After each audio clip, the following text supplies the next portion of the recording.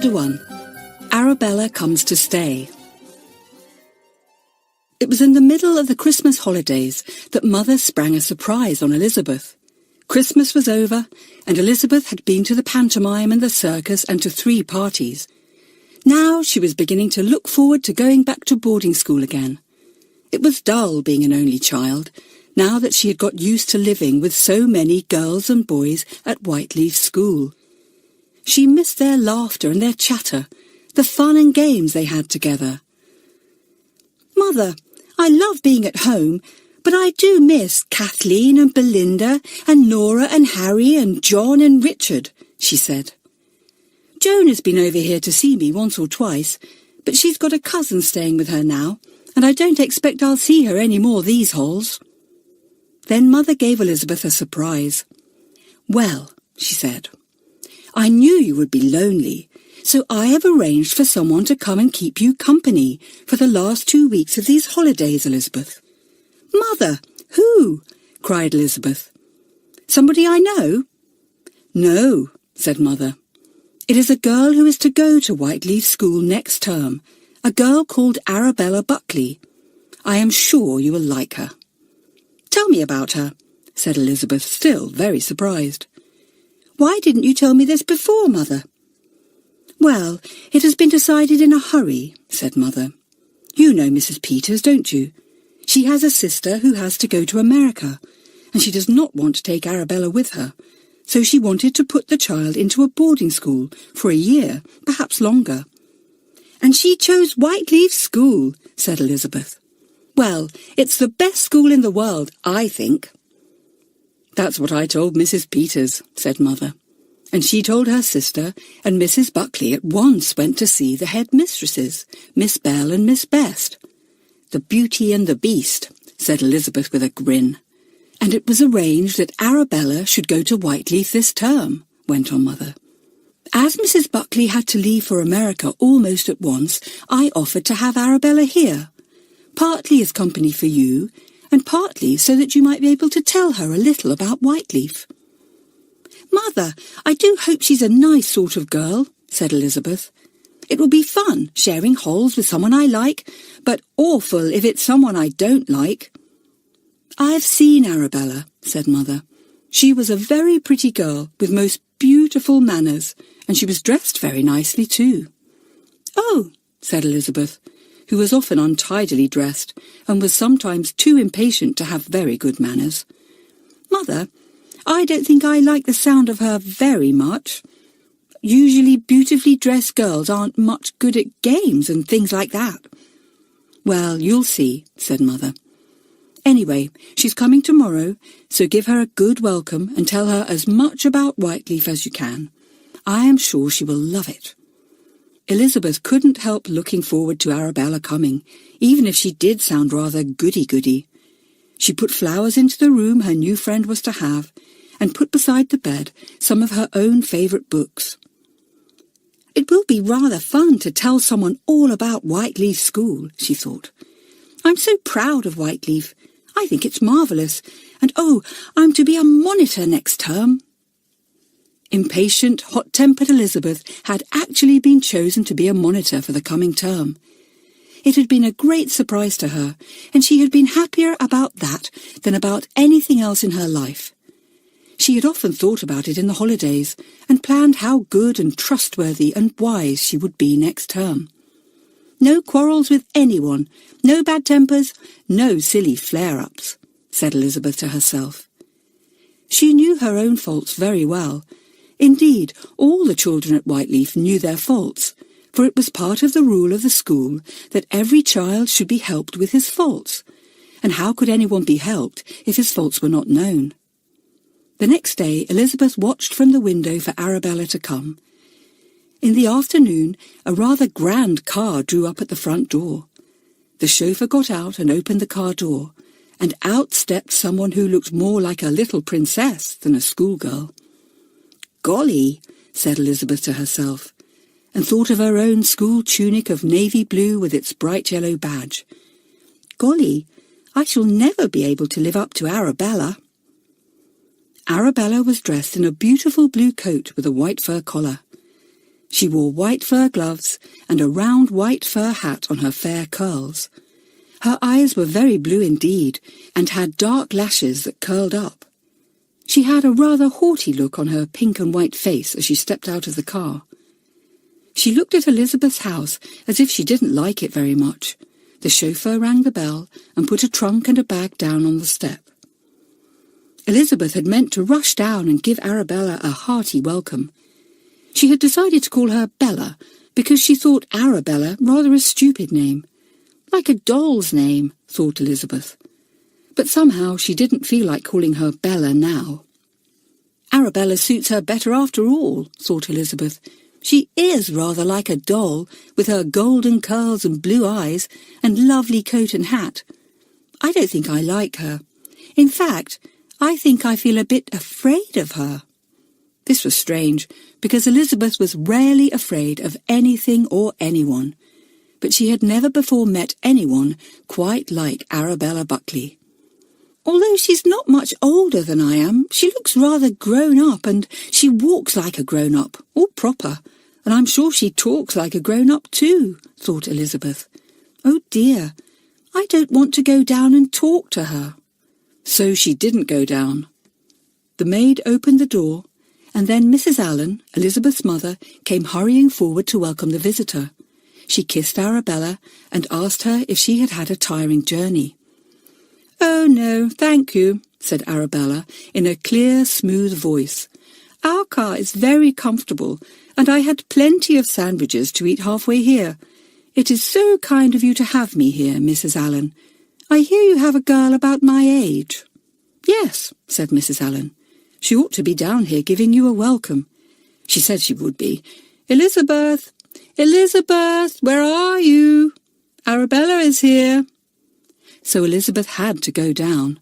She ran down the stairs in her usual manner, 2 at a time, landing with a bump at the bottom.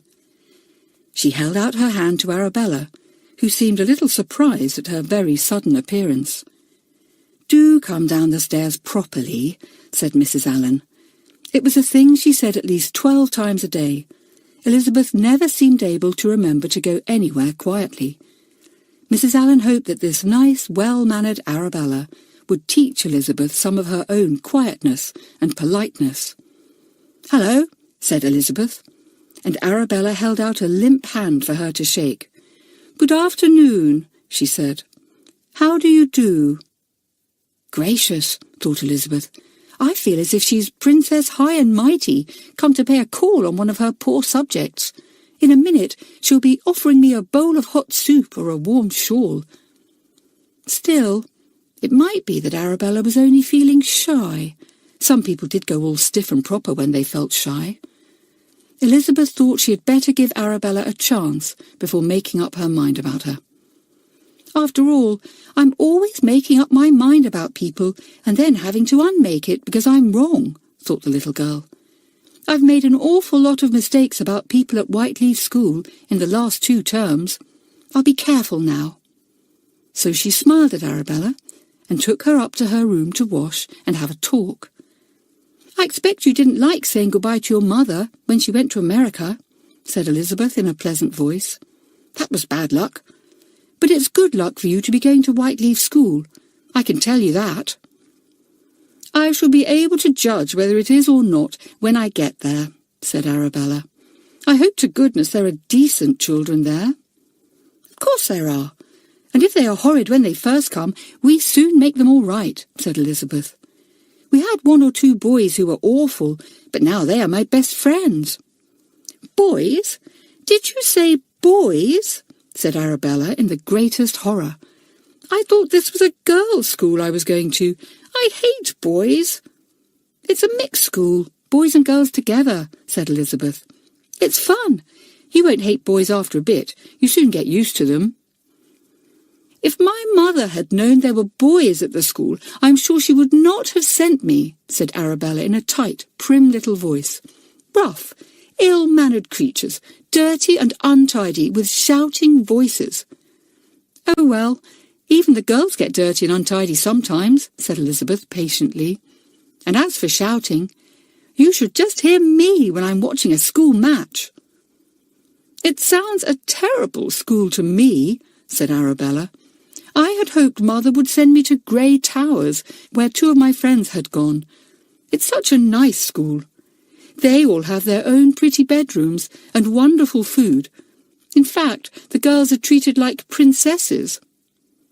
"Well, if you think you'll be treated like a princess at Whiteleaf, you'll jolly well find out you're wrong," said Elizabeth sharply. "You'll be treated as what you are, a little girl like me, with lots of things to learn. And if you put on any airs there, you'll soon be sorry, let me tell you that, Miss High and Mighty." "I think you are very rude, considering that I am a visitor and have only just come," said Arabella, looking down her nose in a way that made Elizabeth feel very angry. "If that's the sort of manners they teach you at Whiteleaf, I am quite sure I shan't want to stay there more than a term." "I jolly well hope you don't stay a week," said hot-tempered Elizabeth at once. She was sorry the moment after. "Oh dear," she said to herself, "what a bad beginning. I really must be careful." Chapter 2. Off to Whiteleaf School again. Arabella and Elizabeth did not mix well at all. There was nothing that Elizabeth liked about Arabella, and it seemed that Elizabeth was everything that Arabella most despised and hated. Unfortunately, Mother liked Arabella, and certainly the little girl had most beautiful manners. She always stood up when Mrs. Allen came into the room. She opened and shut the door for her, and fetched and carried for her in a very kind and polite manner. The politer Arabella was, the noisier Elizabeth became, and then Mrs. Allen began to say things that made Elizabeth cross. "If only you had as nice manners as Arabella, dear. I do wish you would come into a room more quietly, and I wish you would wait till I have finished speaking before you interrupt." All this made Elizabeth rather sulky. Arabella saw it, and in her smooth, polite way, she enjoyed making the differences between her and Elizabeth show up very clearly. A week went by. Everyone in the house by this time liked Arabella, even Mrs. Jenks, the rather fierce cook. "She only likes you because you suck up to her," said Elizabeth, when Arabella came up from the kitchen to say that Mrs. Jenks was making her very favourite cake for her that afternoon. "I don't suck up to her," said Arabella in her usual polite tones. "And I do wish, Elizabeth, that you wouldn't use such unladylike words. Suck up. I think it's a very ugly saying." "Oh, shut up," said Elizabeth rudely. Arabella sighed. "I wish I wasn't going to Whiteleaf. If you're the sort of girl they have there, I'm not going to like it at all." Elizabeth sat up. "Look here, Arabella," she said. "I'm just going to tell you a bit about my school, then you'll know exactly what you're in for. You won't like it, and the school won't like you, so it's only fair to prepare you a bit, so that you don't feel too awful when you get there." "All right, tell me," said Arabella, looking rather scared. "Well, what I'm going to tell you would please most children," said Elizabeth. "It's all so sensible and fair and kind. But I dare say a Miss High and Mighty like you will think it's all dreadful." "Don't call me that," said Arabella crossly. "Well, listen. At Whiteleaf we have a head boy and a head girl. They are called William and Rita, and they are fine," said Elizabeth. "Then there are 12 monitors." "Whatever are they?" asked Arabella, wrinkling up her nose as if monitors had a nasty smell. "They are boys and girls chosen by the whole school as leaders," said Elizabeth. "They are chosen because we trust them, and know them to be kind and just and wise. They see that we keep the rules, they keep the rules themselves, and they help Rita and William to decide what punishments and rewards the children must have at each weekly meeting." "What's the weekly meeting?" asked Arabella, her blue eyes round with surprise. "It's a kind of school parliament," said Elizabeth, enjoying telling Arabella all these things. "At each meeting we put into the money box any money we have had that week. That's the rule." "What? Put our own money into a school money box?" said Arabella in horror. "I have a lot of money. I shan't do that. What a mad idea!" "It seems mad at first if you're not used to it," said Elizabeth, remembering how she had hated the idea 2 terms ago. "But actually, it's a very good idea. You see, Arabella, it doesn't do for 1 or 2 of us to have pounds and pounds to spend at school, and the rest of us only a few. That's not fair." "I think it's quite fair," said Arabella, knowing that she would be one of the few very rich ones. "Well, it isn't," said Elizabeth. "What we do is, we all put our money in, and then we are each given £2 out of the box, to spend as we like. So we all have the same." "Only £2?" said Arabella, looking quite horrified. "Well, if you badly want some more, you have to tell the head boy and girl, and they will decide whether you can have it or not," said Elizabeth. "What else do you do at the meeting?" asked Arabella. "I think it all sounds dreadful. Don't the headmistresses have a say in anything?" "Only if we ask them," said Elizabeth. "You see, they like us to make our own rules, plan our own punishments, and give our own rewards. For instance, Arabella, suppose you are too high and mighty for anything. Well, we would try to cure you by—" "You won't try to cure me of anything," said Arabella in a very stiff tone. "You're the one that ought to be cured of a lot of things. I wonder the monitors haven't tried to cure you before now. Perhaps they will this term." "I've been chosen to be a monitor," said Elizabeth proudly. "I shall be one of the 12 jurymen sitting up on the platform. If a complaint is made about you by anyone, I shall have power to judge it and say what ought to be done with you." Arabella went very red. "The very idea of a tomboy like you judging me," she said. "You don't know how to walk properly, you don't know your manners, and you laugh much too loudly." "Oh, be quiet," said Elizabeth. "I'm not prim and proper like you. I don't suck up to every grown-up I meet. I don't pretend and put on airs and graces and try to look like a silly, beautifully dressed doll who says, 'Mama,' when you pull a string." "Elizabeth Allen, if I were like you, I'd throw something at your head for saying that," said Arabella, standing up in a rage. "Well, throw it then," said Elizabeth. "Anything would be better than being such a good little girl, Mummy's precious darling." Arabella went out of the room and so far forgot her manners as to slam the door, a thing she had never done in her life before. Elizabeth grinned. Then she looked thoughtful. "Now," she said to herself, "you be careful, Elizabeth Allen. You're very good at making enemies, but you know quite well that leads to nothing but rows and unhappiness. Arabella's an idiot, a conceited, silly, empty-headed doll. You let Whiteleaf deal with her, and don't try to cure her all at once by yourself. Try to be friends and help her." So Elizabeth tried to forget how much she disliked vain little Arabella and her doll-like clothes and manners, and treated her in as friendly a manner as she could. But she was very glad indeed when the day came for her to return to school. It was dreadful to have no other companion but Arabella. At Whiteleaf she would have dozens of others round her, all talking and laughing. She need never speak to Arabella unless she wanted to. "She's older than I am, and perhaps she will be in a higher form," she thought, as she put on her school uniform with delight. It was a nice uniform. The coat was dark blue with a yellow edge to the collar and cuffs. The hat was also dark blue and had a yellow band. On her legs, Elizabeth wore long brown stockings and brown laced shoes on her feet. "How I hate these dark school clothes," said Arabella in disgust. "What a dreadful uniform. Now, at Grey Towers, the school I wanted to go to, the girls are allowed to wear anything that suits them." "How silly," said Elizabeth. She looked at Arabella. The girl seemed different now that she was in the ordinary school uniform and not in her expensive, well-cut clothes. She looked more like a schoolgirl and less like a pink-faced doll. "I like you better in your uniform," said Elizabeth. "You look more real, somehow." "Elizabeth, you do say extraordinary things," said Arabella in surprise. "I'm as real as you are." "I don't think you are," said Elizabeth, looking hard at Arabella. "You're all hidden away behind airs and graces, and good manners and sweet speeches, and I don't know if there is a real you at all."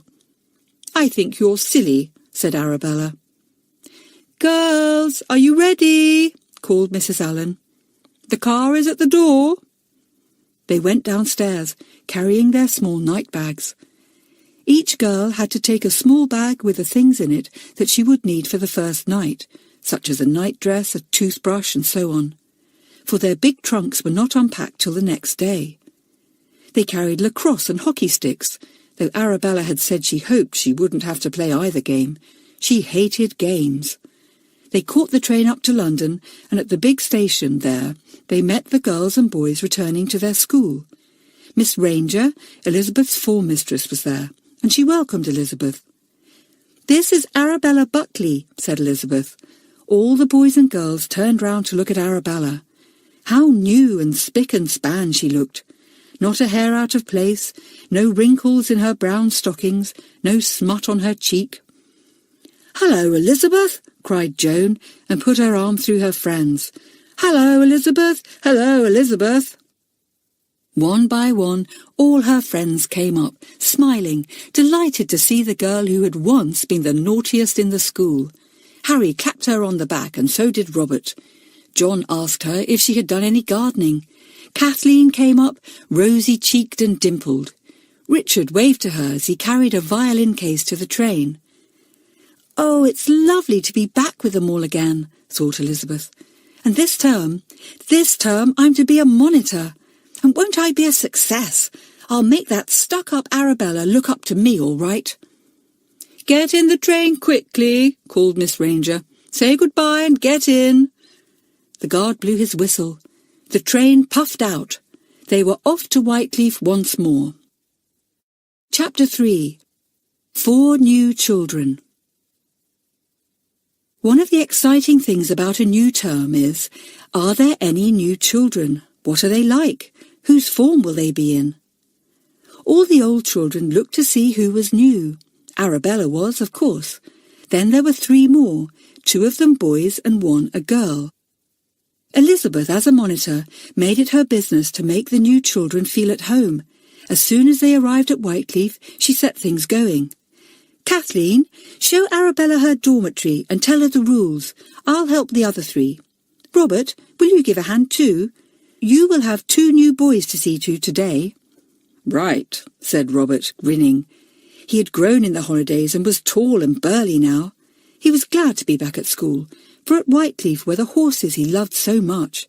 He hoped that he would be allowed to take charge of some of them, as he had been the term before. Elizabeth turned to the new children. Arabella had already gone off with Kathleen, looking rather scared. The other 3 new ones stood together. One boy making rather a curious noise, like a hen clucking. "That's just like a hen clucking," said Elizabeth. "You sound as if you've laid an egg." The boy grinned. "I can imitate most animals," he said. "My name's Julian Holland. What's yours?" "Elizabeth Allen," said Elizabeth. She looked at the new boy with interest. He was the untidiest person she had ever seen. He had long black hair that fell in a wild lock over his forehead, and his eyes were a deep green and brilliant like a cat's. "He looks jolly clever," said Elizabeth to herself. "I bet he'll be top of the class if he's with Miss Ranger." The boy made a noise like a turkey gobbling. Mr. Lewis, the music master, was passing by and looked round, startled. Julian at once made a noise like a violin being tuned, which made Mr. Lewis hurry into the nearest music practice room, thinking that someone must be there with a violin. Elizabeth gave a squeal of laughter. "Oh, you are clever. I hope you're in my form." The other boy, Martin, was quite different. He looked very clean and neat and tidy. His hair was well brushed back from his forehead, and his eyes were a very clear blue. They were set a little close together, but they had a very wide and innocent expression. Elizabeth liked him. "I'm Martin Follett," he said in a pleasant voice. "And I'm Rosemary Wing," said the new girl rather shyly. She had a pretty little face, with a smiling mouth, but her eyes were rather small, and she did not seem to like to look anyone full in the face. Elizabeth thought she must be very shy. Well, she would soon get over that. "Robert, you take Julian and Martin to the boys' dormitories," she said, "and I'll take Rosemary to hers. Hang on to them till they know their way about, won't you? And show them where they have their meals and things like that." "Right, Monitor," said Robert, with another grin. Elizabeth felt proud. It was grand to be a monitor. "Oh, are you a monitor?" asked Rosemary, trotting after Elizabeth. "That's something very special, isn't it?" "It is rather," said Elizabeth. "I'm your monitor, Rosemary, so if you ever are in any difficulty or trouble, you must come to me and tell me, and I'll try and help you." "I thought we had to bring our troubles or complaints to the weekly meeting," said Rosemary. She had heard about this in the train that day. "Oh, yes, but at first you'd better tell me what you'd like to bring before the meeting," said Elizabeth, "because, you see, we are only allowed to bring proper difficulties or complaints to the meeting, not just tales. You might not know the difference between just telling tales and bringing a real complaint." "I see," said Rosemary. "That's a very good idea. I'll do that." "She's a nice little thing," thought Elizabeth, as she showed Rosemary where to put her things and told her to put out her toothbrush, hairbrush and nightdress. "By the way, Rosemary, we are only allowed to have 6 things out on our dressing tables, not more. You can choose what you like." It was fun to give out the rules like this. Elizabeth remembered how Nora, her own monitor 2 terms ago, had told her the rules, and how she had disobeyed them at once by putting out 11 things. She wondered now how she could have been so silly, how she could have dared. "Yes, Elizabeth," said Rosemary obediently, and she counted the things to put out. In the next dormitory, Kathleen was having trouble with Arabella, who was very scornful about all the rules told her. "Well, there are not many," said Kathleen, "and after all, we make the rules ourselves, so we ought to obey them, Arabella. I'll fetch Elizabeth here if you like. She is the monitor and can tell you the rules properly." "I don't want to see Elizabeth," said Arabella at once. "I saw quite enough of her in the holidays. I only hope I'm not in the same form." Kathleen had a great admiration for Elizabeth, although she had hated her part of the term before. She spoke up at once. "You'd better not say things like that about our monitors. We choose them ourselves because we like and admire them. Anyway, it's bad manners to talk like that about somebody whose guest you've just been." Arabella had never in her life been accused of bad manners before. She went quite pale and could think of nothing to say. She looked at Kathleen and decided that she didn't like her. In fact, she didn't think she liked anyone at all so far, except that little pretty girl called Rosemary, the one who was new. Perhaps she could make friends with her. Arabella felt sure that Rosemary would be most impressed with her tales of wealth, rich clothes and marvellous holidays. The next few days everyone settled down. A few were homesick, but Whiteleaf was such a sensible school, and the children were so jolly and friendly, that even new boys and girls found it hard to miss their homes. There was laughter and chatter to be heard everywhere. All the new children were in Elizabeth's class. Good. It was fun to have new children, and now that Elizabeth was a monitor, it was nice to impress Julian and the others. Joan had gone up into the next class, so Elizabeth was the only monitor in hers. Miss Ranger, the form mistress, soon sized up the new children and talked them over with Mamselle. "Julian is a lazy boy," she said. "A pity, because I am sure he has a wonderful brain. He thinks of plenty of clever things to do outside lessons. He can make simply anything with his hands. I saw him showing the others a little aeroplane he had made. It flies beautifully. All his own ideas are in it, none of them copied. He'll spend hours thinking out things like that, but not 1 minute will he spend on learning his geography or history." "Ah, that Julian," said Mamselle in a tone of great disgust. "I do not like him. Always he makes some extraordinary noise." "Noise?" said Miss Ranger in surprise. "Well, I must say he hasn't tried out any extraordinary noises on me yet, but I dare say he will." "Yesterday in my class there was a noise like a lost kitten," said Mademoiselle. "Ah, the poor thing," I said. "It has come into our big classroom and got lost, and for 10 minutes I looked for it, but it was that boy Julian doing his mews." "Really?" said Miss Ranger, making up her mind that Julian would not do any mews or barks or whines in her class. "Well, thanks for the tip. I'll look out for Julian's noises." The talk passed on to Arabella. "A silly, empty-headed doll," said Miss Ranger. "I hope we can make something out of her. She really ought to be in the next class, but she's rather backward, so I must push her on a bit before she goes up. She seems to have a very high opinion of herself. She's always doing her hair or smoothing down her dress, or else trying to show us what perfect manners she has." "She is not bad, that one," said Mademoiselle, who was quite pleased with Arabella because the girl had lived for a year in France and could speak French well. "In my country, Miss Ranger, the children have better manners than the children here, and it is pleasant to see one with manners as good as Arabella's." Said Miss Ranger, who knew that Mademoiselle would rarely have anything to say against children who spoke French well. "What do you think of Martin and Rosemary?" "Ah, the sweet children," said Mademoiselle, who loved Rosemary's willingness to please and to obey her in everything. "The little Martin now, he is so good. He tries so hard." "Well, I'm not so sure about him," said Miss Ranger. "Rosemary's all right, I think, but she's a weak little thing.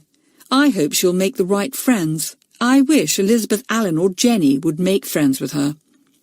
So the teachers sized up their new children, and the old children sized them up too. Julian was an enormous success. He was a real daredevil, with most extraordinary gifts, which he used when he pleased. He had a wonderful brain, inventive and brilliant, and he could make all kinds of things, and think of all kinds of amusing tricks which he was quite prepared to perform in class as soon as he had settled down a bit. "It's a shame you are so low in the form, Julian," said Elizabeth at the end of a week. "You've got such marvellous brains. You ought to be top." Julian looked at her with his brilliant green eyes. "Can't be bothered," he said in his slow, deep voice. "Who wants to learn history dates? I'll forget them all when I'm grown. Who wants to learn the highest mountains in the world? I'll never climb them, so I don't care. Lessons are a bore." Elizabeth remembered that she was a monitor. She spoke earnestly to Julian. "Julian, do work hard. Do try to be top." Julian laughed. "You're just saying that because you've remembered you're a monitor. You can't catch me with goody-goody talk like that. You'll have to think of some jolly good reason for me to work hard before I do." Elizabeth went red. She didn't like being called goody-goody. She turned away, but Julian came after her. "It's all right, I'm only teasing," he said. "Listen, Elizabeth, Joan, your best friend, has gone up into the next form, so why can't we be friends? You've got the best brain in the form, after mine, of course, and you're fun. You be my friend." "All right," said Elizabeth, rather proud that the brilliant and unusual Julian should ask her. "All right, we'll be friends. It will be fun." It was fun, but it brought a lot of trouble too. Chapter 4. The School Meeting. Arabella and the other new children waited with much interest for the first meeting.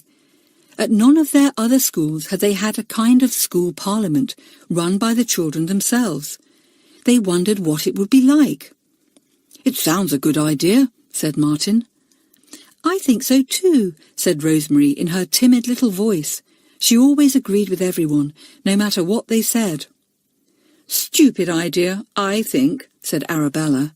She made a point of running down everything at Whiteleaf if she could, because she had so badly wanted to go to the grand school her friends had gone to, and she looked down on Whiteleaf with its sensible ideas. Julian unexpectedly agreed with her, though he usually had no time for Arabella, with her silly airs and graces. "I can't say I shall bother much about the school meeting," he said. I don't care what it says or does. It will never make any difference to me. As long as I can do what I like, I am willing to let others do what they like too." "Oh, Julian, you say that, but you don't mean it," said Kathleen. "You'd hate it if someone broke one of the things you were always making, you know, or told tales about you, or something like that. You'd go up in smoke." Julian did not like being argued with. He tossed his long black hair back and screwed up his nose in the way he always did when he was annoyed. He was making a tiny boat out of an odd bit of wood. It was like magic to see it form under his hand. "Anyone can tell tales of me as much as they like," said Julian. "I don't care about anything so long as I can do what I like." "You're a funny boy, I think," said Jenny. "You are either terribly stupid in class or, just sometimes, terribly bright." "Why, what did he do that was so bright?" asked Joan, who was listening. She was in the next form, and so did not see Julian in class. "We were having mental arithmetic," said Jenny, "and usually Julian gets every single thing wrong in maths. Well, for some reason or other, just because he wanted to show off, I think, he answered every single question right, straight off, almost before Miss Ranger had got them out of her mouth." "Yes, and Miss Ranger was so astonished," said Belinda. "She went on asking him harder and harder ones, things we would have to think about and work out in our heads for a minute or two, but Julian just answered them pat. It was funny." "It made Miss Ranger awfully cross with him next time, though," said Kathleen, "because at the next maths lesson he seemed to go to sleep and wouldn't answer a thing." Julian grinned. He really was an extraordinary boy. The others couldn't help liking him. He was so exciting. They all begged and begged him to make some of his amazing noises in Miss Ranger's class, but he wouldn't. "She's watching out for them, I know she is," he said. "It's no fun doing them if people know it's me. It's really fun when people honestly think there's a kitten in the room, or something like that, like Mamselle did the other day. You wait, I'll give you some fun one day soon, but I'd like to choose the person myself to try my tricks on." Elizabeth was longing for the first school meeting. She wanted to go and sit up on the platform with the other monitors, in front of the whole school. She was not vain about being made a monitor, but she was rightly proud of it. "It really is an honour," she said to herself. "It does mean that the school trusts me and thinks I'm worthwhile. Oh, I do hope this term will go well, without any upsets or troubles." The children filed into the big hall for the first meeting. Then in came the 12 monitors, serious-faced. They took their places and sat like a thoughtful jury in front of all the children. Arabella gazed at Elizabeth with dislike. Fancy that tomboy, with her bad manners, being made a monitor. Then in came William and Rita, the head boy and girl, the judges of the whole meeting. All the children rose to their feet as they came in. At the back sat Miss Bell and Miss Best, the 2 headmistresses, with Mr. Johns, one of the masters. They were always interested in the meetings, but unless the head boy and girl asked them to, they did not enter into it in any way. This was the children's own parliament, where they made their own laws, their own rules, and where they themselves rewarded or punished any child who deserved it. There was very little to talk about at that first meeting. Every child was told to put what money it had into the big school money box. Elizabeth looked with interest at Arabella when she was sent round with the box. Would Arabella do as she had said, and refuse to put in her money? Arabella sat looking as if butter would not melt in her mouth. When the box came to her, she put in a £10 note and 2 separate pound coins. She did not look at Elizabeth. Most of the children had quite a lot of money to put into the box at the beginning of term. Parents, uncles and aunts had given them pounds, pennies, and even notes to go back to school with, and the box felt nice and heavy when Elizabeth took it back to William and Rita. "Thank you," said William. The children were all talking together, and William knocked on the table with his little hammer. At once there was silence, except for a curious bubbling noise, like a saucepan boiling over. It seemed to come from somewhere near Jenny, Julian and Kathleen, William looked rather astonished. He knocked again with his hammer, but still the noise went on, a little louder if anything. Elizabeth knew at once that it was one of Julian's extraordinary noises. She looked at him. He sat on the form, his green eyes looking over the heads of the others, his mouth and throat perfectly still. How could he do noises like that? Elizabeth felt a tremendous giggle coming, and she swallowed it down quickly. I mustn't giggle when I'm sitting up here as a monitor, she thought. Oh dear, I wish Julian would stop. It's just like a saucepan boiling over, but louder. By this time, 1 or 2 children were giggling, and William knocked sharply with his hammer again. Elizabeth wondered if she ought to say that it was Julian who was making the noise and holding up the meeting. But I can't. He's my friend, and I'm not going to get him into trouble, even if I am a monitor, she thought. She tried to make Julian look at her, and he suddenly did. She glared at him, then frowned. Julian made one last loud bubbling noise and then stopped. William had no idea at all who had made the noise. He gazed round the meeting. It may be funny to hold up the school meeting once, he said, but it would not be funny a second time. We will now get on with the money sharing. Each child came up to take £2 from the monitors out of the school box. William had brought plenty of change with him, which he put into the box, taking out the notes instead. When each child had its £2 for spending, William spoke again. The new children probably know that out of this £2 they must buy their own stamps, sweets, hair ribbons, papers and so on that they want. If any extra money is needed, it can be asked for. Does anyone want any extra this week? John Terry stood up. He was in charge of the school garden and was a very hard and very good worker. He, with those other children who helped him, managed to supply the school with fine vegetables and flowers. Everyone was proud of John. William, we could do with a small new barrow, he said. You see, there are 1 or 2 of the younger children who are helping in the garden this term, and the old barrow is really too heavy for them. Well, how much would a smaller one cost? Asked William. We've got plenty of money in the box at the moment, but we don't want to spend too much money. John Terry had a price list with him. He read out the prices of various barrows. They seem very expensive, said William. I almost think we had better wait a bit to see if the younger children are going to go on being keen, John. You know what sometimes happens. They start so well and then get tired of it. It would be a waste of a barrow if we bought it and then no one used it. John looked disappointed. Well, he said, it's just as you like, William, but I do think the youngsters are keen.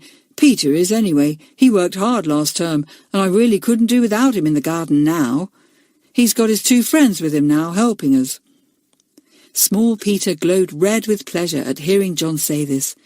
His 2 small friends at once made up their minds that they would work hard in the garden too, and make John as proud of them as he seemed to be of Peter. Has anyone anything to say about a new barrow? Asked Rita. Nobody spoke, until Julian suddenly opened his mouth and spoke in his deep voice.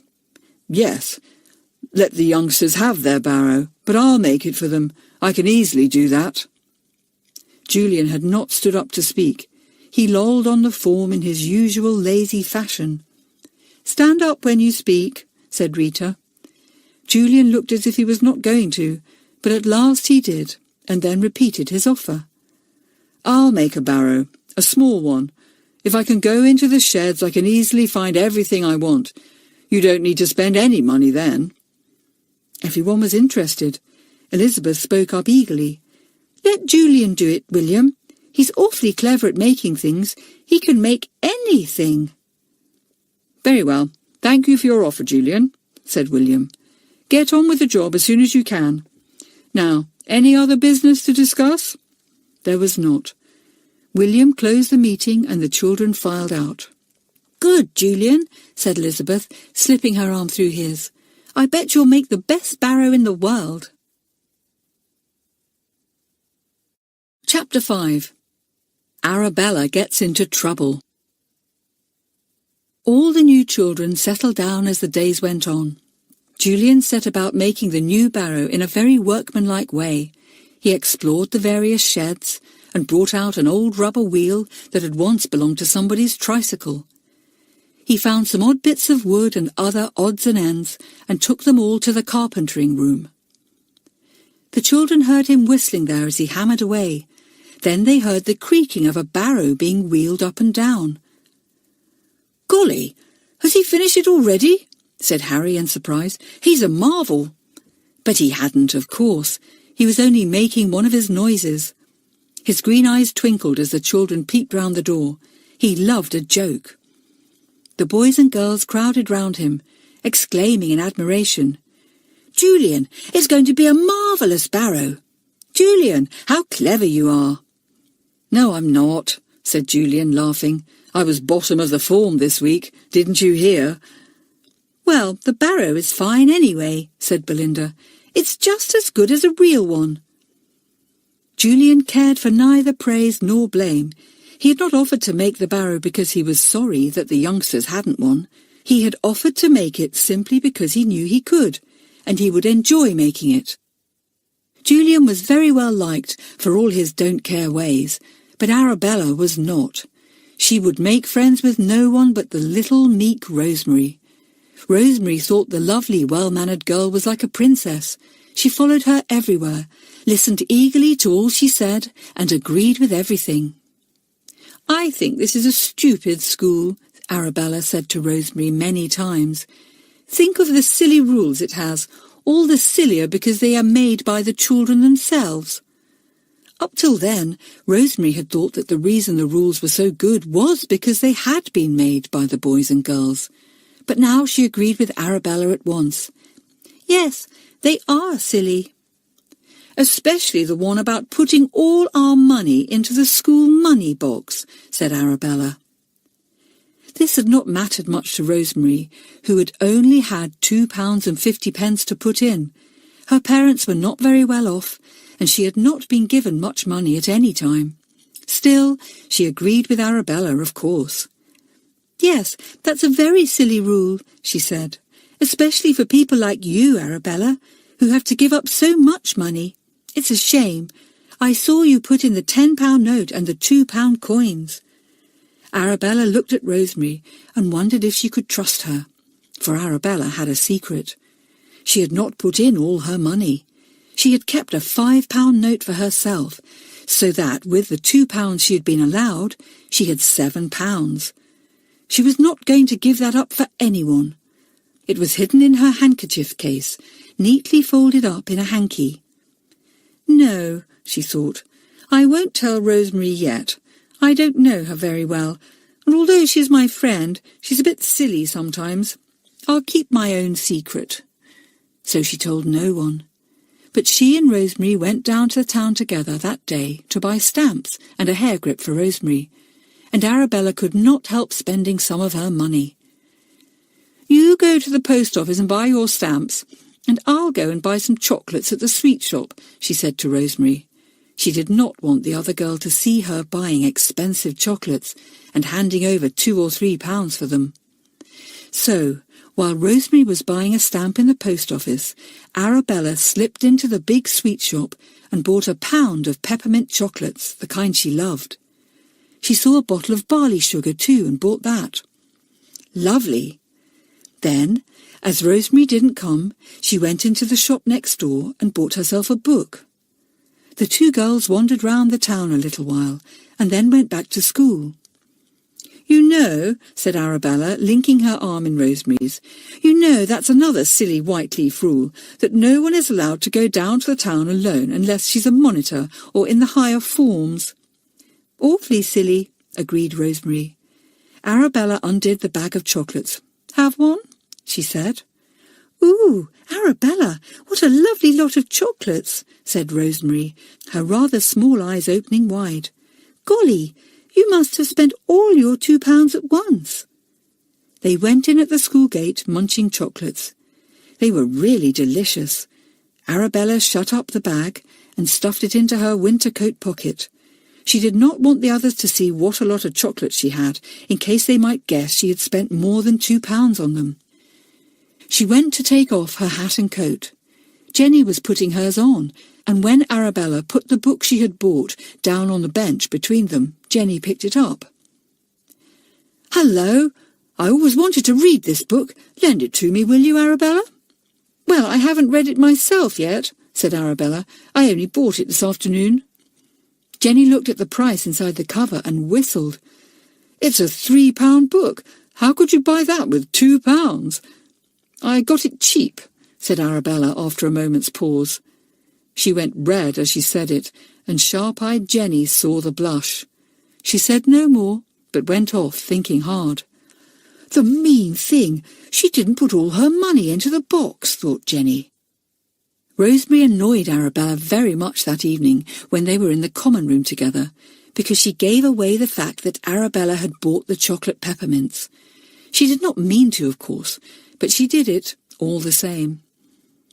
The children were talking about the sweet shop, which they all loved, and where they all spent money each week. "I think those boiled sweets are the best bargain," said Jenny. "Oh no, those clear gums last much the longest," said Belinda. "Not if you chew them," said Harry. "I bet if you sucked a boiled sweet properly, right to the end without crunching it up, and after that sucked a clear gum without chewing at all, there wouldn't be much to choose between them." "Let's have a competition and see," said John. "It's no good me trying," said Jenny. "I always crunch everything, and it goes like lightning down my throat." "I think the best bargain of all is chocolate peppermints," suddenly said Rosemary's meek little voice. Everyone laughed scornfully. "Idiot," said Julian. "You only get about 5 for 50p. They are most awfully expensive." "They're not," said Rosemary.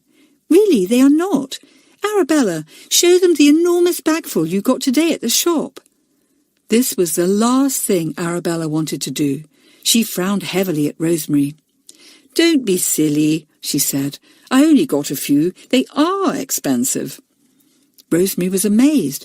Hadn't she taken one herself from an overflowing bag?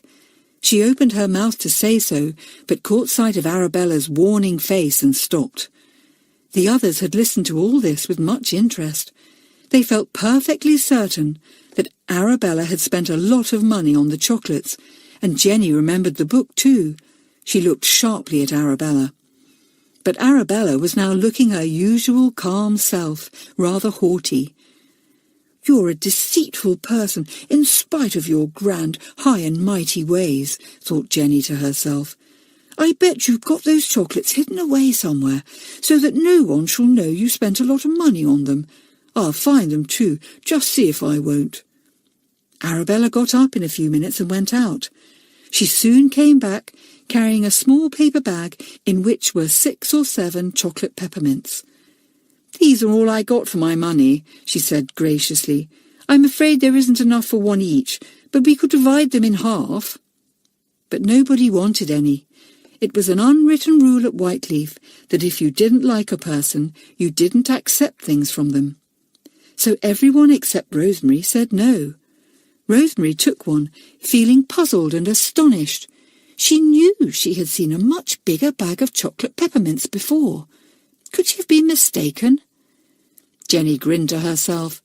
Arabella must think they were all stupid if she thought she could make the other boys and girls believe she had only bought a few sweets, when that silly little Rosemary had given the secret away. She wondered where Arabella could have hidden the rest of the chocolates. She thought she knew. Arabella learnt music and had a big music case. Jenny had seen her go to it that afternoon, although she had neither lesson nor practice to do. Why? Because she wanted to put her chocks there, thought Jenny. She slipped off to the music room where everyone kept their music. She took up Arabella's case and peeked inside it. The chocolate peppermints were there, where Arabella had hurriedly emptied them. Richard came into the room while she was looking. "See, Richard," said Jenny in a tone of disgust. "Arabella has kept some money back and bought heaps of chocks and a book and told all kinds of lies." "Well, make a complaint at the meeting then," said Richard, taking up his case and going out. Jenny stood and thought for a moment. Would a complaint at the meeting be thought a tale? She wondered. She had better ask the others before saying anything, but she wouldn't tell Elizabeth, not yet anyhow, because Arabella had been staying with Elizabeth, and it might be awkward for the new monitor if she knew about Arabella. So Jenny told the others, when Elizabeth, Rosemary and Arabella were not there. They were really disgusted. "I'm sure it would be a proper complaint," said Harry. "All the same, it's rather awful to have your name brought up at the meeting quite so soon in the term, just when you're still new. Let's just show Arabella that we think her jolly mean. She'll soon guess why, and at the next meeting I bet she'll pop all her money into the box." Then poor Arabella was in for a bad time. For the first time in her life, she knew what it was to be with children who didn't like her at all, and who showed it. Chapter 6. Arabella makes a complaint. Arabella had turned up her nose at the boys and girls of Whiteleaf School from the first day she had arrived. She had told Rosemary that she didn't care whether they liked her or whether they didn't. But it was difficult not to mind when everyone seemed to turn up their noses at her. It gave Arabella a very important, superior sort of feeling to despise all her class except Rosemary. But it gave her quite a different kind of feeling when she felt she was despised. The children would not have been so thorough about it if Arabella had not behaved so stupidly from the beginning. Now they couldn't help feeling they were getting a bit of their own back. "They treat me as if I was a bad smell," Arabella complained to the faithful Rosemary. "Why, that horrid boy Julian actually holds his nose when he passes me." This was quite true. Julian did hold his nose with his finger and thumb every time he came near Arabella. It annoyed her dreadfully.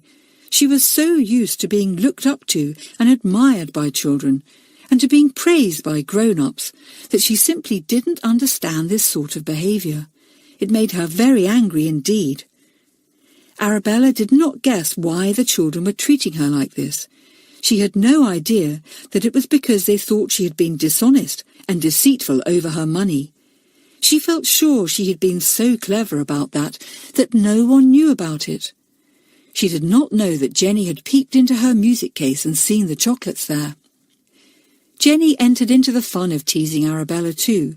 Her way of teasing her was to talk in a very smooth, polite voice, exactly like Arabella's, of amazing riches and wonderful holidays, in the very same way that Arabella loved to talk. Jenny was a very good mimic. She could imitate anyone's voice and anyone's laugh. It made the children giggle to hear her talking just like Arabella, when Arabella was there. "And my dears," Jenny would say, "last holes were the most marvellous of all. We actually took 3 cars with us when we went away, and the last one held nothing but my party clothes. Oh, and I really must tell you of the time when I went to stay with my grandmother. She allowed me to stay up to dinner every night, and we had 15 different courses to eat, and 4 different sorts of ginger beer." Shrieks of laughter followed all this. Only Arabella did not laugh. She did not think it was at all funny. She thought it was simply horrid. At her old school everyone had loved hearing her tales. Why did they make fun of them at this nasty school? Another very annoying thing happened to Arabella too. She would be sitting in the common room sewing or writing, and suddenly Jenny or someone would say, "Oh, look, is that an aeroplane?" Or, "I say, is that a moth?" pointing at the same time out of the window or up to the ceiling. Everyone would at once turn their heads, Arabella as well, and when poor Arabella turned back to her sewing or her writing, she would find her pen gone or her scissors. She would hunt on the floor for them until she suddenly heard a giggle.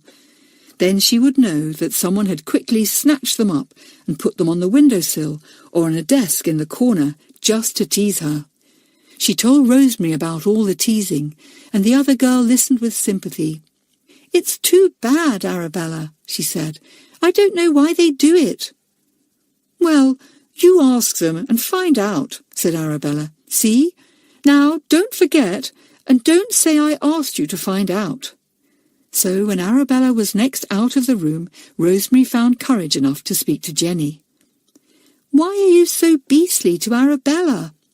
"Because she deserves it," said Jenny shortly. "Why does she deserve it?"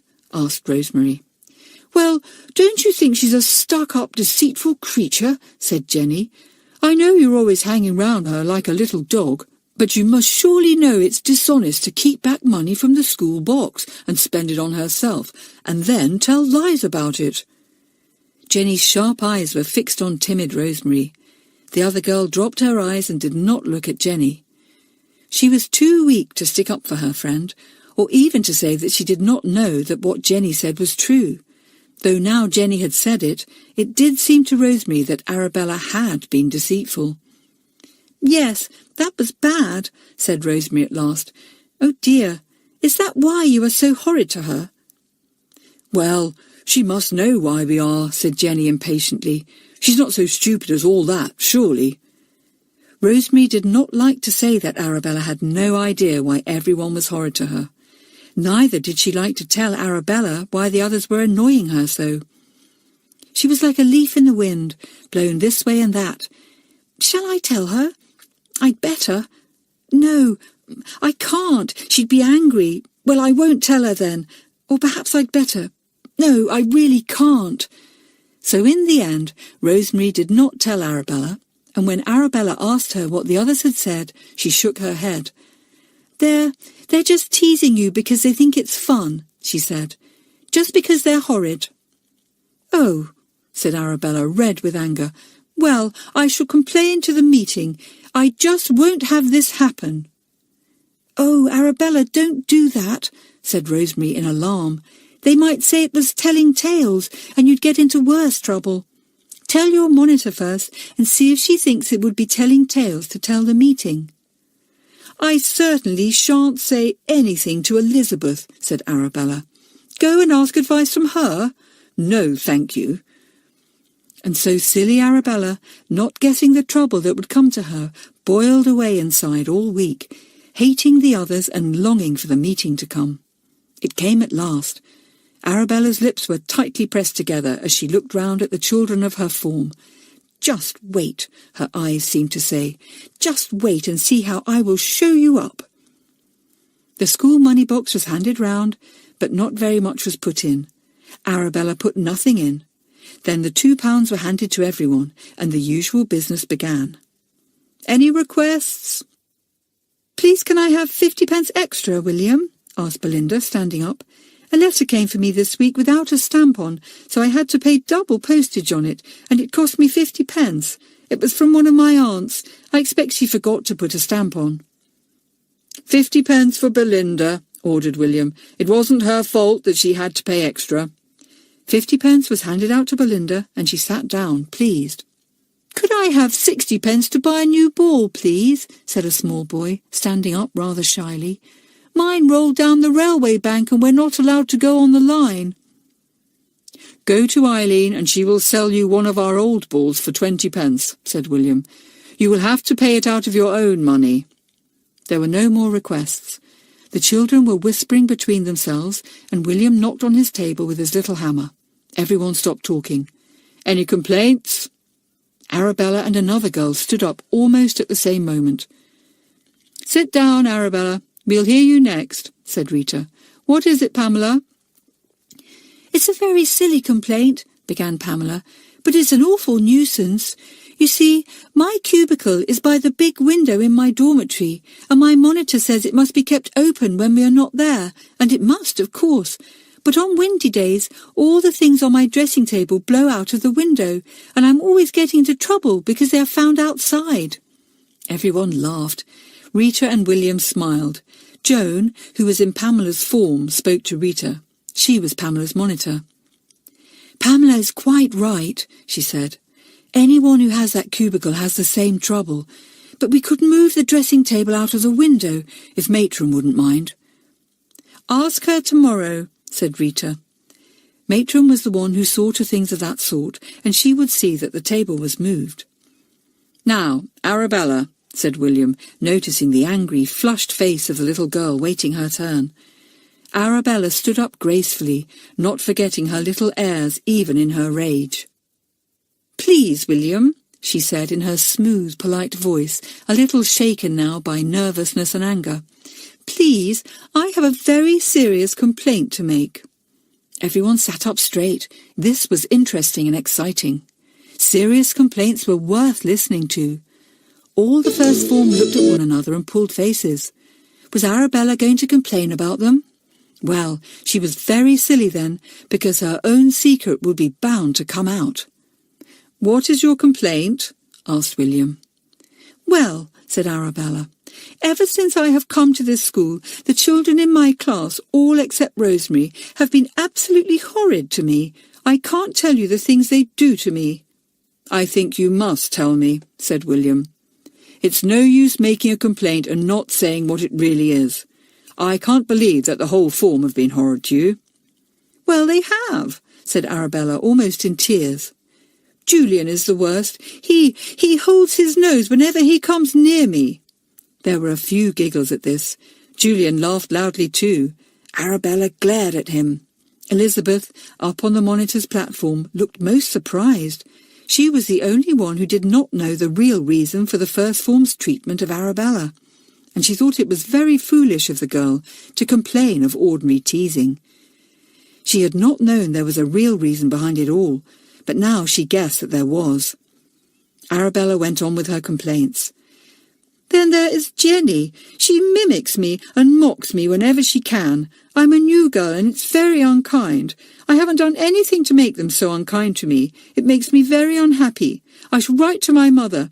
I shall—" "Be quiet," said Rita, seeing that Arabella was working herself up in a real tantrum. "Be quiet now and sit down. We will go into this. You shall have another chance to speak later if you want to. But wait a minute. Have you told your monitor about this?" "No," said Arabella sulkily. "She doesn't like me either." Elizabeth went red. That was true. She had shown that she didn't like Arabella too, and so Arabella hadn't come to her for help or advice before putting everything before the meeting. Oh dear, that was a pity. "Oh," said Rita, glancing at Elizabeth. "Well, now, let me see. We'll hear Jenny first. Jenny, will you please explain your unkind behaviour and tell us if you have any real reason for it?" Jenny stood up. Well, Arabella had brought all this upon herself. She began to tell what she knew. Chapter 7. The meeting deals with Arabella. "You see," said Jenny, "Arabella really brought all this trouble on herself. She didn't keep the rules, and we knew it, and so we didn't like her, and we teased her, that's all." "Oh, you storyteller," said Arabella. "I have kept the rules." "Arabella, be quiet," said William. "Who is Arabella's monitor?" "Oh, you are, Elizabeth Allen. Will you tell us, Elizabeth, if, in your opinion, Arabella has kept the rules?" "Elizabeth doesn't know what we know," said Jenny, interrupting. "We know the deceitful and dishonest thing that Arabella did, but Elizabeth doesn't." Elizabeth looked very upset. How was it she hadn't known? She spoke to William. "I'm afraid I don't know what Jenny is talking about, William," she said. "I know I ought to, because I'm a monitor, and I should see all that goes on in the form, but I really didn't know this." "Thank you," said William gravely. He turned to Jenny. "What have you to complain of about Arabella, Jenny?" he asked, with a glance at the fiery red face of Arabella. The girl was full of horror now. Whatever was Jenny going to say? She, Arabella, had meant to make a complaint, but she had never guessed that anyone else would complain about her. Then, of course, it all came out. "Arabella didn't put all her money into the box last week. We know, because she bought a £3 book in the town and a lot of expensive chocolates," said Jenny. "She hid some in her music case so that we wouldn't know. She told lies about it too.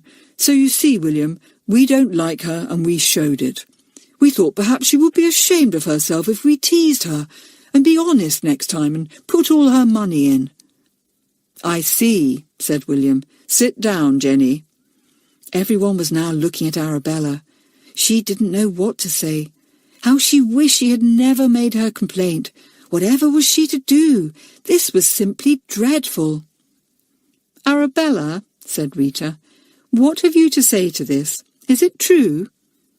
Arabella sat quite still and said nothing. Then a tear trickled down her cheek. She felt very, very sorry for herself. Why had her mother sent her to this horrid school where they had meetings like this every week and where no fault could be kept hidden? "Arabella," said Rita, "please stand up. Is this true?" Arabella's knees were shaking, but she stood up. "Yes," she said in a low voice, "some of it is true, but not all. You see, I didn't quite understand about putting all my money in. I did put in most of it. I wanted to ask my monitor, Elizabeth, about lots of things, but she seems to dislike me too, and Elizabeth felt angry. Arabella was trying to put some of the blame onto her. She scowled at the girl and disliked her all the more. "That's nonsense," said Rita briskly. "Elizabeth would always tell you anything, even if she did dislike you. Now listen, Arabella. You have behaved very foolishly, and you have only yourself to blame for the others' treatment of you. You will have to put things right." The head girl turned to William and spoke in a low voice for a moment or two. He nodded. Rita spoke again. The whole school listened with interest. "It is sometimes difficult for new children to understand and fall in with our rules," said Rita in her clear voice. "But after they have been here for a while, every boy and girl agrees that our rules are good. After all, we make them ourselves for ourselves, so it would be silly of us to make bad rules. We haven't very many anyway, but what we have must be kept." "I see that," said Arabella, who was still standing up.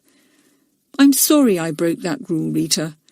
If the others had told me I had broken the rule and just scolded me and given me a chance to put all my money in next time, I'd have done it, but they didn't. They were just horrid, and I didn't know why. You will go to your monitor after this meeting and give her all the money you've got, every penny. She will put it into the box. You will be allowed only 50 pence this week for stamps, as you had so much extra last week." Arabella sat down, her cheeks flaming red again. "Give her money to Elizabeth? Oh dear, how she would hate that." Rita had not quite finished with the matter. She spoke to the first form rather sternly. "There is no need for you to take things in hand yourselves and do any punishing," she said. "After all, your monitors are there to give advice, and we have the meeting each week to put anything right. You first formers are not sensible enough to know how to treat a thing of this sort. You should have gone to Elizabeth." The first formers looked uncomfortable and felt small. "It is all rather a mountain made out of a molehill," said William. "Arabella is a new girl and didn't understand the importance of our rules. Now that she does, she will keep them." A little more business was done at the meeting, and then the children filed out. Elizabeth went to Jenny. "Why didn't you tell me about Arabella? It was mean of you not to. I did feel an idiot, sitting up there on the monitor's platform, hearing all this and not knowing a thing about it." "Yes, we ought to have told you," said Jenny. "I'm sorry, but you see, we knew Arabella had been staying with you, and we thought it might be rather awkward if she was a friend of yours." "Well, she's not," said Elizabeth in a fierce tone. "I can't bear her. She quite spoilt the last 2 weeks of my holidays for me." "Shh! You idiot," said Kathleen, giving her a nudge. Arabella was coming by and must have overheard what was said. "Arabella, you'd better get your money now and give it to me," said Elizabeth hastily, hoping that Arabella hadn't overheard what she had just said. "I'd like it now, whilst the school box is out." Arabella was rather white. She said nothing but went to her dormitory. She took out all the money she had hidden in various places. She went downstairs again and found Elizabeth. Elizabeth, feeling rather awkward, held out her hand. Arabella crashed all the money into her palm, making Elizabeth cry out in pain. Some of the money went onto the floor. "There you are, you horrid thing," said Arabella, her voice full of anger and tears. "I suppose you were pleased to see me made fun of at the meeting. Well, you didn't come out of it so well yourself, did you? The only person who didn't know anything. I'm sorry I spoilt your holidays. You may as well know that you spoilt mine too. I hated your home and everything in it, you most of all." Elizabeth was shocked and angry. She stared at Arabella and spoke sharply. "Pick up the money you've dropped. Pull yourself together and don't talk to your monitor like that. Even if we don't like one another, we can at least be civil." "I can't imagine why anyone made you a monitor," said Arabella in a scornful voice. "Ill-mannered tomboy, I hate you." Arabella went quickly to the door, went through it and slammed it after her. Elizabeth was left alone to pick up the money and put it into the box. She was astonished at Arabella's fierceness, and worried too. "Oh dear, it's going to be very difficult to be a monitor in the first form if this sort of thing is going to happen," thought Elizabeth, rattling the money into the box. As she went down the passage, Arabella met Rita. The head girl saw her tear-stained face and stopped her kindly. "Arabella, we all make mistakes at first, so don't take things too much to heart. And do go to your monitor for advice and help," said Rita. "Elizabeth is a very wise little person and very fair and just. I am sure she can always help you." This was not at all what Arabella wanted to hear at that moment. She was glad to have Rita's kind word, but she did not want to hear praise of Elizabeth. As for going to Elizabeth for advice, well, she would never, never do that. Rita went on her way, rather worried about Arabella, for she did not really feel that she was sorry for her mistake. If a person was really sorry, it was all right. They did try to do better. But if they were not sorry, only angry at being found out, then things went from bad to worse. Elizabeth went to find Julian. "I say, you might have warned me about Arabella," she said. "You really might. Why didn't you?" "Couldn't be bothered," said Julian. "I don't care whether she puts the money into the box or not, and I certainly don't care if she's teased or not. I like to do as I like, and I'm not interfering with other people. Let them do as they like." "But Julian," said Elizabeth earnestly, "you must see that we can't all do as we like. When we live so many together, we—" "Now, don't start that goody-goody monster talk," said Julian at once. "That's the only thing I don't like about you, Elizabeth. That you're a monitor. You seem to think it gives you a right to lecture me and make me into a good boy and put everything right the way you think it should be." Elizabeth stared at Julian in dismay. "Julian, how horrid of you. I'm very proud of being a monitor. It's mean of you to say it's the one thing you don't like about me. It's the thing I'm proudest of." "I wish I'd known you when you were the naughtiest girl in the school," said Julian. "I'd have liked you better then, I'm sure." "You wouldn't," said Elizabeth crossly. "I was silly then. Anyway, I'm just the same girl now as I was then, only I'm more sensible and a monitor." "There you go again," said Julian, heaving an enormous sigh. "You simply can't forget for one moment that you are one of those grand, marvellous, and altogether wonderful beings, a monitor." He stalked away and left Elizabeth looking after him angrily. How stupid it was to have a friend who didn't like the thing you were proudest of. Really, Julian was most annoying at times. Chapter 8. Elizabeth Lays a Trap. School life went on its jolly way in that Easter term. Games were played and matches were won and lost. Many of the children who liked riding rode out every morning before breakfast. Robert always rode with Elizabeth, and the little girl chattered away to him as they rode. "Do you like being a monitor, Elizabeth?" asked Robert one morning, not long after the second meeting of the school. "Well," said Elizabeth, and stopped to think. "It's funny, Robert. I felt terribly proud when I was made a monitor, and I do still, but somehow it's set me a bit apart from the others, and I don't like that. And Julian will keep saying I'm goody-goody, and you know I'm not." "No, that's the very last thing you are," said Robert with a grin. Well, I've never been a monitor or leader of any sort, Elizabeth, but I've often heard my uncle say that being set over others isn't altogether a happy thing at first, till you're used to it, and shake down into your new position. I didn't like not being told about that Arabella business, said Elizabeth. I felt left out. Last term I'd have been in the middle of it and heard everything. I think someone might have told me. Well, we will, next time, I expect, said Robert. Elizabeth worked in the school garden as hard as ever with John Terry. The crocuses they had planted together came up by the 100 and looked wonderful in the early spring. The yellow ones came out first and opened out well in the sunshine. Then the purple ones and the white ones came out together. Julian's barrow was a great success. It was strange looking, but strong and well made. The smaller boys loved using it. "Thanks, Julian," said John. "That has saved us quite a large amount of money. I shall come to you when I want anything else." There was a great deal to do in the garden that term. There always was in the spring term. There was a good deal of digging to finish and many things to plant. The children, under John's direction, sowed rows and rows of broad beans. "Oh dear, must we sow so many thousands, John?" groaned small Peter, standing up to straighten his back. "Well, the whole school likes broad beans," said John. "It's nice to grow what people like." The children could keep pets if they liked, although they were not allowed to have cats or dogs, because these could not be kept in cages.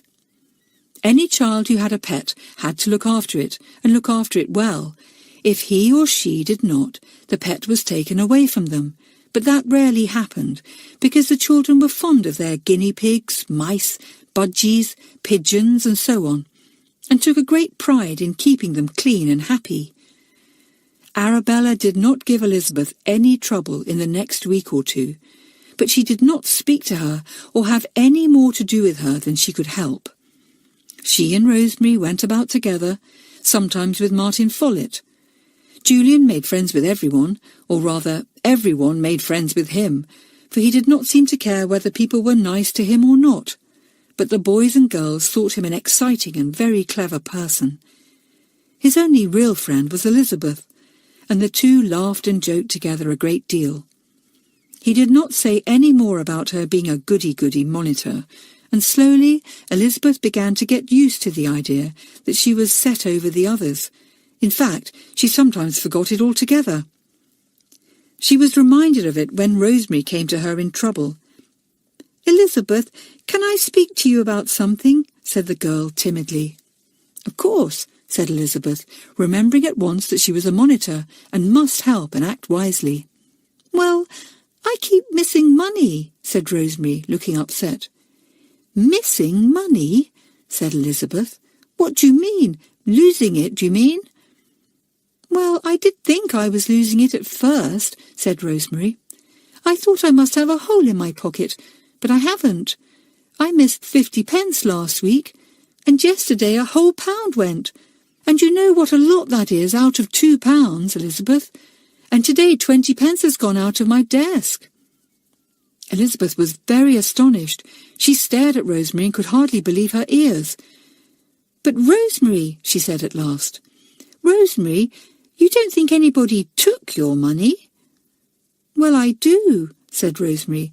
"I hate to say anything, Elizabeth, really, I do. But I haven't any money left now except 30 pence, and that has to last me till the next meeting, and I really must buy some stamps." "This is awful," said Elizabeth. It's stealing, Rosemary. Are you quite sure of what you say?" "Yes," said Rosemary.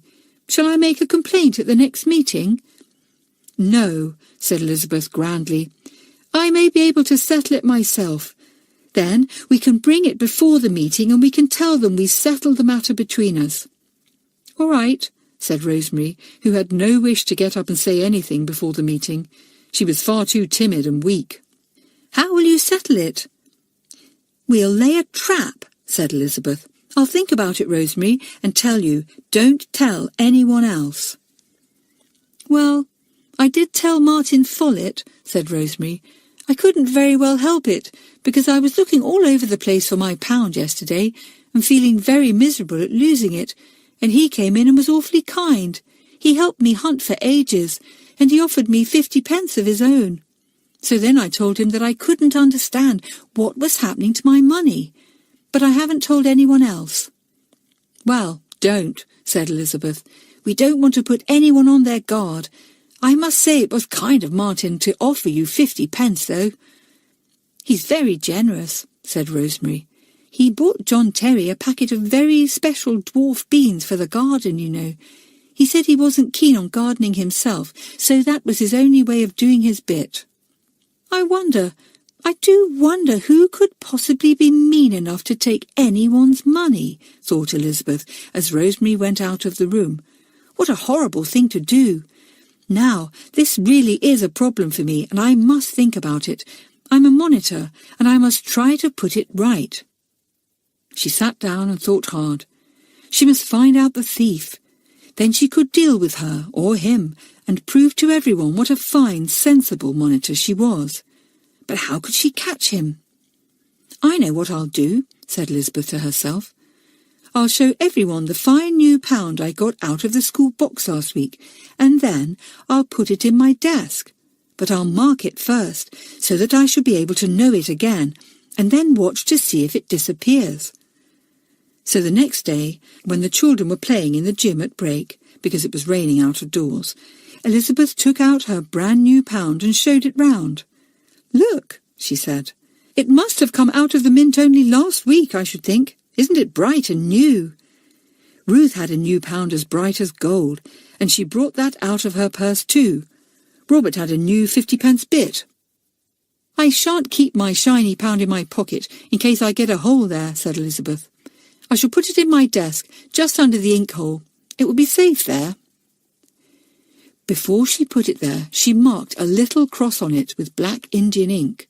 Then she placed it under the ink hole in front of everyone, just before Miss Ranger came to take the class. She glanced at Rosemary. The girl nodded her head slightly to tell Elizabeth that she knew why she had shown off her pound and put it into a safe place in front of everyone. "Now we'll just see," thought Elizabeth, glancing round the class and wondering for the 100th time which boy or girl could possibly be mean enough to take it. The children left the schoolroom after morning lessons were finished and went to have a quick run and play in the garden. Then they had to come in to wash before dinner. Elizabeth ran into the classroom to see whether her pound was still in its place. She opened her desk. Yes, her pound was still there. She felt glad. Perhaps Rosemary was mistaken after all. It was still there when afternoon school began. Rosemary looked across at her and Elizabeth nodded her head to tell her that the money was still there. Suppose the thief did not take it. Elizabeth would have to think of something else. The pound was still there after tea. Rosemary came up to Elizabeth. "Don't leave your pound there any more," she said. "I don't want it to be taken. You might not get it back, and a whole pound lost would be dreadful." "I'll leave it there till tomorrow," said Elizabeth, "just to see." In the morning, before school, the little girl slipped along to the classroom. She opened her desk and felt for the bright new pound. It wasn't there. It was gone. Although she had half expected this, Elizabeth was really shocked. So there was a thief in the class, a mean, horrible thief. Who was it? Well, wait till she saw that marked pound, then she would know. Chapter 9. Elizabeth Gets a Shock. It was one thing to mark a coin so that she would know it again when she saw it, but another thing to make a plan to find it in someone's keeping. Elizabeth wondered and wondered how she could manage this. After tea that day, it was still raining and the children gathered together in their common room.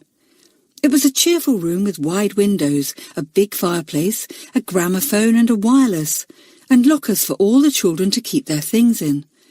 It was the room the children liked best and felt to be really their own. There was a merry noise that evening. The wireless was going and the gramophone too, so that the one or two who wanted to read groaned aloud and went to turn off either the wireless or the gramophone. But as these were immediately turned on again by somebody else, it was a waste of time to turn them off. "I say, let's play a game of some sort," said somebody. "I've got a good race game here. Let's all play it. There are 12 horses to race." "Right," said the children, and watched Ruth put out the big game. It almost covered the table. There was a little squabbling over which horses to choose, and then the game began. It was fun to be playing a game all together like this, and it was exciting to move the horses along the big board. "Blow," said Harry. "I've landed in the middle of a ditch. I've got to go back 6. 1, 2, 3, 4, 5, 6. The game was played to the end. Belinda won and was presented with a bar of chocolate. Then Kathleen got out a game of her own. It was a spinning game. There were many little tops, all of different colours, to be spun. They spun beautifully, making a tiny whirring sound as they did so. Seeing the tops spinning gave Elizabeth an idea. She banged on the table. "Let's all see if we can spin coins. Who is the best at it?" The children put their hands into their pockets and brought out money. Some had pennies, some 10 pences, some 50 pences, and 1 or 2 of them had pounds. Julian had been far and away the best at spinning the tops. He could make them jump and hop across the table in a marvellous way. Now he showed how clever he was with coins. "See my penny hop," he cried, and spun it deftly on the polished tabletop. It hopped and skipped as it spun in a marvellous way. Nobody else could do the trick. "Watch me spin a pound on the top of a glass," said Julian. "It will make a peculiar noise. Fetch a glass, somebody." A glass appeared and was put on the table. Everyone watched Julian. His green eyes gleamed with pleasure as he saw the admiring looks around him. He spun the coin on the bottom of the upturned glass, and it made a very funny noise. "Like singing a little song," said Ruth. "Let me try, Julian." The pound fell off the glass and Ruth picked it up. She tried her best to spin it, but it hopped off the glass at once and rolled off the table beside Elizabeth. The little girl bent to pick it up. It was a bright new one. Elizabeth glanced at it, thinking it was funny that there should be a second brand new pound coin in the form, and then she saw something that gave her a terrible shock. She saw the tiny black cross she had made on the coin. She stared at it in the greatest dismay. It was her own pound, her very own, the one she had shown everyone, the one she had marked and put into her desk. "Come on, Elizabeth, hand over the pound," said Ruth impatiently. "Anyone would think you'd never seen a pound before, the way you're staring at it." Elizabeth threw the coin across to Ruth. Her hand was trembling. Julian! Julian had her pound. But Julian was her friend. He couldn't have her pound. But he had. He had taken it out of his pocket. Elizabeth herself had seen him. The little girl stared miserably across at Julian, who was watching Ruth with his deep-set eyes, a lock of black hair over his forehead as usual. Rosemary had noticed Elizabeth's face. She had seen her staring at the pound. She knew that it must be the same one that the little girl had marked. She, too, looked in amazement at Julian. Elizabeth was not going to say anything to Julian just then, but she could hardly wait for a chance to speak to him alone. She waited about that evening, hoping that she would find a chance. She thought and thought about the whole affair. "Of course, I know Julian does just as he likes and says so," thought Elizabeth. "He just doesn't care about anything or anybody. But after all, I am his friend, and he should care about what he does to me. He could have had my pound if he had asked me. How could he do such a thing?" Then another thought came into her mind. "I mustn't judge him till I hear what he says. Somebody may have lent it to him, or he may have given someone change for a pound. I must be careful what I say. I really must." Just before bedtime, her chance came to speak to Julian alone. He went to get a book from the library, and Elizabeth met him in the passage as he came back. "Julian," she said, "where did you get your nice bright pound from?" "From the school box last week," said Julian at once. "Why?" "Are you sure?" said Elizabeth. "Oh, Julian, are you quite sure?" "Of course I am, idiot. Where else can we get money from?" said Julian, puzzled.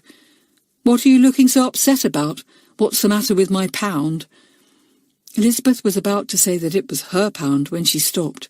No, she mustn't say that, or Julian would know she was accusing him of taking it from her. He was her friend. She couldn't accuse him of anything so dreadful. She must think about it. "Nothing's the matter with the pound," she answered at last, thinking that something must be dreadfully the matter with Julian. "All right then, don't look so peculiar," said Julian, getting impatient. "It's my pound, out of the school box, and that's that." He stalked off, looking puzzled and annoyed. Elizabeth stared after him. Her mind was in a complete muddle. Of all the people in the form, the one she had never even thought of for one moment as the thief was Julian. She slipped into a music room by herself and began to play a sad and gloomy piece on the piano. Richard, who was passing, looked in surprise. "Gracious, Elizabeth, why are you playing like that? Anyone would think you had lost a pound and found a penny." This old saying was half true at the moment, and Elizabeth gave a choky laugh. "Well, I have lost a pound, but I haven't found a penny," she said. "Golly, Elizabeth, you're not making yourself miserable over a pound, are you?" said Richard. "I've never heard you playing so dolefully before. Cheer up." "Richard, listen. I'm not silly enough to be miserable over a pound," said Elizabeth. "It's something else." "Well, tell me then," said Richard. "I shan't tell anyone else, you know that." This was true. Elizabeth looked at Richard and thought perhaps he could help her. "Suppose you had a friend, and suppose he did something simply terribly mean to you. What would you do?" she asked. Richard laughed. "If it really was my friend, well, I wouldn't believe it," he said. "I'd know there was some mistake." "Oh, Richard, I think you're right," said Elizabeth. "I just won't believe it." She began to play the piano again, a happier tune. Richard grinned and left Elizabeth. He was used to her troubles by now. She was always getting into some difficulty or bother. "Richard is right," thought Elizabeth. "I shan't believe it. It's some accident that Julian has got that pound. I'll have to begin all over again and find some way to catch the real thief." So she was just as friendly to Julian as ever, though Rosemary, who knew what had happened, was very puzzled to see it. She spoke to Elizabeth about it. "It couldn't have been Julian," said Elizabeth shortly. "It must have been someone else. He got that pound out of the school box. He said he did when I asked him. There's some mistake." The next day Rosemary came to Elizabeth again. "Listen," she said. "What do you think has happened? Arabella has lost some money now. Do you suppose it's the thief at work again?" "Oh, golly," said Elizabeth. "I was so hoping that nothing more would happen. How much has Arabella lost?" 50 pence, said Rosemary. "She put it into her mac pocket and left it there. And when she went to get it, it was gone. And Elizabeth, Belinda left some chocolate in her desk, and that's gone too. Isn't it awful?" "Yes, it is," said Elizabeth. "How hateful it all is. Well, I'm absolutely determined to find out who the thief is now, and I'll haul him or her in front of the meeting at once." The next thing that disappeared was sweets out of Elizabeth's locker. She went to get them, and they were not there. "Blow," said Elizabeth, angry and shocked. "This is getting worse. I wish I knew who had my sweets." She soon knew.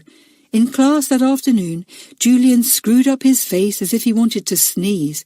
He pulled a hanky out of his pocket quickly, and something fell out. It was a sweet. "One of my sweets," said Elizabeth angrily to herself. "The beast! He's taken my sweets. Then he must have taken that pound too, and he calls himself my friend." Chapter 10. A Dreadful Quarrel.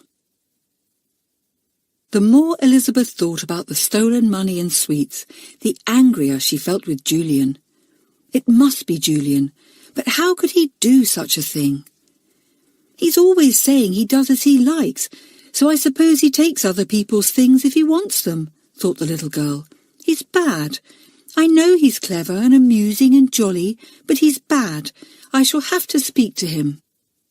She could hardly wait till the afternoon class was over. She paid no attention whatever to her lessons, and Miss Ranger glanced at her sharply 2 or 3 times. Elizabeth did not seem to hear any questions at all, but simply gazed into space with an angry look in her eyes. "Elizabeth, I suppose you know you're in class," said Miss Ranger at last. "You have not answered a single question for the last half-hour." "I'm sorry, Miss Ranger," said Elizabeth hastily. I was thinking of something else." "Well, will you kindly think of what you were supposed to be doing?" said Miss Ranger. So Elizabeth had to try and forget Julian's misdeeds for a while, and think of Mary, Queen of Scots. But somehow her thoughts always slid away to Julian. She looked at the boy who sat in front of her. He was writing, his lock of black hair falling over his face. He brushed it impatiently away from time to time. Elizabeth wondered why he didn't have his hair cut shorter. Then it wouldn't worry him so. He looked round and grinned at her, his green eyes rather like a goblin's. Elizabeth would not smile back. She bent her head down to her book, and Julian looked surprised. Elizabeth was usually ready with her smiles. The class went rushing off at 4 o'clock, all except Elizabeth, who had to stay in and copy out some work for Miss Ranger. She was annoyed at this, but not really surprised, for she knew she had not done any work at all that afternoon. So she raced through it, her mind still thinking of what she should say to Julian. She must get him alone somewhere. It was tea time when she had finished. She went to have her tea, but because she was upset, she could not eat much and the others teased her. "She's sickening for measles or something," said Harry. "I've never seen Elizabeth off her food before. There must be something wrong with her." "Don't be funny," said Elizabeth crossly. Harry looked surprised. "What's the matter? Are you all right?" Elizabeth nodded. Yes, she was all right, but something else was all wrong. Oh dear. She didn't want to tackle Julian, and yet she wouldn't have any peace of mind till she did. She went to Julian after tea. "Julian, I want to talk to you. It's very important." "Can't it wait?" asked Julian. "I want to finish a job I'm doing." "No, it can't wait," said Elizabeth. "It's really important." "All right," said Julian. "I'll come and hear this terribly important thing." "Come into the garden," said Elizabeth. "I want to talk to you where we can't be overheard." "Well, I'll come to the stables," said Julian. "There won't be anybody about there now. You're very mysterious, Elizabeth." They walked together to the stables. No one was to be seen there at all. "Now what is it?" said Julian. "Hurry up, because I want to get on with my job. I'm mending a spade for John." "Julian, why did you take that money and the chocolate and my sweets?" asked Elizabeth. "What money and what sweets?" said Julian. "Oh, don't pretend you don't know," cried Elizabeth, losing her temper. "You took my £1, and you must have taken Rosemary's money too, and I saw one of my sweets drop out of your pocket this afternoon when you pulled out your hanky to sneeze." "Elizabeth, how dare you say these things to me?" said Julian, his face going red and his green eyes getting very deep in colour. "I dare because I'm a monitor, and I know all about your meanness," said Elizabeth in a low, angry voice. "You called yourself my friend, and... Well, I like that. You call yourself my friend, and yet you say these hateful things to me," said Julian in a loud voice, also losing his temper. "Just because you're a monitor, you think you have the right to go round accusing innocent people of horrible tricks. You're not fit to be anyone's friend. You aren't mine any longer." He began to walk off, but Elizabeth ran after him, her eyes blazing. She caught hold of his coat sleeve. Julian tried to shake her off. "You've got to listen to me, Julian," almost shouted Elizabeth. "You've got to. Do you want all this to be brought out at the next meeting?" "If you dare say anything to anyone else, I'll pay you out in a way you won't like," said Julian between his teeth. "All girls are the same, catty and dishonourable. making wild statements that aren't true, and not even believing people when they do tell the truth. "Julian, I don't want to bring it up at the meeting," cried Elizabeth. I don't. That's why I'm giving you this chance of telling me, so that I can help you and put things right. You always say you do as you like, so I suppose you thought you could take anything you wanted, and—" "Elizabeth, I do as I like, but there are many things I don't like and would never do," said Julian, his green eyes flashing and his black brows coming down low over them. "I don't like stealing, I don't like lying, I don't like tale-telling, so I don't do those things. Now I'm going. You're my worst enemy now, not my best friend. I shall never, never like you again." "I'm not your worst enemy. I want to help you," said Elizabeth. "I saw my own marked pound, I tell you. I saw my own sweet come out of your pocket. I'm a monitor, So you thought you had the right to accuse me, and you thought I'd confess to something I don't happen to have done, and you thought I'd cry on your shoulder and promise my monitor to be a good little boy," said Julian in a horrid voice. "Well, you are mistaken, my dear Elizabeth. Why anyone made your monitor, I can't think." He walked away. Elizabeth by now was in a real temper, and she tried to pull him back once more.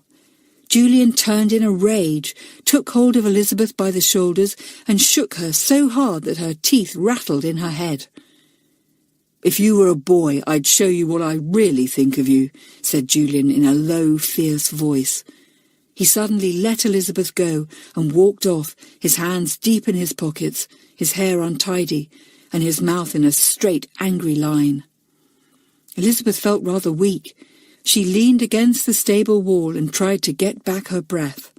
She tried to think clearly, but she couldn't. What a dreadful, dreadful thing to happen. Footsteps nearby made her jump. Martin Follett came out of the stable, looking very white and scared. "Elizabeth, I couldn't help hearing. I didn't like to come out and interrupt. Elizabeth, I'm so sorry for you. Julian had no right to be so beastly when you were trying your hardest to help him." Elizabeth felt grateful for Martin's friendly words, but she was sorry he had overheard everything. "Martin, you're not to say a word to anyone about this," she said, standing up straight again and pushing back her curls. "It's very private and secret. Do you promise?" "Course," said Martin. "But Elizabeth, let me help a bit. I'll give you some of my sweets, and I'll give you £1 to make up for the one you lost. That will put things right, won't it? Then you needn't bother Julian any more, or quarrel with him. You needn't bring the matter up at the meeting either." "Oh, Martin, it's all very kind of you," said Elizabeth, feeling very tired suddenly. "But you don't see the point. It's not my pound or my sweets I mind, silly. It's the fact that Julian has been taking them. You can't put that right, can you? Giving me £1 and your sweets won't help Julian to stop taking what isn't his. I should have thought you could have seen that." "Well, give him a chance," said Martin earnestly. "Don't report him at the meeting. Just give him a chance." "I'll see," said Elizabeth. "I'll have to think it all out. Oh dear, I wish I wasn't a monitor. I wish I could go to a monitor for help. I don't see much use as a monitor myself. I can't even think what I ought to do." Martin slipped his arm through hers. "Come and have a talk with John about the garden," he said. "That will do you good." "You're kind to me, Martin," said Elizabeth gratefully, "but I don't want to talk to John. I don't want to talk to anybody just now. I want to think by myself, so leave me, please, Martin. And Martin, you do promise not to tell anyone about this, don't you? It's Julian's business and mine, not anybody else's." "Of course I promise," said Martin, looking straight at Elizabeth. "You can trust me, Elizabeth. I'll leave you now, but if I can help you any time, I will." He went, and Elizabeth thought how nice he was. "I'm sure he won't tell anyone," she thought. "It would be so awful if the others got to know about this. I simply don't know what to do. Julian will really hate me now. If only things would blow over." But they didn't blow over. They got very much worse. Julian was not the kind of boy to forget and forgive easily, and he was certainly not going to make things easy for Elizabeth. She had been his best friend. Now she was his worst enemy. Look out then, Elizabeth. Chapter 11. Julian Plays a Trick. Everyone soon noticed that Julian and Elizabeth were no longer friends. Elizabeth looked thoroughly miserable and upset, and Julian took no notice of her at all. Arabella was pleased. She liked and admired Julian tremendously for all his careless, untidy ways. She had been annoyed when he had chosen Elizabeth for his friend. She would have liked to have been chosen instead. "He's got simply marvellous brains," said Arabella to Rosemary, who, not having many herself, sincerely admired those who had. "He could do anything, that boy. I think he will be a wonderful inventor when he grows up, really do something in the world." "Yes, I think so too," said Rosemary, agreeing with Arabella, as she always did. "Arabella, I wonder why Elizabeth and Julian have quarrelled. They haven't spoken a word to one another all day, and whenever Julian does take a look in Elizabeth's direction, it's really fierce." "Yes, I'd like to know too why they've quarrelled," said Arabella. "I think I'll ask Julian. Perhaps he would like to be friends with us, now that he's quarrelled with Elizabeth." So Arabella asked Julian that afternoon. "Julian, I'm sorry to see that you and Elizabeth have quarrelled," she said in her sweetest voice. "I'm sure it must have been Elizabeth's fault.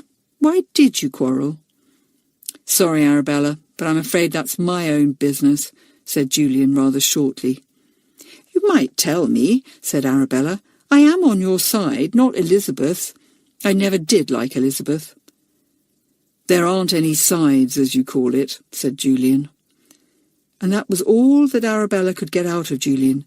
She felt cross about it, and more curious than ever. Whatever could the matter be? It must be something serious, or Elizabeth wouldn't look so worried.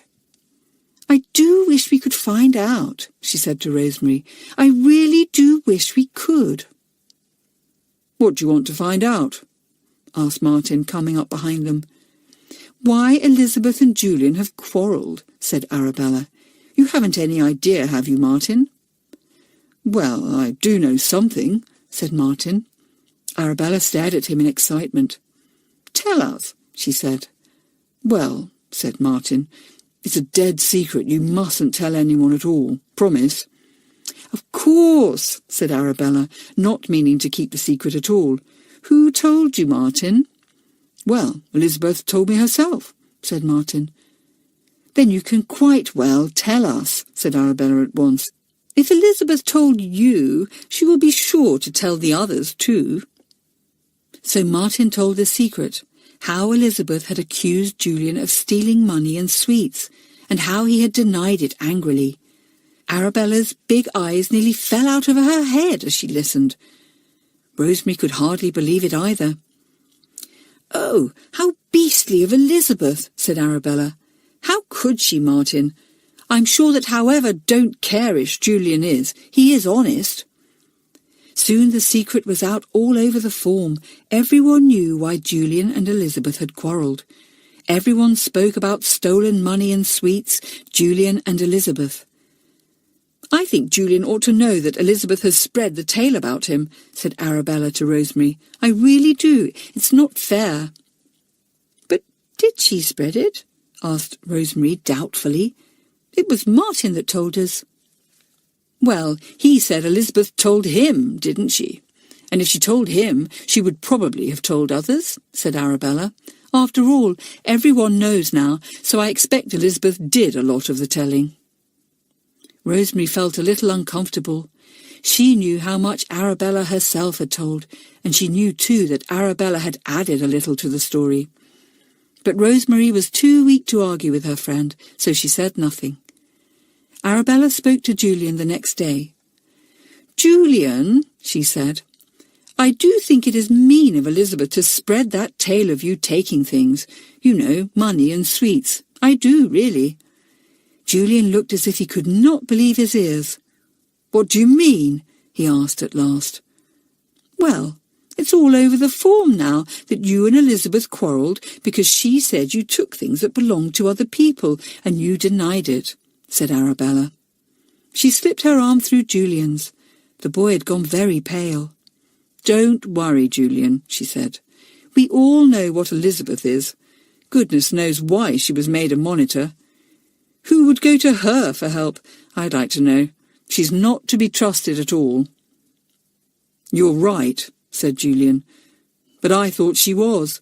I never imagined for one moment she would spread such a story. A monitor, too. She's a little beast. I can't think why I ever liked her." "No, I'm sure you can't," said Arabella, delighted. "Fancy her going all round the form, whispering these horrible things about you, and you haven't said a word about her." Of course, Elizabeth had not said a word either. But Julian did not know that. He had not known that Martin had overheard everything, and he thought that if the story got round, it could only have been told to the others by Elizabeth herself. He thought very bitterly of her indeed. "I'll pay her back for that," he said to Arabella. "I should," said Arabella eagerly. "As I told you before, Julian, I'm on your side, and so is Rosemary. I expect lots of others are too." This time Julian did not say anything about there being no sides. He was hurt and angry, and the only thing he wanted to do was to get back at Elizabeth and hurt her. And then many curious things began to happen to Elizabeth. Julian used all his clever brains to think out tricks that would get her into trouble, and when Julian really used his brains, things began to happen. Julian sat just in front of Elizabeth in class. In one lesson, history, the children had to have out a good many books, which they put in a neat pile on the back of their desks, so that they might refer quickly to them when they needed to. Julian invented a curious little gadget like a spring. He twisted the spring up in a peculiar way, so that it took a long time to untwist itself. He slipped it under Elizabeth's pile of books. The lesson began. Miss Ranger was not in a good temper that day, for she had a headache, so the children were being rather careful not to make noises. Nobody let their desk lids fall with a slam. Nobody dropped anything. Julian grinned to himself as he worked quietly in front of Elizabeth. He knew that the peculiar little spring was slowly untwisting itself under the bottom book. It was extremely strong, and when it reached a certain twist, it would spring wide open and force the books off the desk.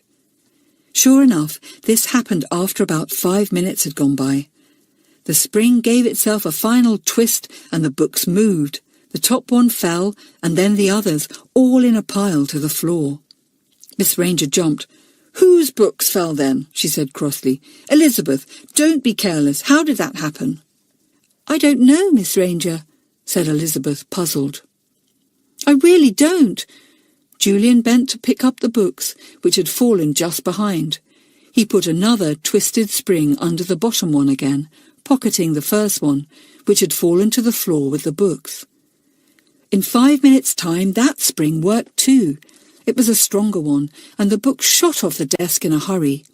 Crash, crash, crash, crash, crash. Miss Ranger jumped violently, and her fountain pen, which she was using, made a blot on the book she was correcting. "Elizabeth, are you doing this on purpose?" she cried. "If it happens again, you will go out of the room. I will not have you disturbing the class like this." Elizabeth was extremely puzzled. "Oh, I'm very sorry, Miss Ranger," she said. "Honestly, the books seemed to jump off my desk by themselves." "Don't be childish, Elizabeth," said Miss Ranger. "That's the kind of thing a child in the lower school might say to me." Julian picked up the books, grinning. Elizabeth gave him a furious look. She had no idea that he was playing a trick on her, but she didn't like the grin.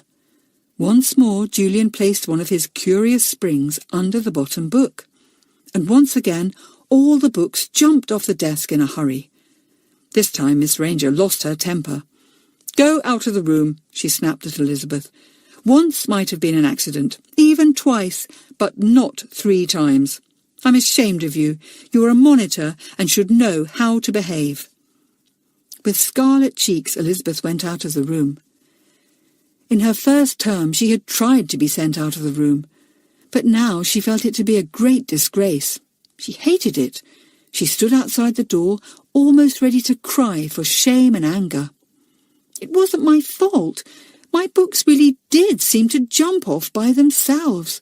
I never even touched the beastly things, she thought. And then, how dreadful, who should come by but Rita, the head girl herself. She looked in the greatest surprise at Elizabeth, standing red-faced outside the door. "Why are you here, Elizabeth?" she asked gravely. Chapter 12. Elizabeth in Disgrace. "I was sent out of the room, Rita," said Elizabeth, "but it was for something that wasn't my fault. Please believe me." "Don't let it happen again, Elizabeth," said Rita. "You know that you are a monitor and should set an example to the others. I am not very pleased with various things I have heard about you and the first form this term." She walked down the passage, and Elizabeth stared after her, wondering what Rita knew. She felt suddenly very sad and gloomy. "I looked forward to this term so much," she thought, "and now everything is going wrong." She was called back into the room at the end of the lesson, and Miss Ranger spoke a few stern words to her.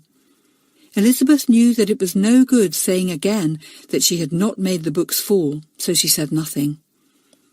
The next trick that Julian thought of was most extraordinary. He grinned with delight when it came into his mind. He went into the laboratory, where the children did most of their science work, and mixed up various chemicals together. He made them into a few wet little pellets and put them into a box. Then, before afternoon school, he slipped into the empty classroom, moved Elizabeth's desk, and put a table in its place. He stood a chair on top of the table, and then climbed up and stood on it. He could reach the ceiling then. He arranged the little wet pellets close together on the white ceiling. He brushed them quickly over with a queer-smelling liquid. This would have the effect of making the little pellets gradually swell and burst, letting out a large drop of water which would fall straight downwards. "This is a good trick," thought Julian, as he jumped down from the chair, put it back in its place, and pulled the table away. He put Elizabeth's desk back, arranging it exactly under the pellets on the ceiling. They were white and hardly noticeable. That afternoon, Mademoiselle came to take French. Elizabeth and the others had learnt French verbs and some French poetry. Mademoiselle was to hear it. All the children gabbled it over to themselves just before the lesson, making sure they knew it. Mademoiselle was heard coming along the passage, and Elizabeth sprang to hold open the door. Mademoiselle was in a good temper. The children were glad. Miss Ranger didn't get cross unless there really was something to be cross about, but Mademoiselle often got cross about nothing. Still, this afternoon she looked very pleasant indeed. "And now we will have a very nice afternoon," she said, beaming round. "You will all say your verbs without one single mistake, and you will say your poetry most beautifully, and I shall be very pleased with you." No one made any reply to this. It would be nice if nobody made any mistake, but that was too much to be hoped for.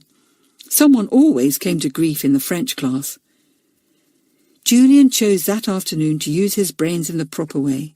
He rattled off his verbs without a single mistake. He addressed Mademoiselle in excellent French, so that she beamed all over her face with pleasure. "Ah, this Julian, he always pretends he is so stupid, but he is very clever. Now we will see if he knows his poetry well. Speak it to me, Julian." Julian began reciting the French smoothly and well, but no sooner had he begun than there came an interruption. It was Elizabeth.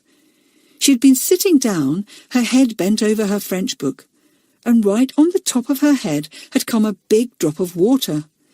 Elizabeth was most astonished. She gave a small cry and rubbed the top of her head. It was wet. "What is the matter, Elizabeth?" asked Mademoiselle impatiently. "A drop of water fell on my head," said Elizabeth, puzzled. She looked up at the ceiling, but there did not seem anything to be seen there. "You are silly, Elizabeth," said Mamselle. "You do not expect me to believe that." "But a drop of water did fall on my head," said Elizabeth. "I felt it." Jenny and Robert began to giggle. They thought Elizabeth was making it up in order to have a bit of fun. Mamselle rapped sharply on her desk. "Silence," she said. "Julian, go on with your poetry. Begin again." Julian began again, knowing that another drop or two would fall on Elizabeth's head shortly. He wanted to laugh. "Oh, oh," said Elizabeth suddenly from behind him. 2 drops had fallen splash onto her hair. The little girl simply couldn't understand it. She rubbed her head.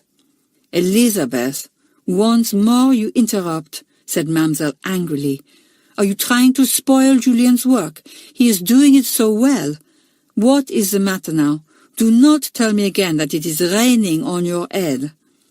"Well, Mamselle, it is," said Elizabeth, and she rubbed her hand in her wet hair. Everyone roared with laughter. Mamselle began to get really angry. "Silence, everybody," she cried. "I will not have this noise. Elizabeth, I am surprised at you.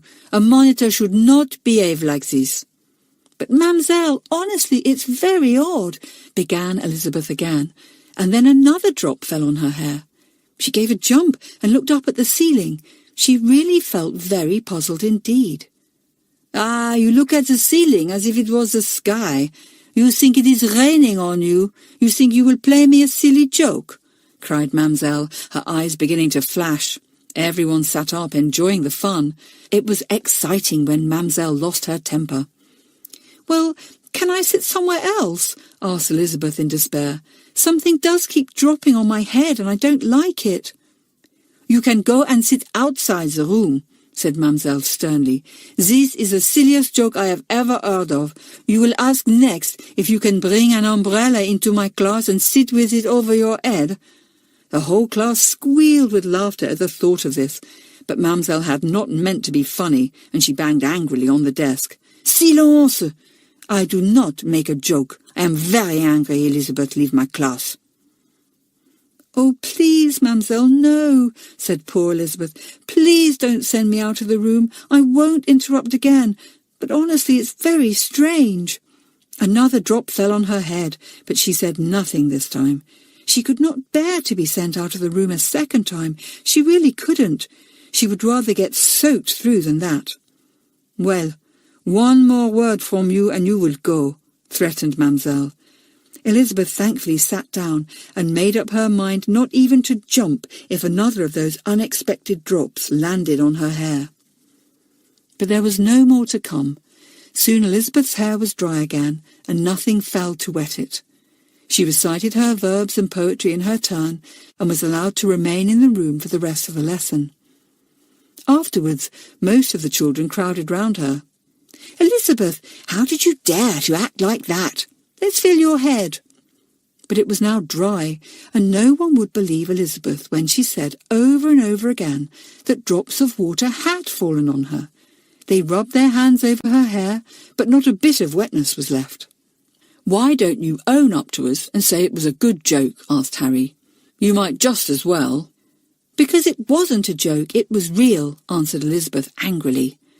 The children went off. They all thought Elizabeth had played a joke, but they also thought it wasn't right not to own up to it afterwards. "She's telling untruths," said Arabella to Rosemary. "Well, all I can say is she's a funny sort of monitor to have." 1 or 2 of the others agreed. They had enjoyed the joke, but they really did think that Elizabeth had made up the story of the falling drops, and they felt rather disgusted with her when she denied it. Mamselle related the story to Miss Ranger in the mistress's common room that day. "It is not like Elizabeth to be so silly," she said. Miss Ranger looked puzzled. "I don't understand her," she said. "She's not behaving like herself lately. She was very stupid in my class too, kept pushing piles of books over. So childish." "I really thought she would make a good monitor," said Mamselle. "I am disappointed in Elizabeth." Arabella spoke against Elizabeth whenever she could, and some of the children listened. Arabella was clever in the way she spoke. "Of course," she said, I like a joke as much as anyone, and it's fun to play a trick in a dull lesson. But honestly, I don't think a monitor should do that. I mean, I don't see why any of us shouldn't play the fool a bit if we like, but not a monitor. You do expect a monitor to behave, or why make them monitors? She was called the naughtiest girl in the school 2 terms ago, wasn't she? Said Martin. Well, it must be difficult to stop being that, really. I think it was silly to make her a monitor. She couldn't have been ready to be one. Look at the beastly stories she spread about poor Julian, too, said Arabella. A monitor should be the first to stop a thing like that, not start it. Well, I always did say I couldn't imagine why Elizabeth was a monitor. Perhaps she won't be for long, said Martin. I don't see why we should put up with someone who behaves like Elizabeth. How can we look up to her, or go to her for advice? She oughtn't to be a monitor. Poor Elizabeth. She knew the children were whispering about her, and she couldn't do anything about it. Chapter 13. Arabella's Secret. The next school meeting came and went without anything being said by Elizabeth. The girl was so miserable and so puzzled as to what she should do for the best that she made up her mind to say nothing, at least for the present. Meanwhile, Arabella was soon going to have a birthday. Her mother had promised to send her a big birthday cake and whatever else she liked to ask for to eat or drink. Mrs. Buckley was now in America, but Arabella could order what she liked from one of the big London stores. Arabella talked about it a good deal. She loved to boast, and she talked of all the good things she would order. Then she had an idea. She told it to Rosemary. "What about a midnight feast, Rosemary? We had one once at my old school, and it was such fun. We should have plenty to eat and drink, and think how exciting it would be to have it in the middle of the night." Rosemary agreed. "Should we have it at midnight?" she asked. "We couldn't very well have it earlier, because some of the mistresses and masters might be up." "Yes, we'll have it just after midnight," said Arabella. "But we won't ask Elizabeth.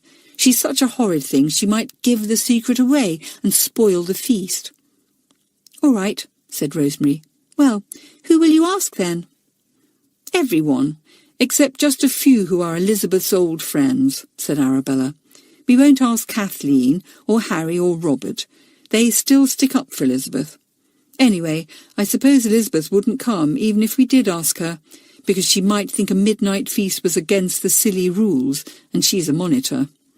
So the first form once more had a secret that was whispered from one to the other. Elizabeth heard the talking, and noticed that it died down when she passed. She thought they must be whispering about her again, and she was angry and sad. Julian was asked, of course, and Martin. Julian's green eyes gleamed when he heard of the midnight feast. This was just the sort of daring thing he liked. The children discussed where they should hide the food and drink. They did not want the mistresses to guess what they were going to do. "We'll show the birthday cake round and have some of it for tea," said Arabella. "But we won't say anything about the other things." "Hide the ginger beers in one of the garden sheds," said Martin. "I know a good place. I'll put them there. I can fetch them on the night." "And put the biscuits in the old games locker in the passage," said Julian. "It's never used, and no one will see it there. I'll take them along." So the goodies were hidden here and there, and the children began to feel most excited. The few that were left out did not know what was happening. They only knew that it was Arabella's secret, and that a great fuss was being made of it. Arabella always made a point of talking in a low voice about the party whenever she saw Elizabeth coming near. Then she would give a jump when she looked up and saw Elizabeth, nudge the person she was talking to, and change the subject quickly and loudly. This annoyed Elizabeth very much. "You need not think I want to hear your stupid secret," she said to Arabella. "I don't. So talk all you like about it. I'll shut my ears." All the same, it was not pleasant to be left out. Neither was it pleasant to see Julian talking and laughing to Arabella and Rosemary. She did not know that he did it sometimes to annoy her. He could not bring himself to like the boastful, vain little Arabella very much. But if his friendship with her annoyed Elizabeth, Then he would certainly go on with it. Arabella's birthday came. The children wished her many happy returns of the day and gave her little presents, which she accepted graciously with pretty words of thanks. There was no doubt that Arabella knew how to behave when she was getting her own way. Elizabeth gave Arabella nothing. Neither did she wish her a happy birthday. She saw Julian give her a beautiful little brooch he had made with his own clever hands. Arabella pinned it on joyfully. "Oh, Julian," she said loudly, knowing that Elizabeth could hear, "you are a good friend. Thank you ever so much." The midnight feast was to be held in the common room. This room was well away from any of the mistresses' bedrooms, and the children felt they would be safe there. They all felt excited that day, and Miss Ranger wondered what could be the matter with her class. Quite by chance, Elizabeth opened the old games locker in the passage. She was hunting for a ball to practice catching with on the lacrosse field, and she thought there might possibly be one there. She stared in surprise at the bag of biscuits. "I suppose Miss Ranger put them there," she thought. "Perhaps she's forgotten them. I must tell her. She may want them for the biscuits to give out at break." But Elizabeth forgot all about them and didn't say anything to Miss Ranger. She had no idea that they belonged to Arabella and were going to be eaten at the feast. Arabella's secret was well kept. The children who had been asked really were afraid that if Elizabeth got to know it, she might try to stop it, as she was a monitor, so they carefully said nothing at all to her. She and a few others were quite in the dark about it. When midnight came, all the children but Arabella were asleep. She had said she would keep awake and tell everyone when it was time. She was so excited that she had no difficulty at all in keeping her eyes wide open until she heard the clock strike midnight from its tower. She sat up in bed and groped for her dressing gown. She put on her slippers. Then, taking a small torch, she went to wake her friends, giving them little nudges. They awoke with jumps. "Shh," whispered Arabella to each one. "Don't make a noise. It's time for the midnight feast." Elizabeth was sound asleep, and so was Kathleen. They did not wake when the others padded out of their room to meet the boys, who were now coming from their own part of the school to the common room. There was a lot of whispering, and choked-back giggles could be heard all the way down the passages. The children crowded into the common room and lighted candles. They were afraid to put on the electric light in case the strong light showed through the blinds. "Anyway, it's more fun to have candles," said Arabella gleefully. This was the kind of thing she liked. She was queen of the party. She wore a beautiful silk dressing gown and blue silk slippers to match. She really looked lovely, and she knew it. The children set out the food and drink. What a lovely lot there was! "Sardines, I love those," said Ruth. "Tinned peaches, ooh, how lovely! Bag's eye some of those chocolate buns. They look as if they would melt in my mouth." "Pass that spoon, someone. I'll ladle out the peaches." "Don't make such a noise, Belinda. That's twice you've dropped a fork. You'll have Miss Ranger here if you don't look out." Pop! A ginger beer bottle was opened, and another and another. Pop, pop! The children looked at one another, delighted. This was really fun. It was past midnight, and they were eating and drinking all kinds of lovely things. "Where are the biscuits?" said Arabella. "I feel as if I'd like a biscuit to eat with these peaches. I can't see the biscuits. Where are they?"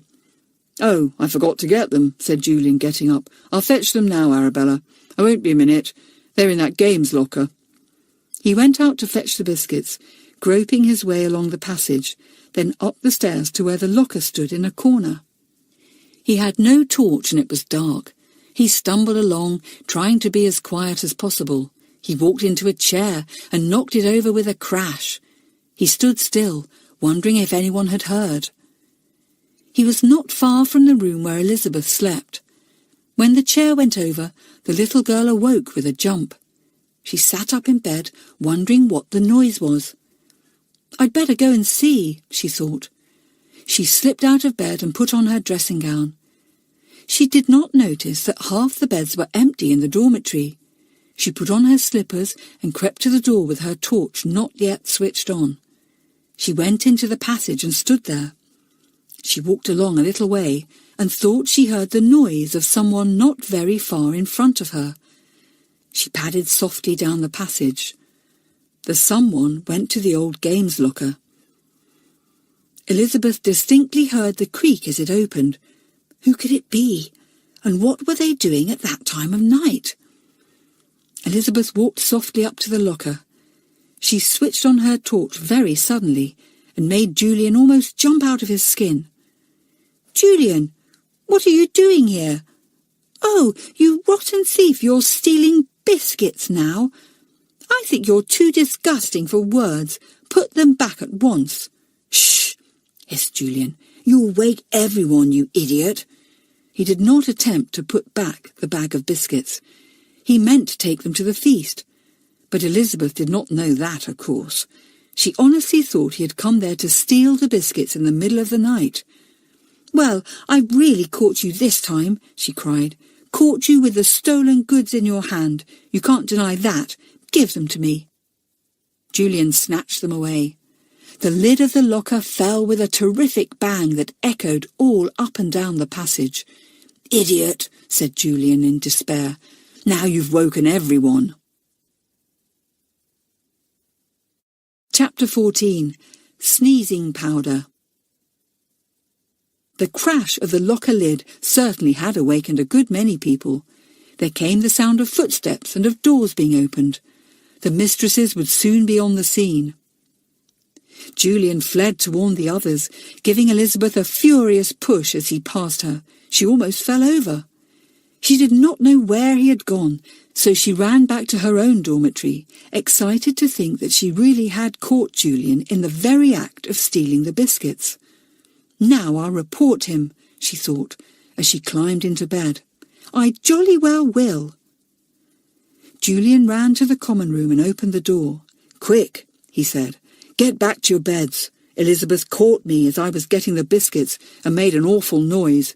If you don't get back quickly, we'll all be caught." Hastily, the children stuffed everything into their lockers round the wall or into empty desks. Then they blew out the candles and fled, hoping that they had not left too many crumbs about. The boys raced for their own dormitories. The girls rushed to theirs. "Blow, Elizabeth," panted Arabella as she took off her dressing gown and slipped into bed. "We were just in the middle of everything. Now it's all spoilt." The mistresses had been asking one another what the noise was. Mamselle, who slept nearest to the first-form dormitories, was a sound sleeper and had heard nothing at all. She was surprised when Miss Ranger opened the door and woke her. "Perhaps it is the girls in the first-form dormitories playing tricks on one another," said Mamselle sleepily. "You go and see, Miss Ranger." But by the time that Miss Ranger went into the dormitories and switched on the lights, not a sound was to be heard. All the children seemed to be sleeping most peacefully. Too peacefully, really, Miss Ranger thought.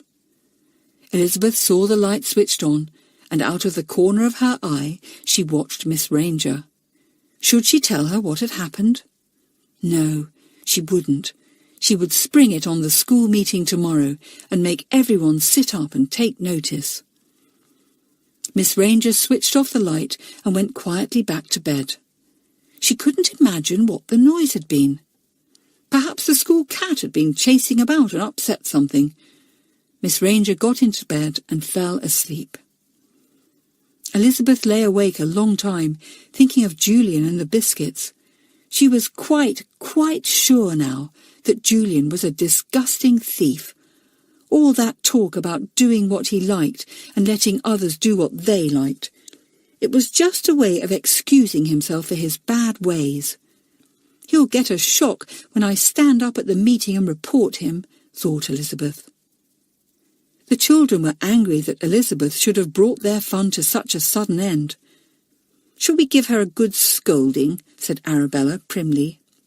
"Well, she doesn't know about the feast," said Julian, "though she must have wondered what you had all been up to when you crept back to bed so suddenly." Elizabeth had wondered, but she knew that Arabella had had a birthday, and she had simply thought that the girls had visited her that night and had a few games. She had not thought of a feast. "Don't let's tell her," said Julian. "We could finish the feast tonight, and she might stop it if she guessed."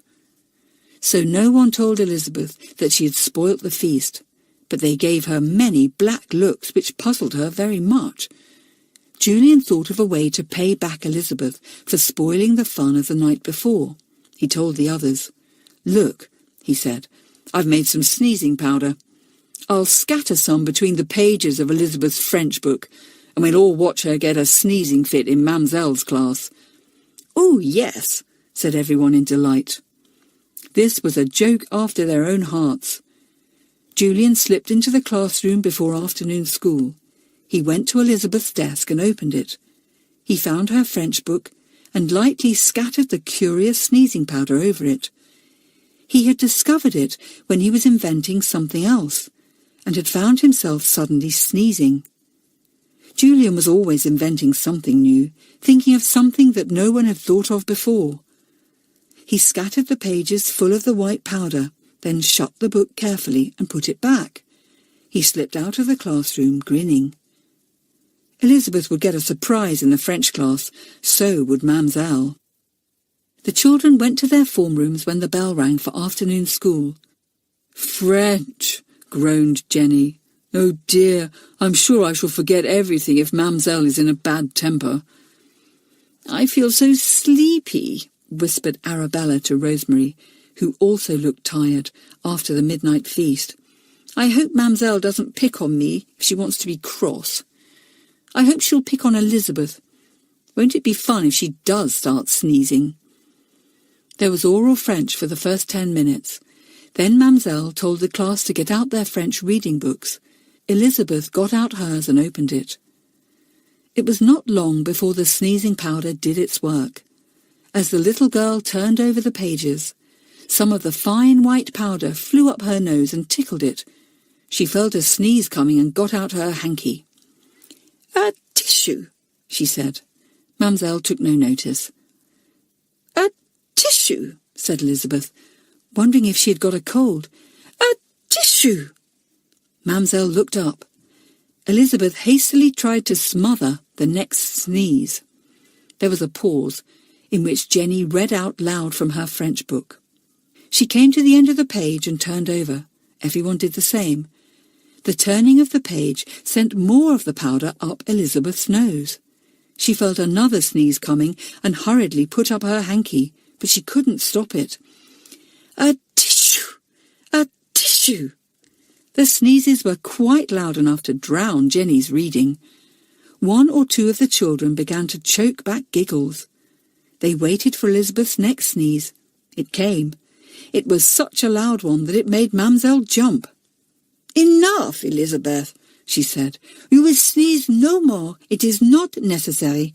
Do not disturb the class like this."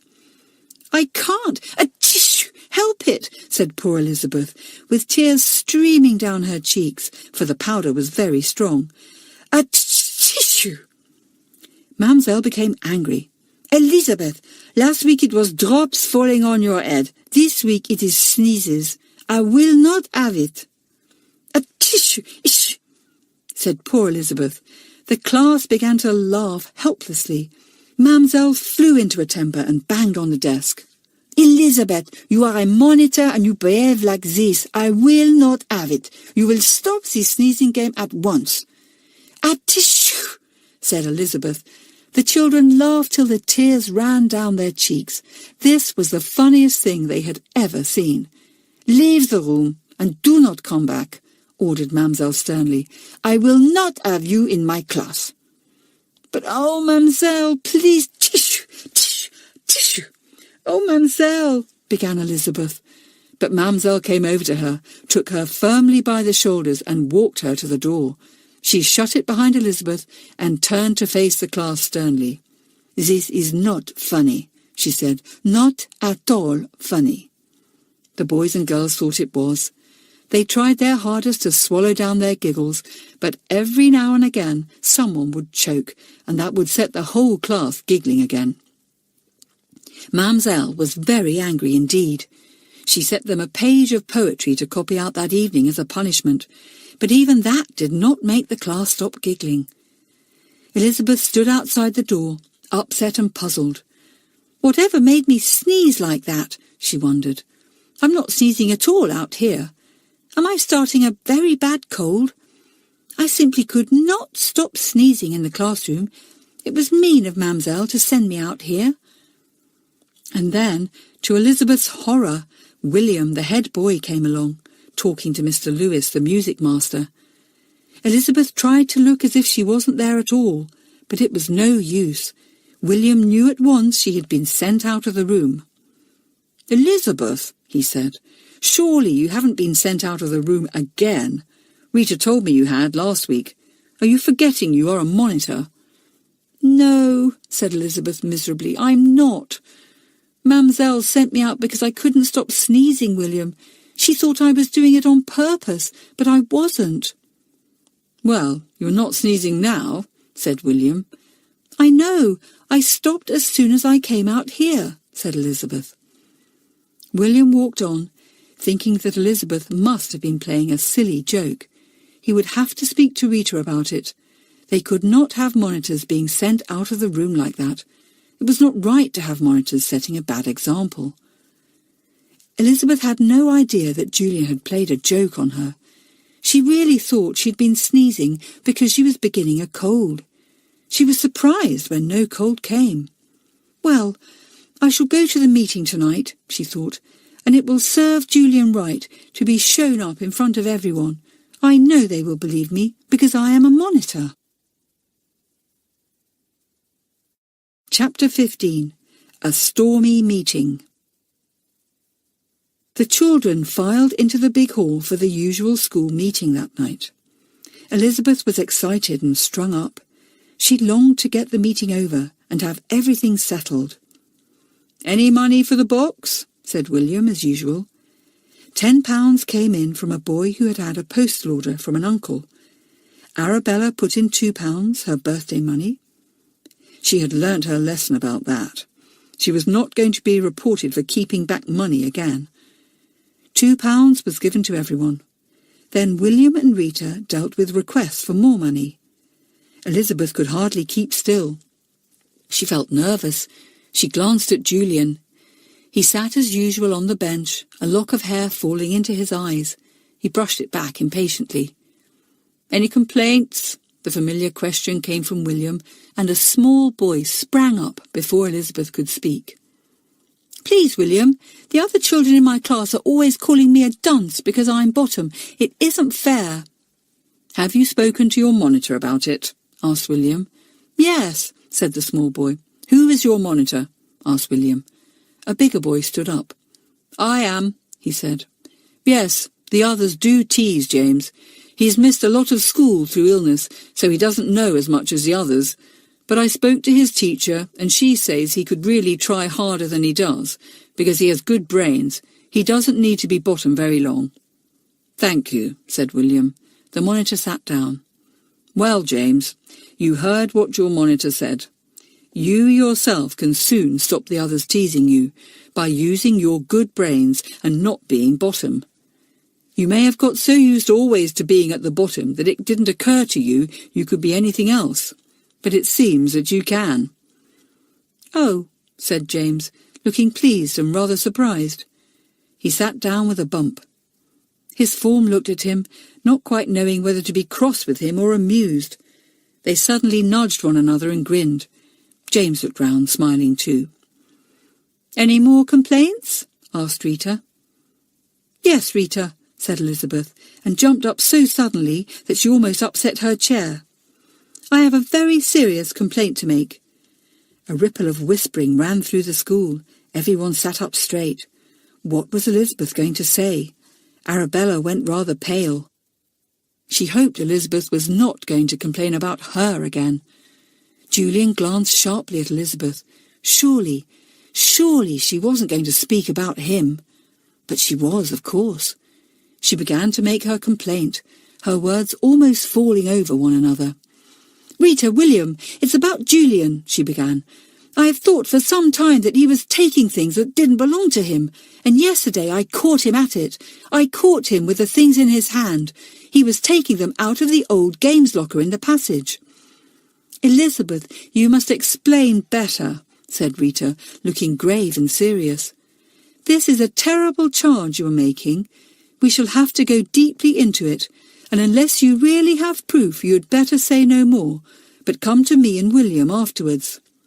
"I have got proof," said Elizabeth. "I saw Julian take the biscuits out of the locker. I don't know who they belong to, Miss Ranger, I suppose. Anyway, Julian must have found them there, and when he thought we were all asleep at night, he went to take them, and I heard him and saw him." The whole school was quite silent. The first formers looked at one another, their hearts beating fast. Now their midnight feast would have to be found out. Julian would have to give away their secret. William looked at Julian. He was sitting with his hands in his pockets, looking amused.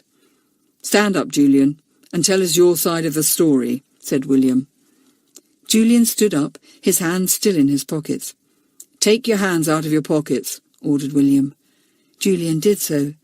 He looked untidy and careless as he stood there, his green eyes twinkling like a gnome's.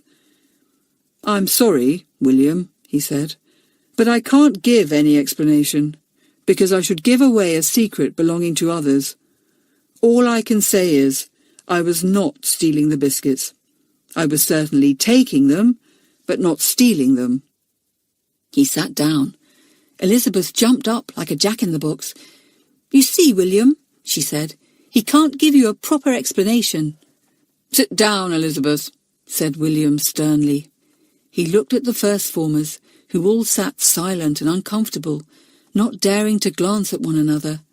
How good of Julian not to give them away. How awful all this was. "First formers," said William gravely, "I hope that if any one of you can help to clear Julian of this very serious charge, you will do so, whether it means giving away some secret or not. If Julian, out of loyalty to one or more of you, cannot stick up for himself, then you must be loyal to him and tell what you know." There was a silence after this. Rosemary sat trembling, not daring to move. Belinda half got up, then sat down again. Martin looked straight ahead, rather pale. It was Arabella who gave the first former great surprise. She suddenly stood up and spoke in a low voice. "William, I'd better say something, I think. We did have a secret, and it's decent of Julian not to give it away. You see, it was my birthday yesterday, and we thought we'd have a midnight feast." She stopped, so nervous that she could hardly go on. The whole school was listening with the greatest interest. "Go on," said Rita gently. Well, you see, we had to hide the things here and there," said Arabella. "It was all such fun. We didn't tell Elizabeth, because she's a monitor, and might have tried to stop us. Well, Julian hid my biscuits in the old games locker, and he went to get them after midnight, when the feast had begun. I suppose that's when Elizabeth means, but they were my biscuits, and I asked him to get them, and he brought them back to the common room where we were. And I think it's unfair of Elizabeth to accuse Julian of stealing them. She's done that before. The whole form knows she's been saying that he takes money and sweets that don't belong to him." This was a very long speech. Arabella finished it suddenly and sat down, almost panting. Julian looked at her gratefully. He knew that she would not at all like telling the secret of the midnight party, but she had done it to save him. His opinion of the vain little girl went up sky high, and so did everyone else's. William and Rita had listened closely to all that Arabella had said. So had Elizabeth. When she had heard the explanation of Julian's midnight wanderings, she went very white and her knees shook. She knew in a moment that in that one thing, at any rate, she had made a terrible mistake. William turned to Elizabeth, and his eyes were very sharp and stern. "Elizabeth, it seems that you have done a most unforgivable thing. You have accused Julian publicly of something he hasn't done. I suppose you did not even ask him to explain his action to you, but just took it for granted that he was doing wrong." Elizabeth sat glued to her seat. She could not say a word. Arabella says that this is not the only time you have accused Julian. There have been other times too. As this last accusation of yours has been proved to be wrong, it is likely that the other complaints you have made to the first form are wrong too. So we will not hear them in public. But Rita and I will want you to come to us privately and explain everything. Yes, William, said Elizabeth in a low voice. I'm very, very sorry about what I said just now. I didn't know. That isn't any excuse, said William sternly. I can't think what has happened to you this term, Elizabeth. We made you a monitor at the end of last term because we all thought you should be. But this term you have let us all down. I'm afraid that already many of us are thinking that you should no longer be a monitor. Several boys and girls agreed. They stamped on the floor with their feet. Twice you have been sent out of your classroom, said William, and for the same reason, disturbing the class by playing foolish tricks. That is not the behaviour of a monitor, Elizabeth. I am afraid that we can no longer ask you to help us as a monitor. You must step down and leave us to choose someone else in your place. This was too much for Elizabeth. She gave an enormous sob, jumped down from the platform and rushed out of the room. She was a failure. She was no good as a monitor, and oh, she had been so proud of it too. William did not attempt to stop her rushing from the room. He looked gravely round the well-filled benches. We must now choose another monitor, he said. Will you please begin thinking who will best take Elizabeth's place? The children sat still, thinking. The meeting had been rather dreadful in some ways, but to every child there had come a great lesson. They must never, never accuse anyone of wrongdoing unless they were absolutely certain. Every child had clearly seen the misery that might have been caused, and they knew that Elizabeth's punishment was just. Poor Elizabeth, always rushing into trouble. What would she do now? Chapter 16. Elizabeth sees William and Rita. A new monitor was chosen in place of Elizabeth. It was a girl in the second form called Susan. Not one child outside the first form had chosen a first former. It was clear that most people felt that the first form would do better to have an older girl or boy for a monitor. Arabella, it was brave of you to own up about the midnight feast, said Rosemary admiringly. All the others thought so too. Arabella felt pleased with herself. She really had done it unselfishly, and she was rather surprised at herself for doing such a thing. It was nice to feel that the rest of the form admired her for something. One person was feeling rather uncomfortable. It was Julian.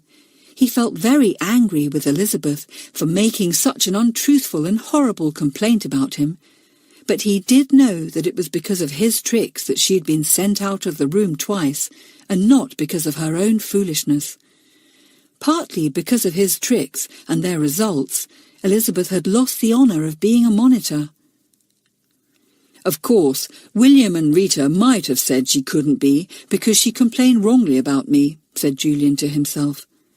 But it sounded as if it was because of her being sent out of the room. Well, she doesn't deserve to be a monitor anyway, so why should I worry? But he did worry a little because, like Elizabeth, he was really very fair-minded, and although he did not like the little girl, he knew that dislike was no excuse at all for being unfair. He had come very well out of the whole affair, thanks to Arabella. But Elizabeth had not. Even Harry, Robert and Kathleen, her own good friends, had nothing nice to say of her at the moment. The meeting broke up after choosing the new monitor. The children went out, talking over what had happened. You never knew what would come out at a school meeting. Nothing can be hidden at Whiteleaf School, said Eileen, one of the older girls. Sooner or later, everyone's faults come to light and are put right. Sooner or later, our good points are seen and rewarded. And we do it all ourselves. It's very good for us, I think.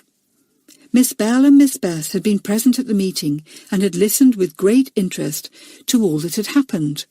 William and Rita stayed behind to have a word with them. "Did we do right, Miss Bell?" asked William. "I think so," said Miss Bell, and Miss Bess nodded too. "But, William, have Elizabeth along as soon as ever you can, and let her get off her chest all that she has been thinking about Julian. There is clearly something puzzling there. Elizabeth does not get such fixed ideas into her head without some reason. There is still something we don't know." "Yes, we'll send for Elizabeth now," said Rita. "I wonder where she is." She was out in the stables in the dark, sobbing against the horse she rode each morning. The horse nuzzled up to her, wondering what was upsetting his little mistress.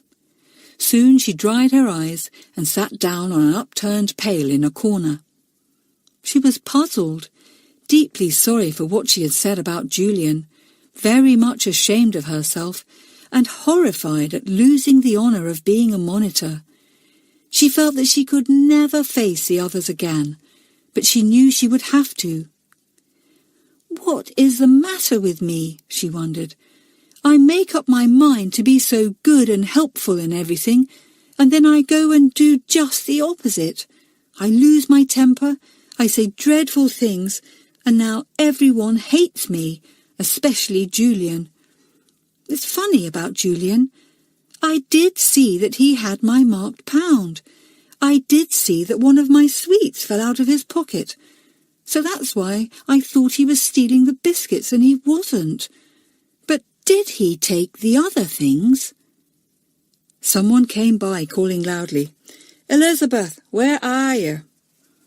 Messengers had been sent to find her, to tell her to go to Rita and William. She could not be found in the school, so Nora had come outside to look for her with a torch. At first Elizabeth thought she would not answer. She simply could not go in and face the others just yet. Then a little courage came to her, and she stood up. "I'm not a coward," she thought. "William and Rita have punished me partly for something I haven't done, because I really didn't play about in class, but the other thing I did do. I did make an untruthful complaint about Julian, though I thought at the time it was true, so I must just face up to it and not be silly." "Elizabeth, are you out here?" came Nora's voice again. This time the little girl answered, "Yes, I'm coming." She came out of the stables, rubbing her eyes. Nora flashed her torch at her. "I've been looking everywhere for you, idiot," she said. "William and Rita want you. Hurry up." "All right," said Elizabeth, feeling her heart sink. Was she going to be scolded again? Wasn't it enough that she should have been disgraced in public without being scolded in private? She rubbed her hanky over her face and ran to the school. She made her way to William's study. She knocked at the door. "Come in," said William's voice. She went in and saw the head boy and girl sitting in armchairs. They both looked up gravely as she came in. "Sit there," said Rita in a kindly voice. She felt sorry for the headstrong little girl who was so often in trouble. Elizabeth felt glad to hear the kindness in Rita's voice. She sat down. "Rita," she said, "I'm terribly sorry for being wrong about Julian. I did think I was right. I honestly did."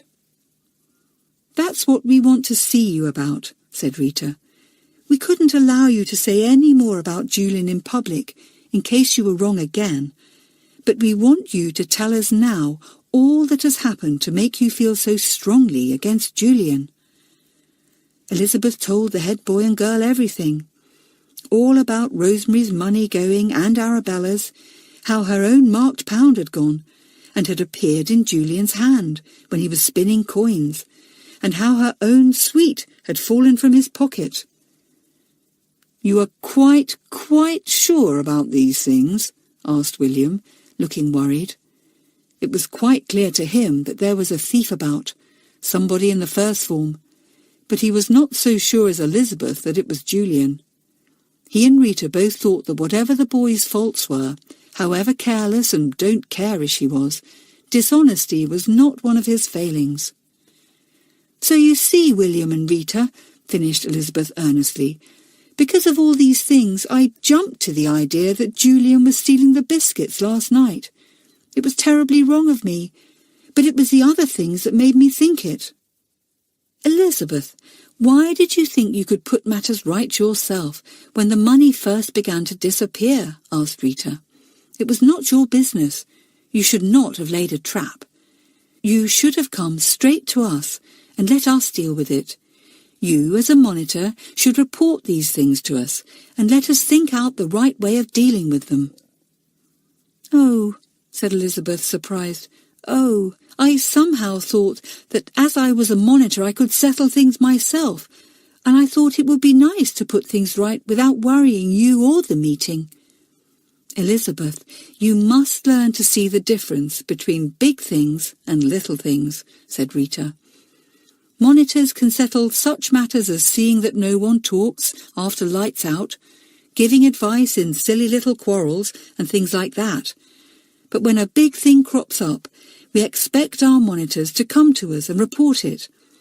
See what you have done by trying to settle the matter yourself. You've brought a terrible complaint against Julian. You have made Arabella give away the secret she wanted to keep, and you have lost the honour of being made a monitor."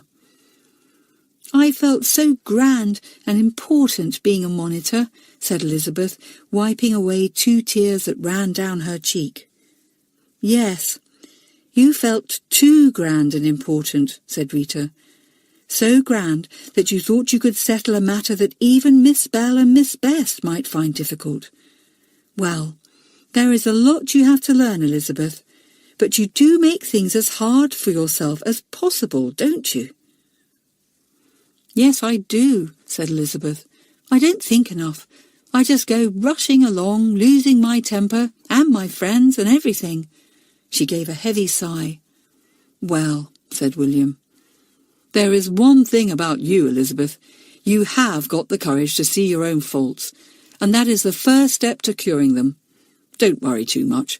You may get back all you've lost if only you're sensible." "I think we had better get Julian here and tell him all that Elizabeth has said," said Rita. "Perhaps he can throw some light on that marked pound and the sweet. I feel certain he didn't take them." "Oh, let me go before he comes," begged Elizabeth, who felt that Julian was the very last person she wanted to meet just then. She pictured his green eyes looking scornfully at her. No, she couldn't bear to meet him just then. "No, you must stay and hear what he has to say," said Rita firmly. "If Julian didn't take these things, there is something peculiar about the matter. We must find out what it is." So Elizabeth had to sit in William's study, waiting for Julian to come. Oh dear, what a perfectly horrid day this was. Chapter 17. Good at Heart. Julian came at once. He was surprised to see Elizabeth in the study too. He gave her a look, and then turned politely to William and Rita. "Julian, we have heard a lot of puzzling things from Elizabeth," said William. "We are sure you have an explanation of them. Will you listen to me whilst I tell you them, and then you can tell us what you think?" Julian listened whilst William told all that Elizabeth had poured out to him and Rita. Julian looked surprised and puzzled. "I see now why Elizabeth thought I was a thief," he said. "It did look very odd, I must say. Did I really have the marked pound? And did a sweet of Elizabeth's really fall out of my pocket? I heard something fall, but as the sweet wasn't mine, I didn't pick it up. I saw it on the floor, but I didn't even know it had fallen from my pocket. I certainly never put it there." "How did it get there, then?" said Rita, puzzled. "I believe I've got that pound now," said Julian suddenly. He felt in his pockets and took out a brand new coin. He looked at it closely. In one place a tiny black cross could still be seen. "It's the same pound," said Julian. "That's the cross I marked," said Elizabeth, pointing to it. Julian stared at it thoughtfully. "You know, I'm sure, now I come to think of it, that I didn't have a bright new pound like this out of the box that week," he said. "I'd have noticed it. I'm sure I got 2 old pounds. So someone must have put this new coin into my pocket and taken out an old one. Why? And someone must have put one of Elizabeth's sweets into your pocket too, said William. Does any boy or girl dislike you very much, Julian? Julian thought hard. Well, no, except of course Elizabeth, he said. Elizabeth suddenly felt dreadfully upset when she heard this. All her dislike for Julian had gone, now that she felt, with Rita and William, that Julian hadn't taken the money or sweets, but that someone had played a horrible trick on him. Elizabeth just hates me, said Julian. But I'm sure she wouldn't do a thing like that. Oh, Julian, of course I wouldn't, said poor Elizabeth, almost in tears again. Julian, I don't hate you. I'm more sorry than I can say about everything that has happened. I feel so ashamed of myself. I'm always doing things like this. You'll never forgive me, I know. Julian looked gravely at her out of his curious green eyes. I have forgiven you, he said unexpectedly. I never bear malice. But I don't like you very much, and I can't be good friends with you any more, Elizabeth. But there is something I'd like to own up to now. He turned to William and Rita. You said at the meeting that Elizabeth had twice been sent out of the room for misbehaving herself, he said. Well, it wasn't her fault. He turned to Elizabeth. Elizabeth, I played a trick on you over those books. I put springs under the bottom ones, and they fell over when the springs had untwisted themselves. And I stuck pellets on the ceiling just above your chair, so that drops fell on your head when the chemicals in them changed to water. And I put sneezing powder in the pages of your French book. William and Rita listened to all this in the greatest astonishment. They hardly knew what Julian was talking about. But Elizabeth, of course, knew very well indeed. She gaped at Julian in the greatest surprise. Springs under her books? Pellets on the ceiling that turned to water? Sneezing powder in her books? The little girl could hardly believe her ears. She stared at Julian in amazement, quite forgetting her tears. And then, very suddenly, she laughed. She couldn't help it. She thought of her books jumping off her desk in that peculiar manner. She thought of those puzzling drops of water splashing down, and that fit of sneezing. It all seemed to her very funny, even though it had brought her scoldings and punishments. How she laughed! She threw back her head and roared. William, Rita, and Julian could not have been more surprised. They stared at the laughing girl, and then they began to laugh too. Elizabeth had a very infectious laugh that always made everyone else want to join in. At last Elizabeth wiped her eyes and stopped. "Oh dear," she said. "I can't imagine how I could laugh like that when I felt so unhappy. But I couldn't help it. It all seemed so funny when I looked back and remembered what happened and how puzzled I was." Julian suddenly put out his hand and took Elizabeth's. "You're a little sport," he said. "I never for one moment thought you'd laugh when I told you what I'd done to pay you out. I thought you might cry, or fly into a temper, or sulk, but I never thought you'd laugh. You're a real little sport, Elizabeth, and I like you all over again." "Oh," said Elizabeth, hardly believing her ears. "Oh, Julian, you are nice. But oh, what a funny thing to like me again just because I laughed." "It isn't really funny," said William. "People who can laugh like that when the joke has been against them are, as Julian says, good sports and very lovable. That laugh of yours has made things a lot better, Elizabeth. Now we understand one another a good deal more." Julian squeezed Elizabeth's hand. "I don't mind the silly things you said about me, and you don't mind the silly things I did against you," he said. "So we're quits, and we can begin all over again. Will you be my friend?" "Oh, yes, Julian," said Elizabeth happily. "Yes, I'd love to. And I don't care if you make hail or snow fall on my head, or put any powder you like into my books now. Oh, I do feel happy again." William and Rita looked at one another and smiled. Elizabeth seemed to fall in and out of trouble as easily as a duck splashed in and out of water. She could be very foolish and do silly, hot-tempered, wrong things, but she was all right at heart. "Well," said William, "we have cleared up a lot of things, but we still don't know who the real thief was, or is, for he or she may still be taking other things. We can only hope to find out soon, before any other trouble is made. By the way, Elizabeth, if your first accusation of Julian was made privately and secretly, as you said, how was it that all the first form knew? Surely you did not tell them yourself?"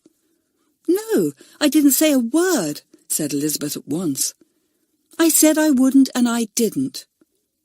"Well, I didn't say anything," said Julian, "and yet the whole form knew and came to tell me about it." "Only one other person knew," said Elizabeth, looking troubled, "and that was Martin Follett.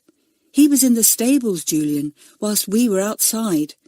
He came out when you'd walked off, and he offered me £1 in place of mine that had gone. I thought it was very nice of him. He promised not to say a word of what he had heard." "Well, he must have told pretty well everyone, the little sneak," said Julian, who, for some reason, had never liked Martin as much as the others had. "Anyway, it doesn't matter. Well, thanks, William and Rita, for having us along and making us see sense." He gave his sudden goblin-like grin, and his green eyes shone. Elizabeth looked at him with a warm liking. How could she ever have thought that Julian would do a really mean thing? How awful she was! She never gave anyone a chance. "He's always saying he does as he likes, and he's not going to bother to work if he doesn't want to, and he doesn't care what trouble he gets into, and he plays the most awful tricks. But I'm certain as certain could be that he's good at heart," said Elizabeth to herself.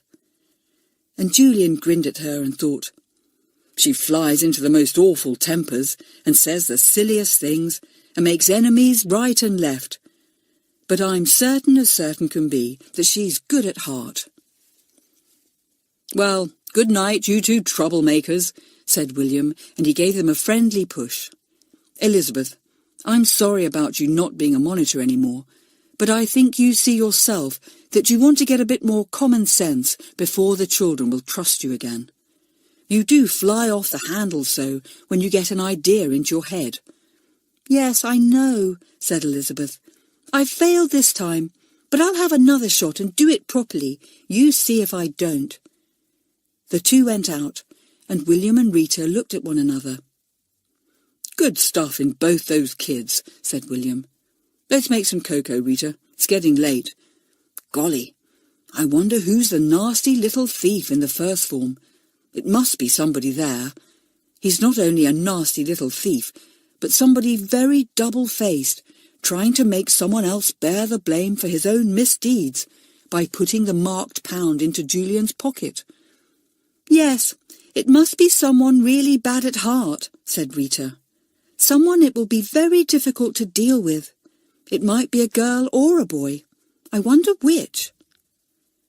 Julian and Elizabeth went down the passage to their own common room. It was almost time for bed. There was about a quarter of an hour left. "I'm coming into the common room with you," said Julian, and Elizabeth squeezed his arm gratefully. He had sensed that she did not want to appear alone in front of all the first form. It was going to be hard to face everyone, now that she had been disgraced and was no longer a monitor. "Thank you, Julian," she said, and opened the door to go in. Chapter 18. Julian is very funny.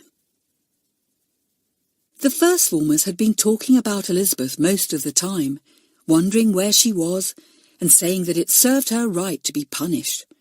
Everyone was on Julian's side, there was no doubt about that. "I shall tell Julian just what I think of Elizabeth," said Arabella. "I never did like her, not even when I stayed with her in the halls." "I must say, I think it was a pity that Elizabeth accused Julian without being certain," said Jenny. "I suppose she was feeling annoyed because she'd been left out of my party," said Arabella spitefully. "So she got back at Julian like that." "No, that wouldn't be like Elizabeth," said Robert. "She does do silly things, but she isn't spiteful."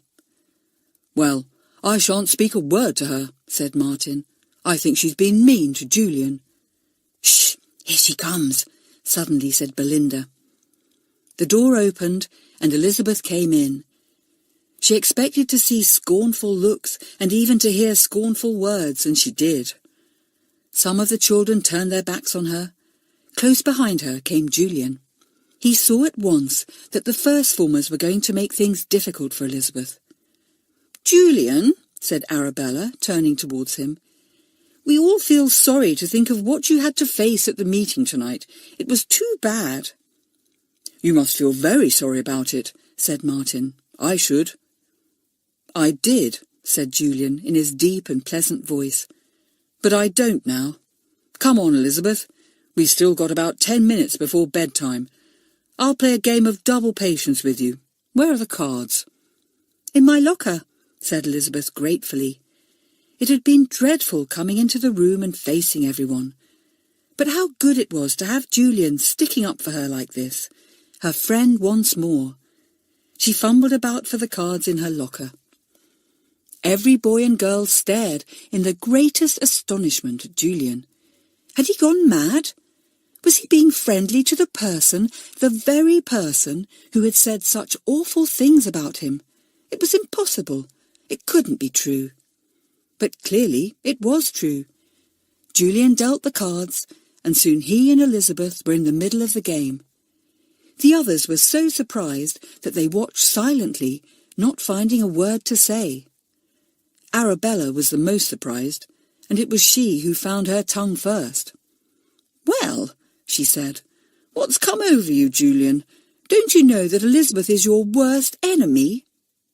"You're wrong, Arabella," said Julian in an amiable voice. "She's my best friend. Everything was a silly mistake." There was something in Julian's voice that warned the others to say nothing. They turned to their own games and left Julian and Elizabeth alone. "Thanks, Julian," whispered Elizabeth. His green eyes looked at her with amusement.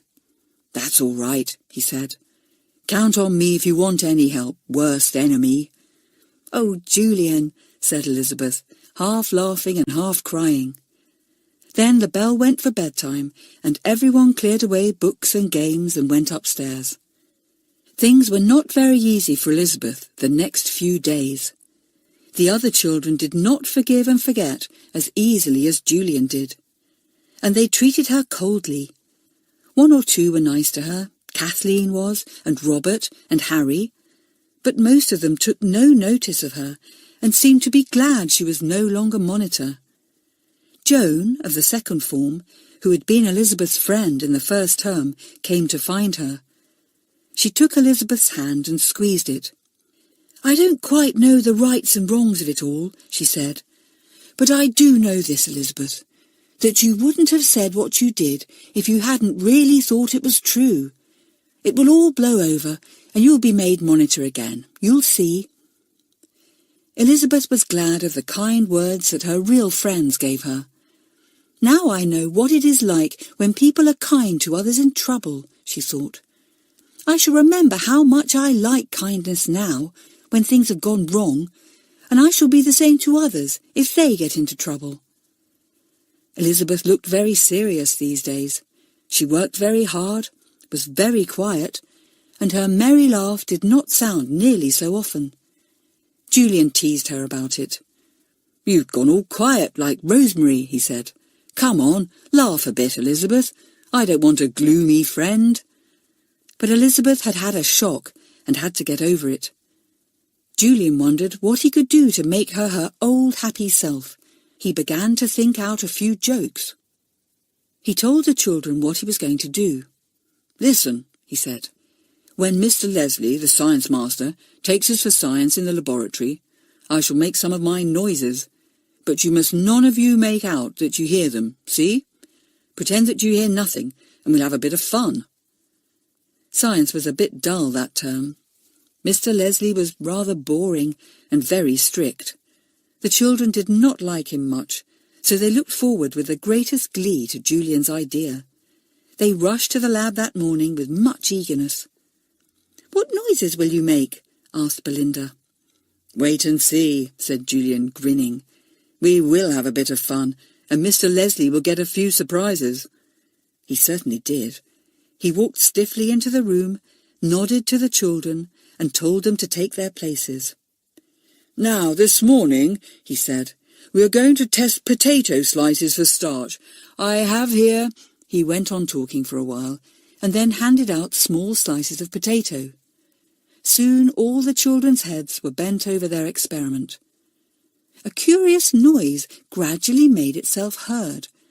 It was like a very high whistle, so high that it might have been the continual squeak of a bat, or a bow drawn over a very highly strung violin string.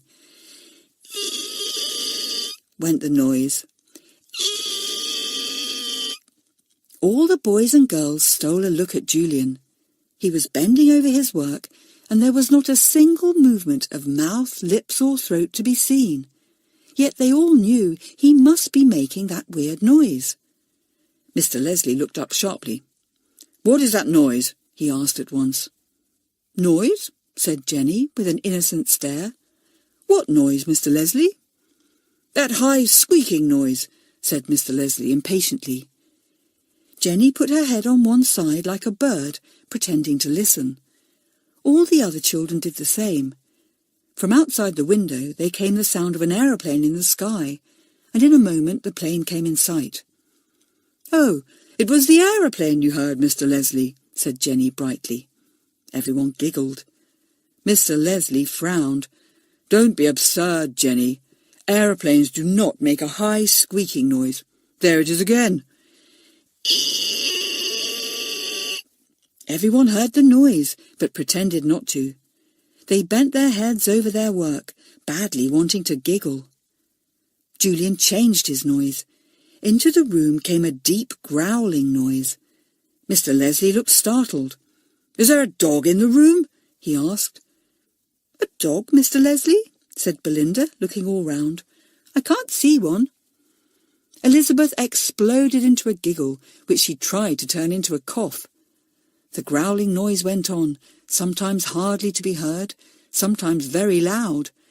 Mr. Leslie couldn't understand it. "Can't you hear that noise?" he said to the nearest children. "Like a growl." "You said it was a squeak just now, sir," said Harry, looking surprised. "Is it a squeaky growl or a growly squeak?" Elizabeth exploded again, and Jenny stuffed her hanky into her mouth. Mr. Leslie grew very cross. "There is nothing funny to laugh at," he snapped. "My goodness, what's that now?" Julian had changed his noise, and a curious, muffled boom, boom, boom sound could be heard. It did not seem to come from anywhere particular, least of all from Julian. Mr. Leslie felt scared. He glanced at the children. Not one of them seemed to be hearing this new boom, boom noise. How strange! It must be his ears going wrong. He put his hands up to them. Perhaps he wasn't well. People had noises in their ears then. Boom, boom, boom went the strange muffled sound. "Can you hear a boom, boom noise?" said Mr. Leslie in a low voice to Harry. Harry put his head on one side and listened. He listened with his hand behind one ear. He listened with it behind the other. He listened with both hands behind both ears. Elizabeth gave a loud giggle. She really couldn't help it. Jenny giggled too. Mr. Leslie glared at them. Then he turned to Harry. "Well, if you can't hear it, there must be something wrong with my ears," he said. "Get on with your work, everyone. Stop giggling, Jenny." The next noise was like a creaking gate. It was too much for poor Mr. Leslie.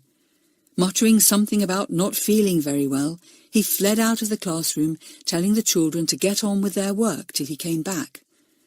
Get on with their work? That was quite impossible.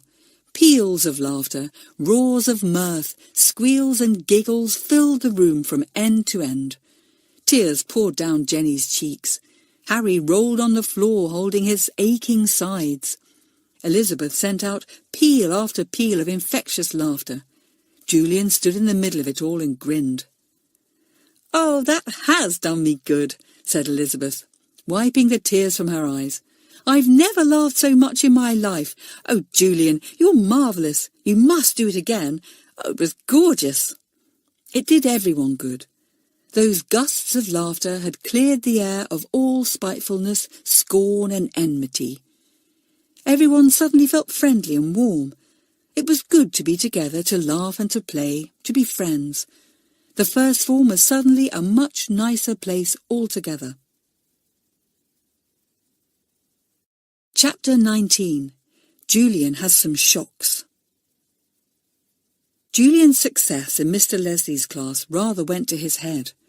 He tried several other noises in Mamselle's class, and in the art class too. He tried a mooing noise in Mamselle's class, not knowing how terrified she was of cows. Poor Mamselle honestly thought that a cow was wandering about in the passage outside, and she stood trembling in horror. "A cow," she said. "It is nothing but a cow that makes that noise." "Moo," said the cow, and Mamselle shuddered. She could not bear cows, and would never go into a field where there was one. "I'll go and shoo the cow away, Mamselle," said Jenny, enjoying herself. She rushed to the door, and there began a great shooing, mooing noise, which sent the class into fits of laughter. Then Mamselle suddenly came to the conclusion that cows do not usually wander about school passages, and she looked sharply at Julian. Could that dreadful boy be making one of his famous noises? The first form had a wonderful time with Julian's noises and tricks. There seemed no end to them. His brilliant brains invented trick after trick, and they were so clever that no mistress or master seemed able to guess that they were tricks until it was too late. Julian used the sneezing powder again, this time on Mr. Lewis, the music master, when he was taking a singing lesson. He took 2 or 3 forms together for singing, and the lesson quickly became a gale of laughter as poor Mr. Lewis sneezed time after time, trying in vain to stop himself. Julian was quite a hero in the school for his many extraordinary jokes and tricks. But he was not a hero to the teachers. They often talked of him, sometimes angrily, sometimes sadly. "He's the cleverest boy we've ever had at Whiteleaf," said Miss Ranger. "Far and away the cleverest. If only he would work, he would win every scholarship there is. His brains are marvellous, if only he would use them." "He thinks of nothing but jokes," said Mr. Leslie angrily. He was now firmly convinced that the extraordinary noises he had heard in the science lesson had been made by Julian, and he was angry every time he thought of it. And yet that boy, as if to make up for playing such a trick, had written out a really brilliant essay for Mr. Leslie, an essay that he himself would have been proud to write. He was an odd fellow, there was no doubt about it. At the school meeting, following the one in which Elizabeth had lost her position as monitor, the little girl, now no longer on the platform with the jury, but down in the hall with the others, had got up to speak. "I just want to say that I know now that I was completely wrong about Julian," she said humbly. "I have said so to him, and he has been very nice about it, and we are good friends again. So that shows you how nice he has been. I'm sorry I was such a bad monitor. If ever I am a monitor again, I will do better." "Thank you, Elizabeth," said William, as the little girl sat down. "We are very glad to have Julian absolutely cleared of the charge against him, and glad to know that he has been big enough to forgive you and to be friends so quickly." There was a pause. Julian grinned at Elizabeth, and she smiled back. It was good to be friends once more.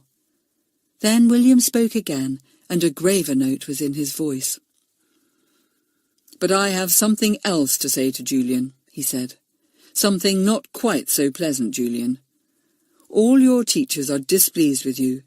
It is not so much that you play the fool in class and play tricks and jokes. but that you only use your brains for those things and for nothing else. According to everyone, you have really wonderful brains, inventive and original, brains that could do something for the world later on. But you only use them for nonsense and rubbish, and never for worthwhile work." He stopped.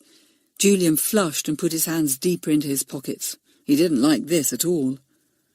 "It's all very well to keep your class in fits of laughter, and to be a hero because of your jokes," said William, "but it would be much better to work hard also, and later on become a hero in the world of science, or in the world of inventions." "Oh, I don't care whether I'm famous or not when I'm grown up," said Julian rather rudely. He was always rude when he felt awkward. "I just want to have a good time, do what I like and let others do what they like. Hard work is silly, and stand up when you speak to us, and take your hands out of your pockets," said William.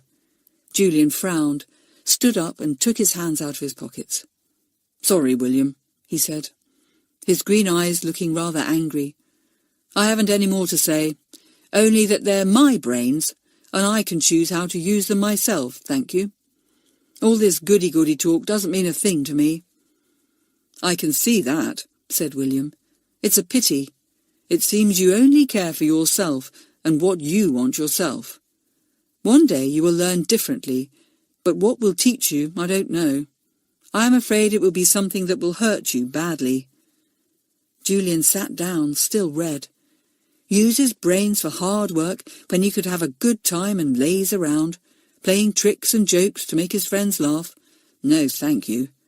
Time enough to use his brains when he had to go out into the world and earn his living. Elizabeth said nothing to him about William's talk. It was a little like she herself had once said to him when she was a monitor. It wasn't goody-goody talk. It was common sense. Julian was silly not to work.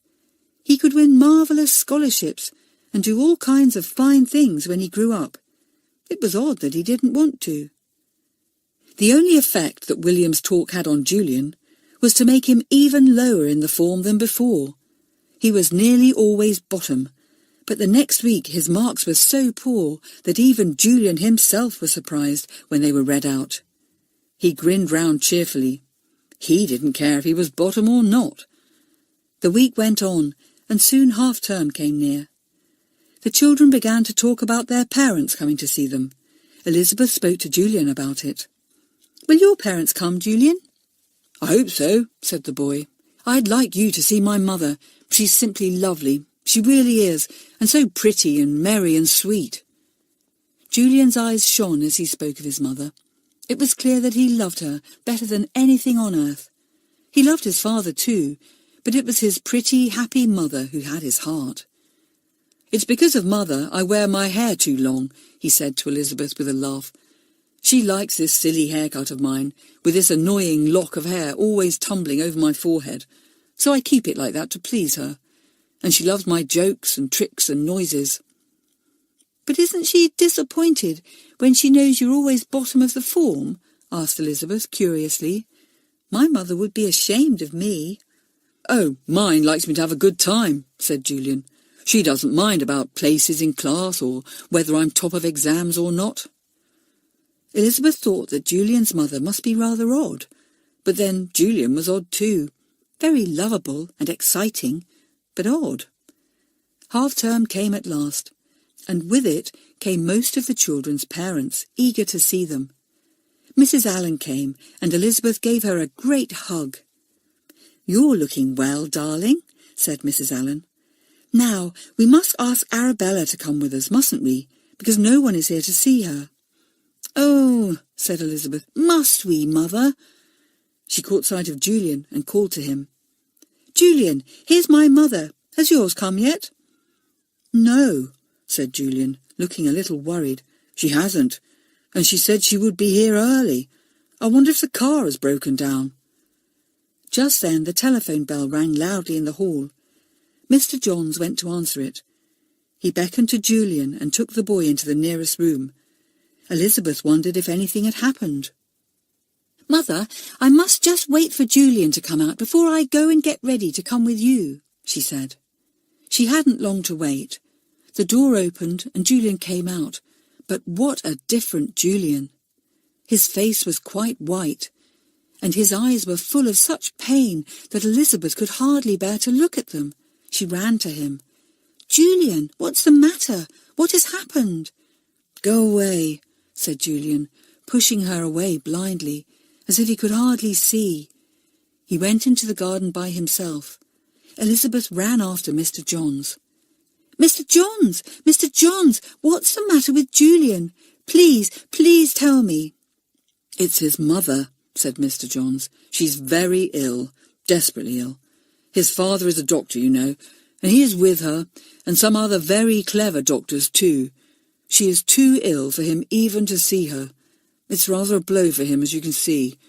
Maybe you can help him, Elizabeth. You're his friend, aren't you?"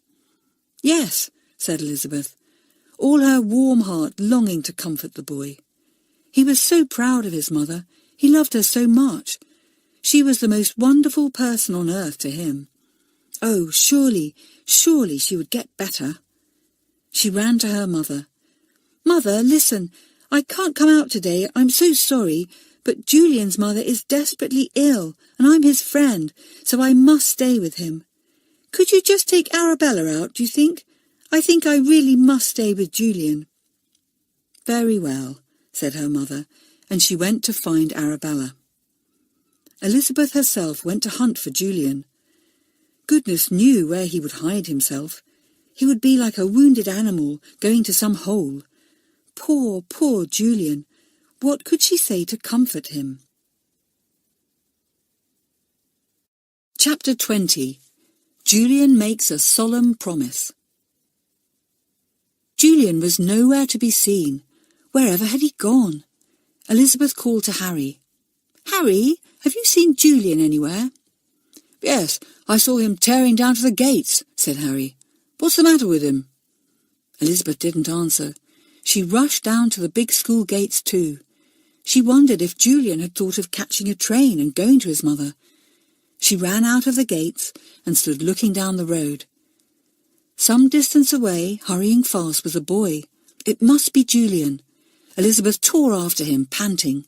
She must get hold of him somehow. He was in trouble, and she might be able to help him. She ran down the country lane and turned the corner.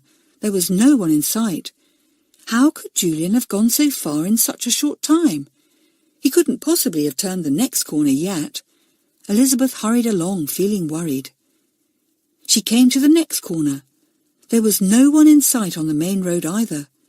Where could Julian have gone? She went back some way, thinking that he might have gone into a field through a gate a little way back. She passed a red telephone kiosk without thinking of looking inside it, and she was very startled when she suddenly heard the click of the kiosk door and heard Julian's voice calling her urgently. "Elizabeth! Oh, Elizabeth! Have you got any change on you?" Elizabeth turned and saw that Julian was in the telephone box. She ran to him eagerly, fumbling in her pocket for her money. "Yes, here's a 50p and some tens," she said. "What are you doing?" "Telephoning my father," said Julian. "Mr. Johns said I wasn't to at school. He said my father wouldn't want to be worried by phone calls. And I dare say he's right, but I've got to ask him a few questions myself, but I haven't got the right money to put in the box for the call." He took the money Elizabeth offered and shut himself in the telephone box again. Elizabeth waited outside. She had to wait for a long time. It was a quarter of an hour before Julian could get through to his father, and the boy was almost in despair with the delay. He kept brushing his long lock of hair back, and he looked so white and forlorn that it was all Elizabeth could do not to open the kiosk door and go in beside him.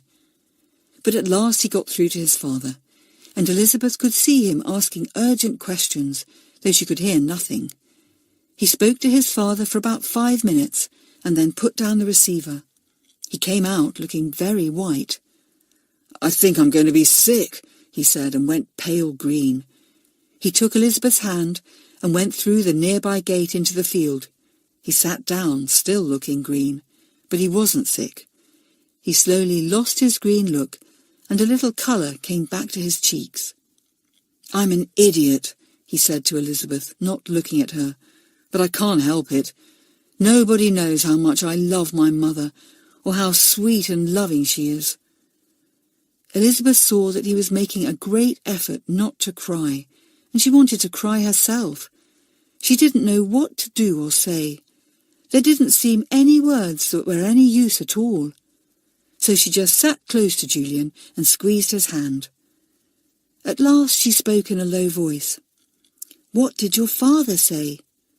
He said, "Mother had just got a tiny chance," said Julian, and he bit his lip hard. "Only a tiny chance. I can't bear to think of it, Elizabeth." "Julian, doctors are so clever nowadays," said Elizabeth. "She will get better. They'll do something to save her, you'll see." "My father said they're trying a new drug, a new medicine on her," said Julian restlessly, pulling up the grass that grew beside him. "He said that he and 2 other doctors have been working on it for years, and it's almost ready. He's getting some today, to try it on Mother. He says it's the last hope.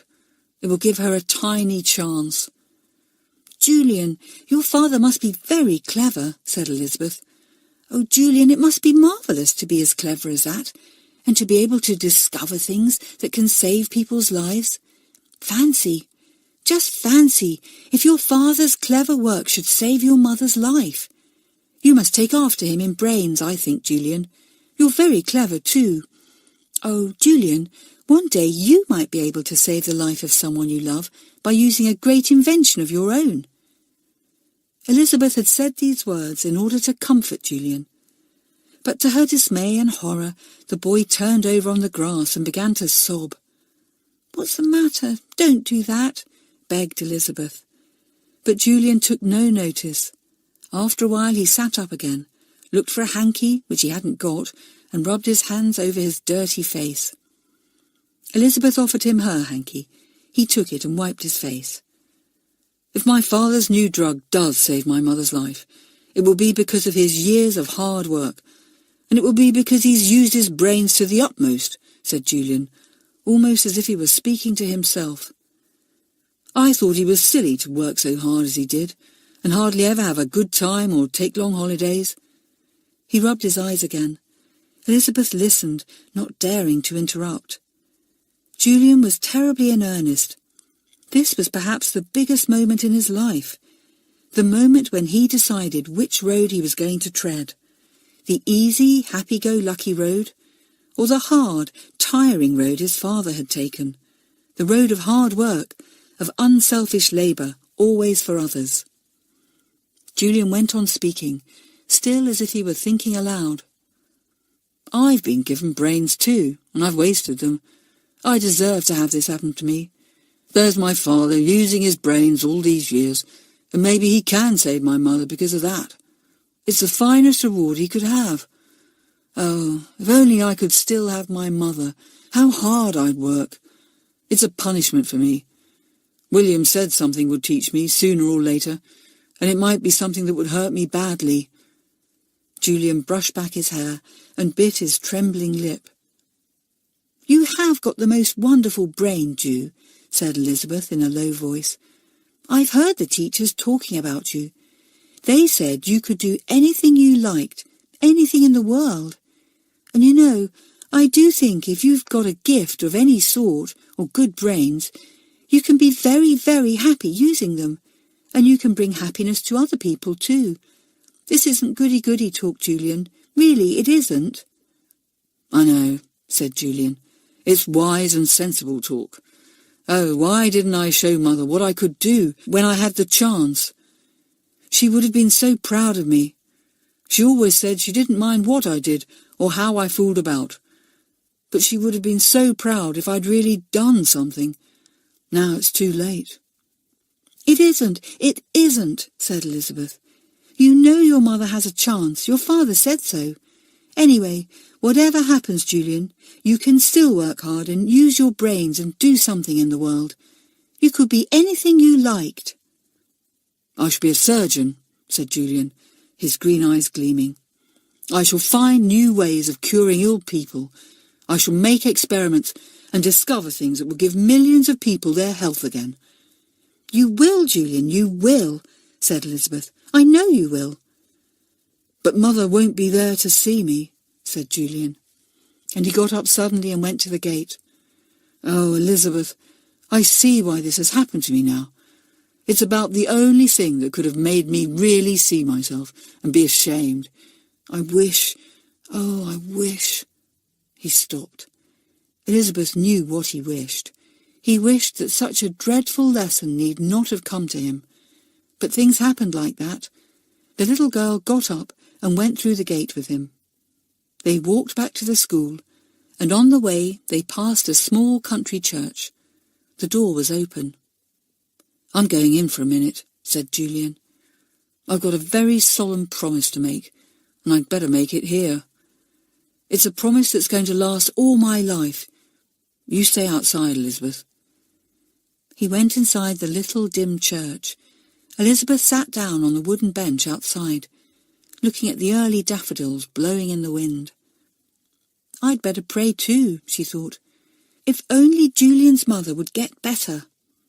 But I don't somehow think she will.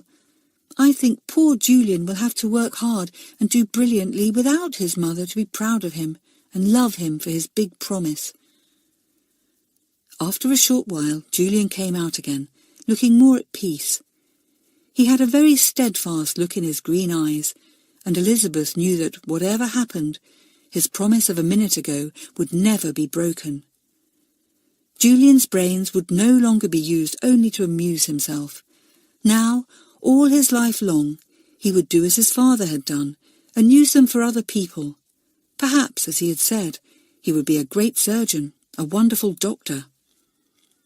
They walked back to the school in silence.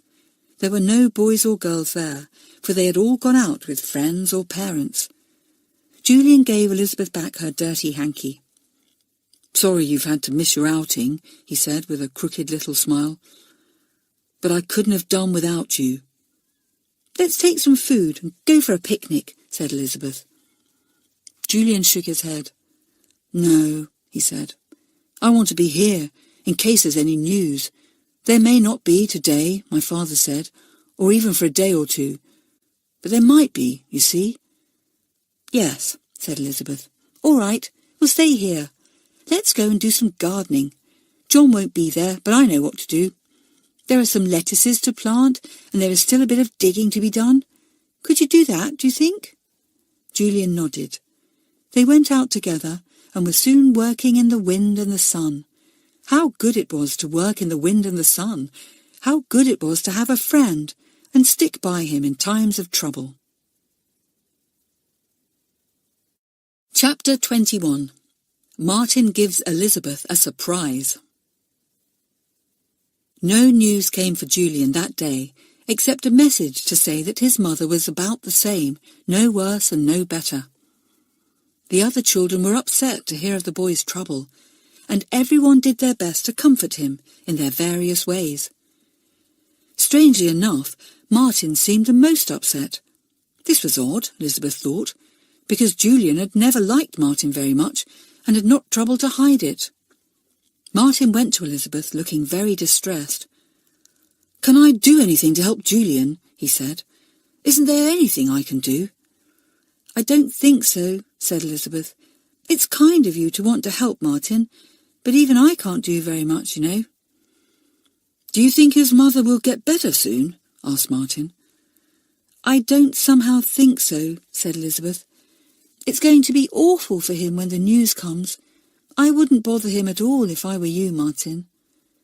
Martin shuffled about, fidgeting with books and pencils, and Elizabeth grew impatient. "What's the matter with you, Martin? You're awfully fidgety," she said. "You keep shaking the table and I want to write." There was only one person in the common room besides Elizabeth and Martin, and that was Belinda. She finished what she was doing and then she went out. Martin shut the door after her and came back to Elizabeth.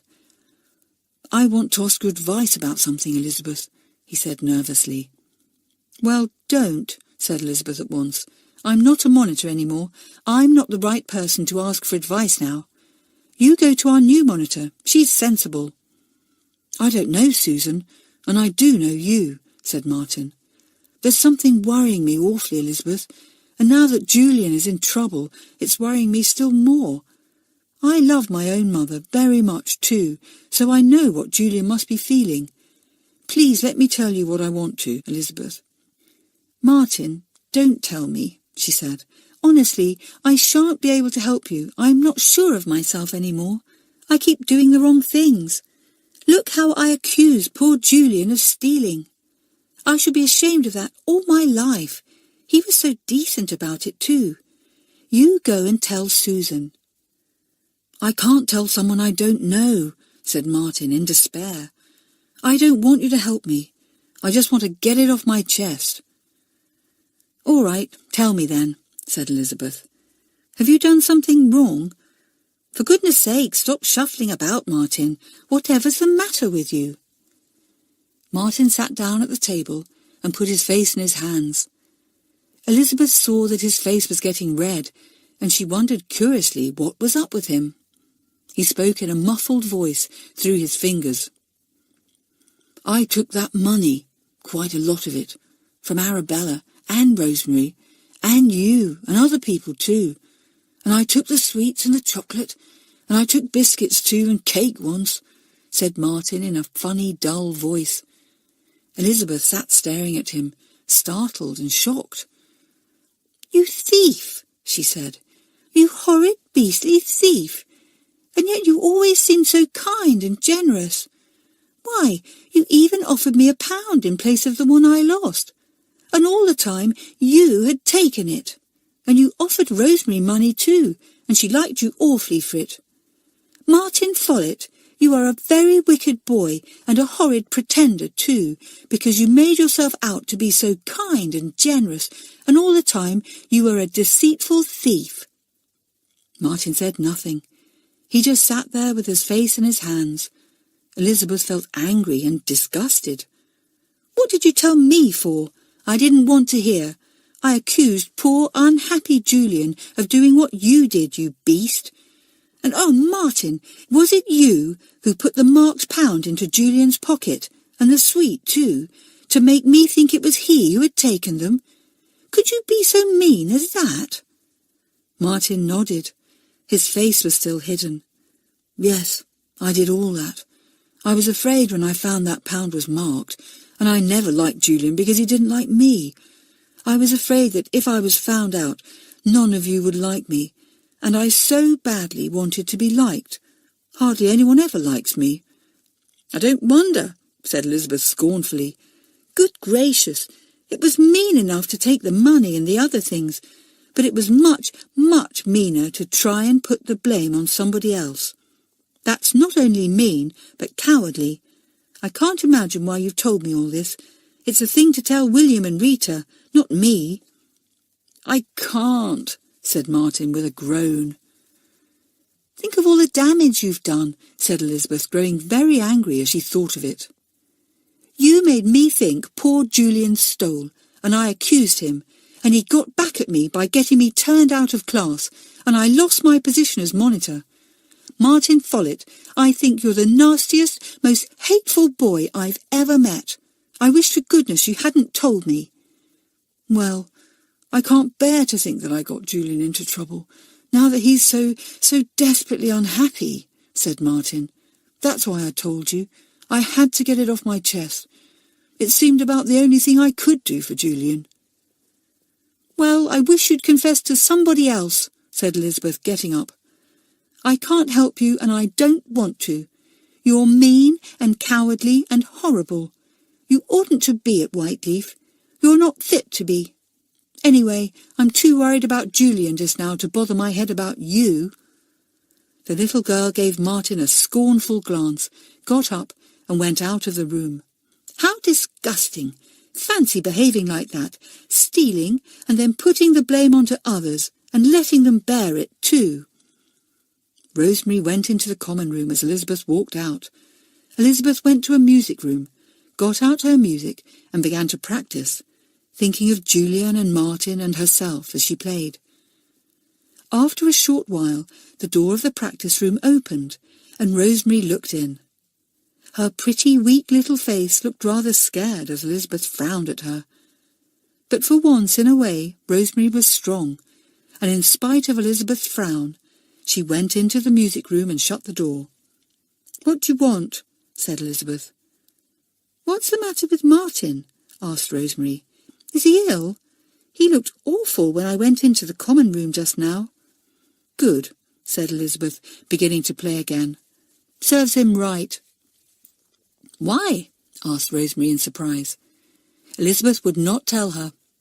"I don't like Martin," she said, and went on playing. "But Elizabeth, why not?" said Rosemary. "He's really awfully kind. You know, he's always giving away sweets and things. And if ever anyone loses their money, he offers to give them some. I really think he's the most generous boy I know. He never eats any sweets himself. He only keeps them to give away. I think he's most unselfish." "Go away, Rosemary, please. I'm practising," said Elizabeth, who didn't want to hear Martin praised just then. "But Elizabeth, what is the matter with poor Martin?" said Rosemary, overcoming her timidity for once. "He really did look dreadful. Have you been saying anything unkind to him? You know how unkind you were to poor Julian. You never give anyone a chance, do you?" Elizabeth did not answer, and Rosemary went out of the room, going so far as to bang the door, because she really felt cross with Elizabeth. She did not like to go back to Martin, because he had turned his back on her and told her to go away. It was all very puzzling. "I suppose Elizabeth has quarrelled with him now," she thought. "Well, I haven't done any good by going to her." But she had. As soon as she had gone, Elizabeth began to remember the things that Rosemary had said about Martin, and they suddenly seemed very strange to her. "She said he was the most generous boy she knew," said Elizabeth to herself. "She said he never ate sweets himself, but always gave them away. And when anyone loses their money, he always offers them some. And it's quite true. He offered me sweets and money. How odd to steal things and give them away. I've never heard of that before." Elizabeth stopped practising and began to think hard. How could Martin be mean and yet generous? How could he make people unhappy by taking their things and make others happy by giving them things? It didn't seem to make sense. And yet he did. There was no doubt about it. "He doesn't steal for himself," thought Elizabeth. "I do think it's odd. I wish I could ask someone about it, but I'm not going to Susan, and I'm certainly not going to William and Rita again just now. I don't want them to think I'm interfering again, and anyway, I'm not a monitor now. It was tiresome of Martin to tell me." She thought about it all for some time, and then something happened that made her forget. It was in the middle of the arithmetic class. The children heard the telephone bell ring shrilly in the hall. It rang 2 or 3 times, and then someone went to answer it. Then footsteps came down the passage, and a knock came at the classroom door. A maid came in and spoke to Miss Ranger. "If you please, miss, there's someone urgently wanting Master Julian on the telephone. It's a long-distance call, so I didn't go to tell Miss Bell in case the call was cut off before Master Julian got to the phone." Julian was out of his seat almost before the maid had finished. With a face as white as a sheet, he half ran out of the room and down the hall. Elizabeth's heart almost stopped beating. At last news had come for Julian. But was it good or bad? The whole class was silent, waiting. "Let the news be good. Let the news be good," said Elizabeth to herself over and over again, and didn't even notice that she had made blots all across her book. Chapter 22. Martin really is a puzzle. There came the faint tinkle of the telephone bell as the receiver was put down. Then came the sound of footsteps down the passage, back to the schoolroom, hurrying footsteps. The door was flung open, and Julian came in, a radiant Julian, with sparkling eyes and a smiling mouth. "It's all right," he said. "It's good news. It's all right." "Hurrah!" said Elizabeth, most absurdly wanting to cry. She banged on her desk for joy. "Good! Oh, good!" cried Jenny. "I'm so glad!" shouted Harry, and he drummed with his feet on the floor. It seemed as if the children had to make some sort of noise to express their delight. Some of them clapped. Jenny smacked Belinda hard on the back. She didn't know why. Everyone was full of joy. "I'm very glad for you, Julian," said Miss Ranger. "It has been a great worry. Now it's over. Is your mother much better?" "Much, much better," said Julian, his face glowing. "And it was all because of that wonderful new medicine my father and his 2 friends have been working on for so many years. It gave my mother a chance, just a chance. And this morning she suddenly turned the corner and she's going to be all right. Gosh, I don't know how I'm going to do any more lessons this morning." Miss Ranger laughed.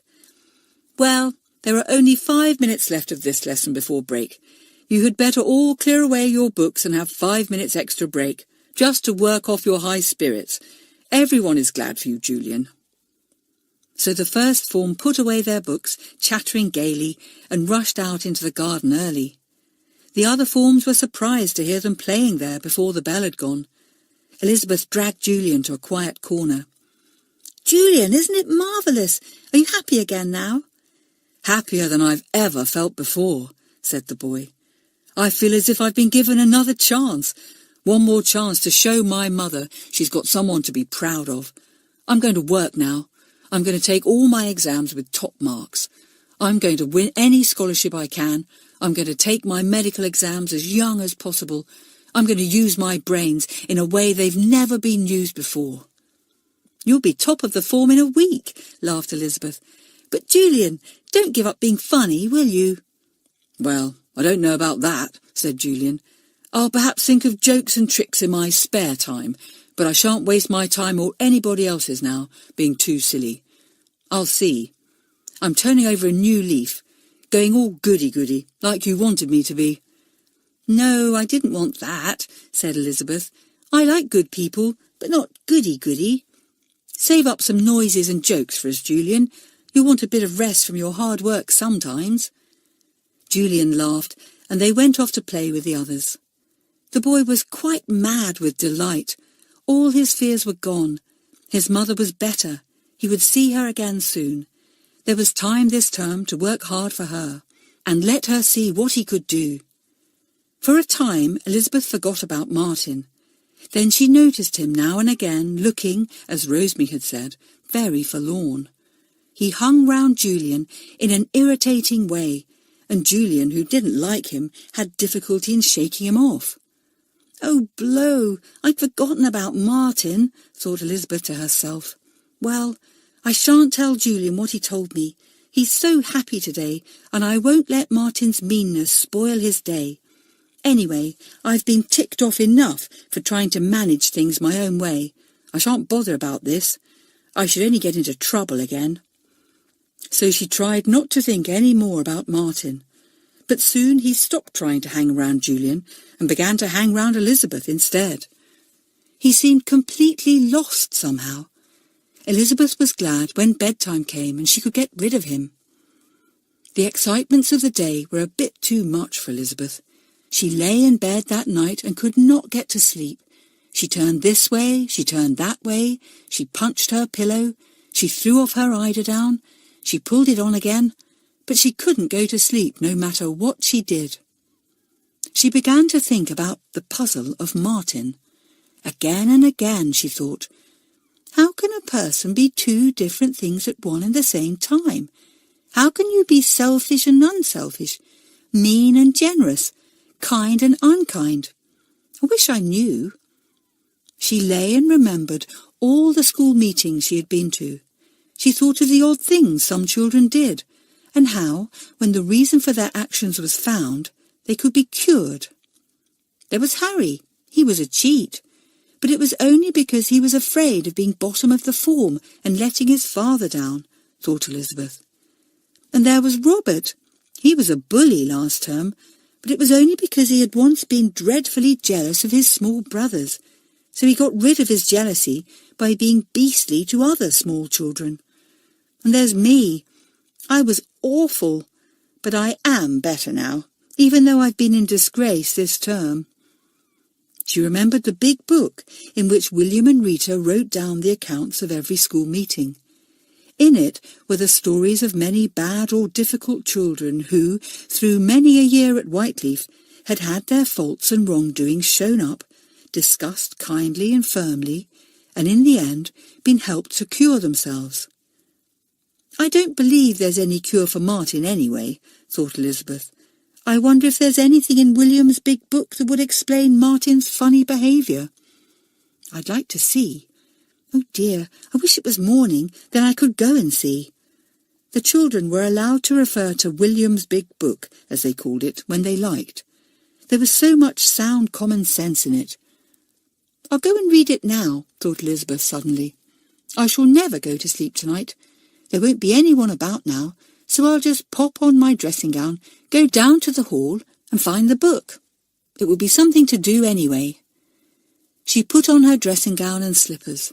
She crept out of the dormitory, where everyone was sound asleep, and went downstairs to the hall.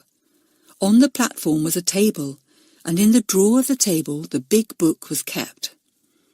Elizabeth had a torch with her, for she dared not switch on the light. She opened the drawer and took out the book. It was filled with writing, different writing, for 3 or 4 head boys and head girls had kept the book throughout the time that Whiteleaf School had been running. Elizabeth dipped here and there. She was in the book too. Here it was, The Bold Bad Girl. That was what Harry had called her 2 terms ago, when she was the naughtiest girl in the school. And here she was again, made a monitor because of fine behaviour. And oh dear, here she was again, disgraced because of bad behaviour.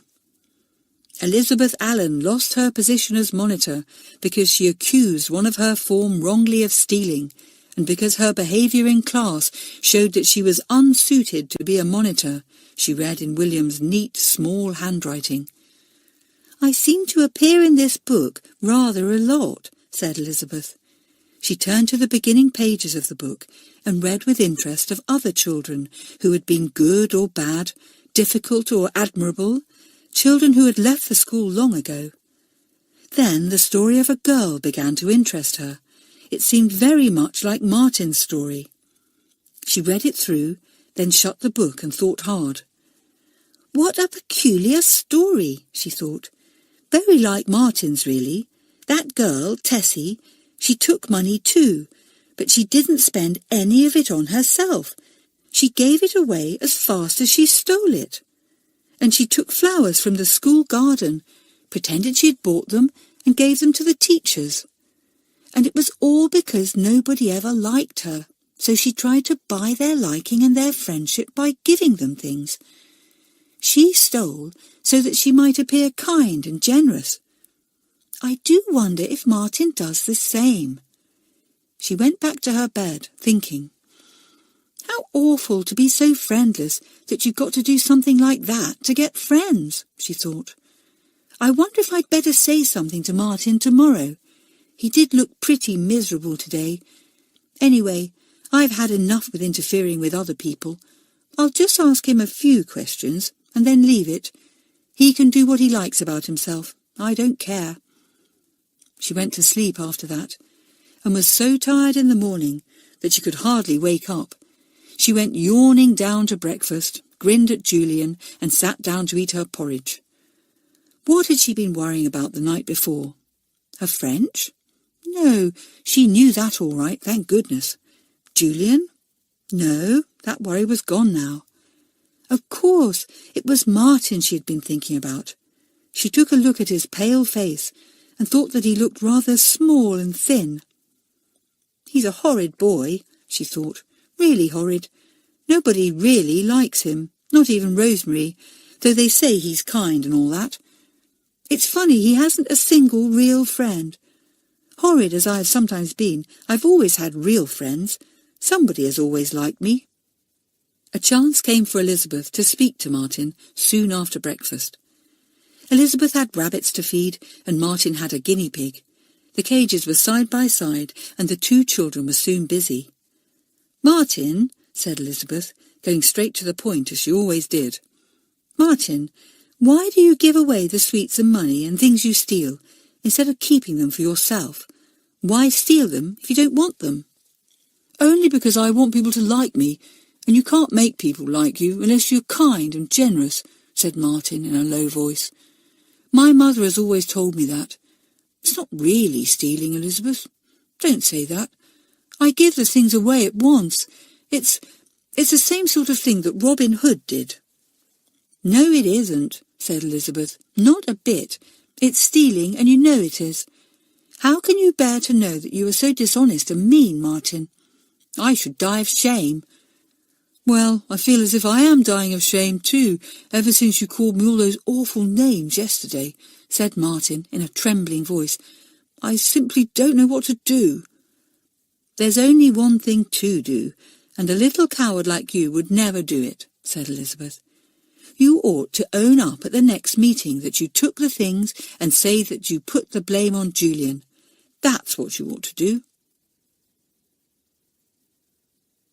Chapter 23. A School Match and Other Things. School went happily on. A lacrosse match was played, and Elizabeth was in it. It was a home match, not an away match, so the whole school turned out to watch. Elizabeth felt most excited. Julian was playing in the match too, and so was Robert. Julian was good at all games. He could run swiftly and catch deftly. "We ought to put up a good show today," said Eileen, when she took the team out onto the field. "We've got some strong first-form players this term. Now, Elizabeth, keep your head, pass when you can, and for goodness sake, don't go up in smoke if one of your enemies kicks you on the ankle. Julian, keep by Elizabeth if you can, and let her pass to you. You catch better than anyone else." It was an exciting match. The other school had brought a strong team, and the two schools were very evenly matched. Elizabeth got a whack on the hand from someone else's lacrosse stick that gave her so much pain she thought she would have to go off the field. Julian saw her screwed-up face. "Bad luck," he called. "You're doing well, Elizabeth. Keep it up. We'll shoot a goal soon, see if we don't." Elizabeth grinned. The pain got better and she played well. The other school shot 3 goals, and Whiteleaf also shot 3. The children who were looking on anxiously consulted their watches. Only 1 minute more to go. Then Elizabeth got the ball and tore for the goal. "Pass! Pass!" yelled Julian. "There's someone behind you!" Elizabeth threw the ball deftly to him, and he caught it, but another enemy was on him at once, trying to knock the ball out of his net. He passed it back quickly to Elizabeth. She saw yet another enemy coming to tackle her, and in despair she flung the ball hard at the goal. It was a wild shot, but somehow or other it got there. It bounced on a tuft of grass and just avoided the waiting lacrosse net of the goalkeeper. It rolled into the corner of the goal net and lay still. Whiteleaf School went quite mad. The whistle blew for time, and the two teams trooped off the field. Julian gave Elizabeth such a thump on the back that she choked. "Good for you, Elizabeth," said Julian, beaming. "Just in the nick of time. Jolly good." "Well, it was really a fluke," said Elizabeth honestly. "I couldn't see where I was throwing. I just threw wildly, and by a fluke it went into the goal." The first formers crowded round her, cheering her and patting her on the back. It was very pleasant. Then the two teams went in and had a most enormous tea. It was all great fun. "I think you ought to be a monitor all over again," said Rosemary. "I never felt so thrilled and proud in my life as when you shot that last goal, Elizabeth, just as the whistle blew. I almost forgot to breathe." Elizabeth laughed. Golly, if people were made monitors just for shooting goals, how easy it would be. Nobody felt like doing prep that night. Julian longed to make a few noises. The others looked at him, trying to make him start something. Mr. Leslie was taking prep, and it would be fun to have a bit of excitement. Julian wanted to please the others. He wondered what to do. Should he make a noise like a sewing machine? Or what about a noise like bees humming? He looked down at his book. He hadn't begun to learn his French yet. He remembered his promise, made so solemnly in the little country church a few days back. He was never going to forget that. Julian put his hands over his ears and began to work. Maybe if there were a few minutes left at the end of prep, he would do something funny. But he was going to do his work first. Work was easy to Julian. He had a quick mind and an unusual memory. He had already read a great deal and knew a tremendous lot. He could easily beat the others if he tried. But it was not so easy to try at first, when he had let his mind be lazy for so long. But at the end of the first week of trying, Julian was top of the form. He was 1 mark ahead of Elizabeth, who was also trying hard. Everyone was amazed, especially Miss Ranger. "Julian, it seems that you must either be top or bottom," she said when she read out the marks. "Last week you were so far at the bottom that I am surprised there were any marks to read out at all. This week you are a mark ahead of Elizabeth, who has been working extremely well. I'm proud of you both." Elizabeth flushed with pleasure. Julian looked as if he didn't care a rap, but Miss Ranger knew that was only a pose. Something had changed him, and he cared now. He wanted to use his brains for the right things, not only for silly jokes and tricks. "I think perhaps his mother's illness must have had something to do with it," thought Miss Ranger. "I do hope this great change lasts. Julian is a joy to teach when he really works. I hope he won't be bottom again next week." But Julian would never be bottom again. He was going to keep that promise all his life. He was not going to waste his brains any more. Only Martin did badly that week, even worse than Arabella usually did. He was right at the bottom, and Miss Ranger spoke sharply to him. "You can do better than this, Martin. You have not been bottom before. You seem very dreamy this week." Martin was not really dreamy. He was worried. He wished he had not told Elizabeth his secret now. She had said such hard things to him, things he couldn't forget, and she hadn't helped him at all. Miss Ranger had a few words to say to Arabella also. "Arabella, I'm getting tired of seeing you so low in the form. You are one of the oldest, the very oldest, in fact. I think if you gave a little more attention to your work and a little less to whether your hair is looking nice or whether your collar is straight or your nails perfect, we might see a little better work." Arabella went red. She thought Miss Ranger was very unkind.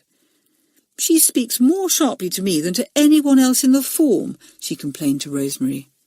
This was quite true, but Miss Ranger knew that she could only get at thick-skinned Arabella by plain speaking. The vain little girl hated to feel small, hated to be scolded or put to shame in front of anyone. Whiteleaf School was very good for her. There was plenty of plain speaking there. Arabella decided not to be bottom the next week. She stopped fussing about her hair and her dress. At least she stopped fussing in class. "You'll soon be quite passably nice, Arabella," said Robert, who hadn't much time for the vain little girl. "I haven't heard you ask Rosemary once today if your hair is tidy. It's simply marvellous." And, for once in a way, Arabella laughed at the joke against herself instead of sulking. Yes, she really was getting passably nice in some ways. The next school meeting came. "It won't last long," said Elizabeth to Julian. "There won't be much business done at it, Julian. Let's slip out quickly afterwards and bag the little table in the common room. I've got a big new jigsaw we can do." "Right," said Julian. But there was more business to be done at that meeting than Elizabeth thought, and there was no time for a jigsaw puzzle that night. It was all quite unexpected, and nobody was more surprised than Elizabeth when it happened. The meeting opened as usual. There was very little money to be put into the box, though a few children had postal orders. Then the money was given out. "Any requests?" "Please, William," said one small boy, Quentin, "the cage I keep my guinea pig in fell over yesterday, and one side of it broke in. Could I have the money for another cage?" "Well, that's rather expensive," said William. "There isn't a great deal of money in the box at the moment. Can't you mend the cage?" "I've tried, but I'm not very good at it," said Quentin. "I thought I'd done it all right, but I hadn't, and my guinea pig got out. I was late for school because I had to catch it. It's in with Martin's guinea pig now, but they fight." "I'll mend it for Quentin," said Julian, actually remembering to stand up and take his hands out of his pockets. "It won't take me long." "Thank you, Julian," said William. "There really isn't a great deal of money in the box at the moment, but I believe there are quite a lot of birthdays next week, so maybe we shall have a full box again soon. Any more requests?" Nobody liked to ask for any more money, as there wasn't much to spare. "Any complaints?" said William. There was a dead silence. It was clear there were none. "Well, there's nothing much to say this week, except that I am sure the whole school will like to know that Julian is top of his form instead of bottom this week," said William with a sudden smile. "Keep it up, Julian." "That is the nice part about Whiteleaf School," thought Elizabeth. "You get blamed, but you do get praised too, and that's lovely." "You may go," said William, and the children got up to go. But in the middle of the noise of feet there came a voice. "Please, William, I've got something to say." "Sit down again," ordered William, and everyone sat in surprise. Who had spoken? Only one boy was on his feet, and that was Martin Follett, looking very green and shaky. "What do you want to say, Martin?" asked William. "Speak up." Chapter 24. Martin Gets a Chance. Elizabeth looked in astonishment at Martin. Surely he could not be going to tell his own secret, that it was he who had stolen the money and tried to put the blame onto Julian. "He's such a mean, deceitful, horrid boy," she thought, "and a real coward. Whatever is he going to say?" Martin swallowed once or twice. He seemed to find it difficult to say a word now. William saw that he was dreadfully nervous, and he spoke more kindly to him. "What is it you want to say, Martin? Don't be afraid of saying it. We are always ready to hear anything at the school meeting, as you know." "Yes, I know," said Martin in a rather loud voice, as if he was trying to get all his courage together at once. "I know. Well, I took that money, and all the other things, and I put that £1 into Julian's pocket, and the sweet too, so that nobody would think it was me. They would think it was Julian." He stopped speaking, but he didn't sit down. Nobody said a word. Martin suddenly spoke again.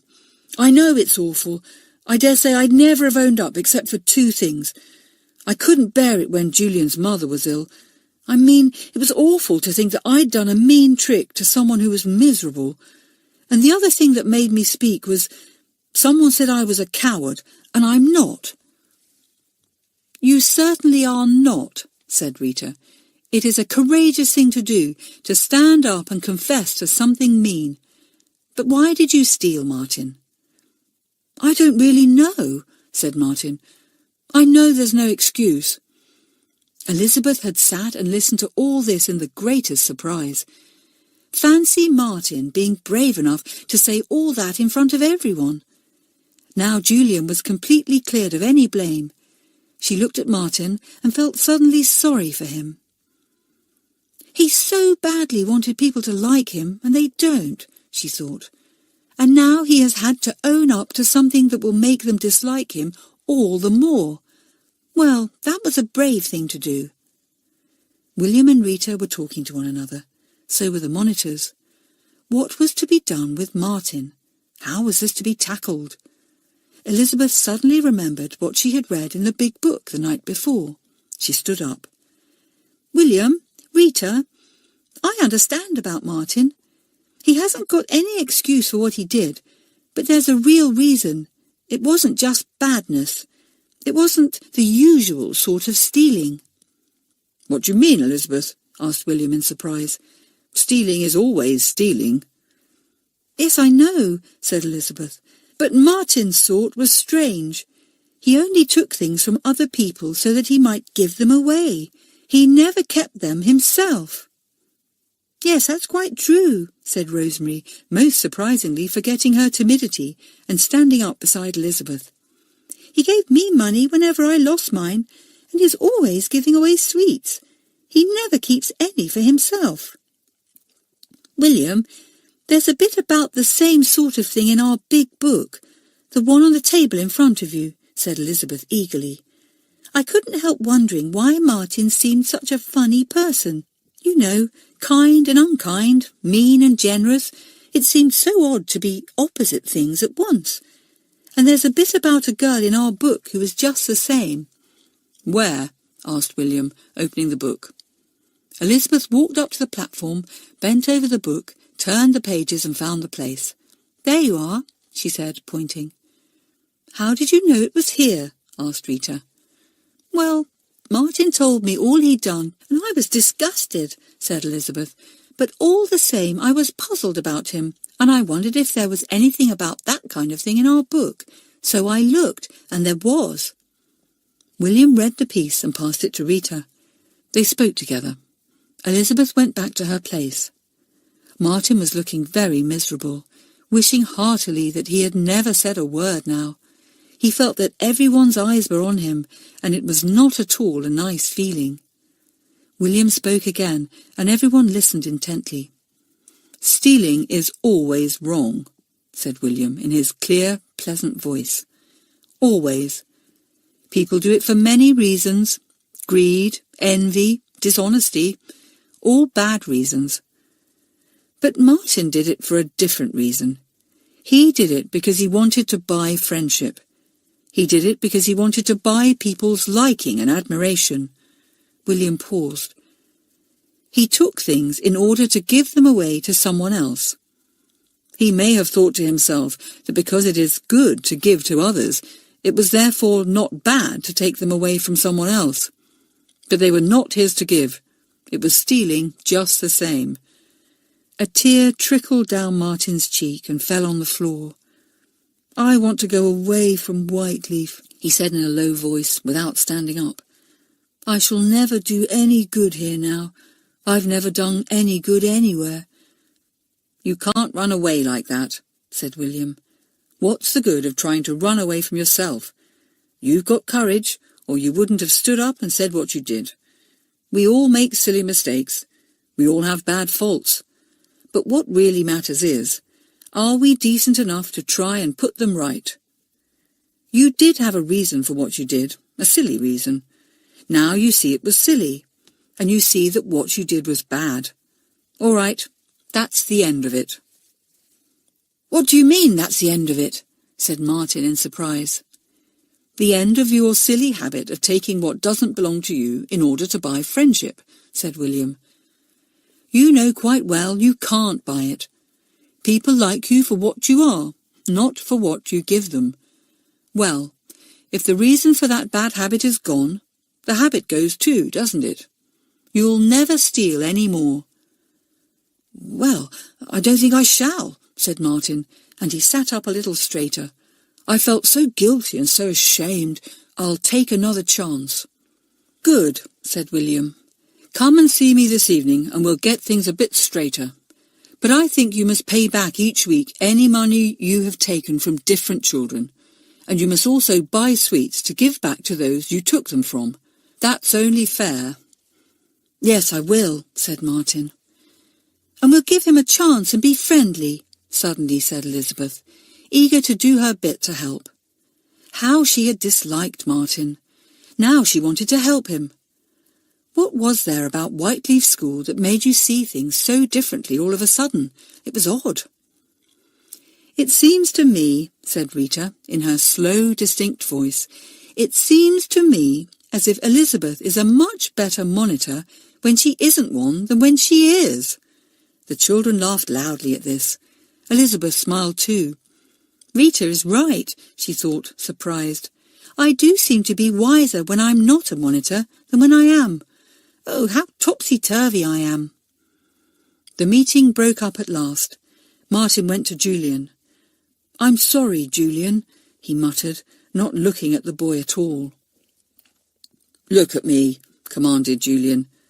"Don't get into the habit of not looking at people when you speak to them, Martin. Look at me and say you're sorry properly." Martin raised his eyes and looked rather fearfully into Julian's green ones, expecting to see scorn and anger. But he saw only friendliness there, and he said he was sorry properly. "I am sorry. I was a beast. I've learnt my lesson, and I'll never be two-faced again," he said, looking straight into Julian's eyes. "That's all right," said Julian. I like you better now than I did before, if that's any comfort to you. Look, William is wanting you." Martin went off with William. What William said to him nobody ever heard, but Rosemary, who saw him coming from the study later, said that Martin looked much happier. "I'm going to be really friendly to him," she said. "He'll want a friend. I never thought he was bad. I always thought he was nice. So I shall go on thinking it." Elizabeth looked in surprise at the timid Rosemary. Good gracious, that was another person changing. Who would have thought that Rosemary, who agreed with everyone, would say straight out that she was going to be friends with someone like Martin? "You simply never know about people," thought Elizabeth. "You think because they're timid, they'll always be timid, or because they're mean, they'll always be mean. But they can change awfully quickly if they are treated right. Golly, Arabella will be changing and forget to be vain and boastful. No, that could never happen." There was no time to do the jigsaw, only just time to clear away the things left out and have some supper and go to bed. "Things do happen here, don't they?" said Julian with a grin. "Come on down to supper." At supper, Miss Ranger was continually annoyed by the buzzing of a blue bottle. She looked all down the table for it, but could see it nowhere. "Where is that fly?" she said. "It's very early in the year for a blue bottle, surely. Kill it, somebody. We can't have it laying eggs in our meat." The blue bottle buzzed violently, and Mr. Leslie at the next table looked all round for it. It really was becoming a nuisance. Elizabeth looked suddenly at Julian. He grinned at her and nodded. "Oh, it's one of Julian's noises," she thought, and exploded into a giggle. Then everyone knew, and how they laughed, even Miss Ranger. "I thought it was a good time to play a joke," said Julian when he said good night to Elizabeth. "We had all had such a very serious evening. Good night, Elizabeth." Chapter 25. An Adventure for Elizabeth. 3 days went swiftly by, days of work and play, riding and gardening, looking after pets, going for nature rambles. It was extraordinary the way the weeks flew by. "Once the beginning of the term is past, the end seems to appear so quickly," said Elizabeth. "There doesn't seem to be much middle to a term." "Let's go for a nature walk this afternoon," said Julian. "We've got an hour and a half quite free. Don't garden with John. He's got plenty of helpers at the moment with that tribe of youngsters. We'll go over the hills and down to the lake."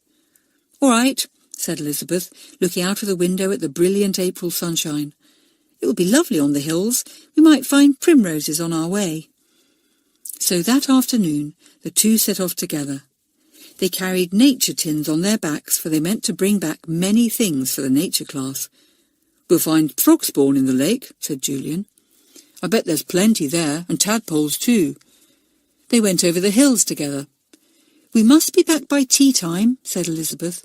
"That's the rule, unless we have permission to stay out later. My watch is right. I don't want to get into trouble again for anything just at present. I've not been too bad this last week or two." Julian grinned. He thought that of all the children in the form, Elizabeth probably tried hardest to be good, and yet walked into trouble more often than anyone else. You never knew what was going to happen to Elizabeth. "She seems to make things happen somehow," thought Julian. "She's such a fierce little person, so downright and sincere. Well, we've both had our ups and downs this term. Let's hope we'll have a little peace till the end of term." They went over the hills, picking primroses in the more sheltered corners. The sun shone down quite fiercely, and Elizabeth took off her blazer and carried it. "This is lovely," she said. "Julian, look, there's the lake. Isn't it beautiful?" It was. It lay smooth and blue in the April sunshine. There seemed to be nobody there at all. The children were pleased to think they would have it all to themselves. They began to look for frog spawn. There was none to be found, but there were plenty of tadpoles. They caught some and put them into their jars. "I feel a bit tired now," said Elizabeth. "Let's sit down." "I'm going up that hill a bit," said Julian. "I want to find some special sort of moss. You sit here and wait for me." Julian disappeared. After a while, Elizabeth thought she heard him coming back, but it was someone else. It was a child of about 6, nicely dressed, with big blue eyes and very red cheeks. He was panting as if he had been running. Elizabeth was surprised to see him all alone. He seemed rather small to be allowed near the lake by himself. She lay back and shut her eyes, letting the sun soak into her. She heard the little boy playing about, and then she heard a loud splash. At the same moment she heard a terrified scream, and she sat up suddenly. The little boy had disappeared, but a little way out on the lake some ripples showed, and then a small hand was flung up. "Golly, that boy has fallen in," said Elizabeth in dismay. "He must have crawled out on that low tree branch and tumbled off. I thought he oughtn't to be here by himself." Then a woman appeared running. "Where's Michael? Did I hear him scream?" she called anxiously. "He ran away from me. Have you seen a little boy anywhere?" "He's fallen into the water," said Elizabeth. "Can he swim?" "Oh, no! Oh, no! Oh, he'll be drowned!" cried the woman. "Oh, let's get help, quickly!"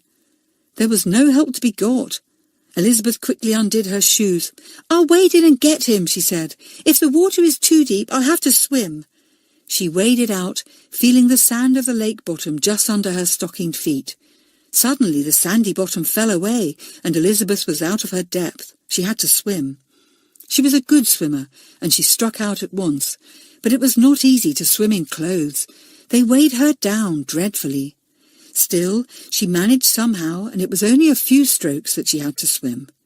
Her quick mind remembered all she had learnt about life-saving. She caught hold of the sinking child and pulled him towards her. At once he clung to her, almost pulling her under too. "Leave go," ordered Elizabeth. "Leave go. I will hold you, not you me." But the child was too frightened to leave go. He pulled poor Elizabeth right under, and she gasped and spluttered. Somehow she undid his arms from round her neck, turned him over on his back, put her hands under his armpits, and swam on her back to the shore, pulling the kicking child along. Soon she felt the sandy bottom under her feet, and she struggled to stand. The child slipped from her hands and went under again. He got caught in some weeds and did not float up to the top.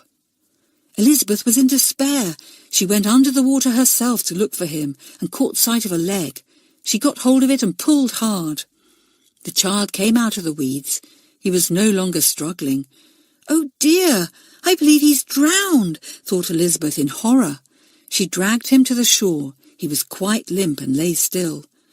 The nurse bent over him, moaning and quite terrified. Elizabeth thought she was silly. "Look, we must work his arms up and down, like this," she said.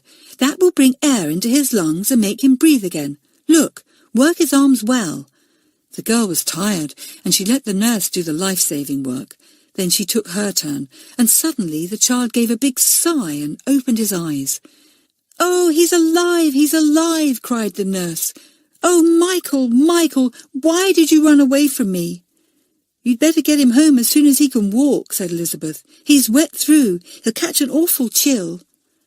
The nurse took the child off in her arms, weeping over him, forgetting even to say thank you to the little girl who had saved him. Elizabeth took off her dress and squeezed it dry. She began to shiver. Suddenly Julian appeared down the hill. He stared in the greatest astonishment at Elizabeth.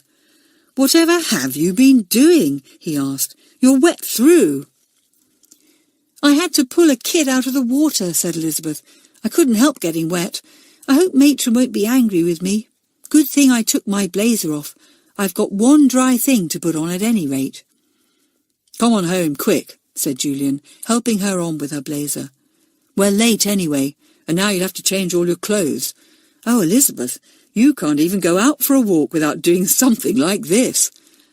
"Well, I couldn't leave the child to drown, could I?" said Elizabeth. "He ran away from his nurse." They went home as quickly as they could. The tea bell went as they reached the school. "I'll slip into tea and say you're coming in a minute," said Julian. "Hurry up." Elizabeth hurried up, but she was cold and shivery, and wet clothes are not easy to take off. She put them in the hot air cupboard to dry, hoping that Matron would not see them there before she herself had time to take them out. "I don't see how I could help it all the same," said Elizabeth, drying herself on a towel. "I just had to pull that child out of the water. I bet he would have drowned if I hadn't." Matron didn't notice the wet clothes. Elizabeth was able to take them out of the cupboard before she saw them. She had a sharp word from Miss Ranger for being late for tea, but otherwise it seemed as if things were all right. "Oh, Julian, I left my jar of tadpoles by the lake," said Elizabeth in dismay after tea. "Aren't I an idiot?" "Well, you must share mine," said Julian. "I've got plenty. I suppose if you go about dashing into lakes rescuing silly kids, you're bound to forget something or other." Elizabeth laughed. "Don't tell anyone, please," she said. "Matron doesn't know my clothes were wet, and the others would only tease me if they knew I dashed into the lake like that." So Julian said nothing. He hadn't seen Elizabeth swim to the child's rescue. He hadn't known what a hard task it had been to get him safely to shore, or how Elizabeth had brought him back from death by showing the nurse how to work his arms up and down to make him breathe again. He just thought she had waded into the water, slipped and got wet, and pulled the child out. So nobody knew, and Elizabeth forgot about it. She was working very hard indeed, trying to keep pace with Julian, who, now that he was using his brains properly, seemed likely to beat her easily every single week. "It's most annoying," said Elizabeth, giving him a friendly punch. "I do my best to make you use your brains and work hard, and what happens? I lose my place at the top of the form. I shall complain about you at the meeting tonight, Julian. I shall say you are robbing me of my rightful place at the top of the form, so be careful." "There'll be no excitement at the meeting tonight, old thing," said Julian. "We've all been as good as gold lately." But he was wrong. There was plenty of excitement. Chapter 26. Happy Ending.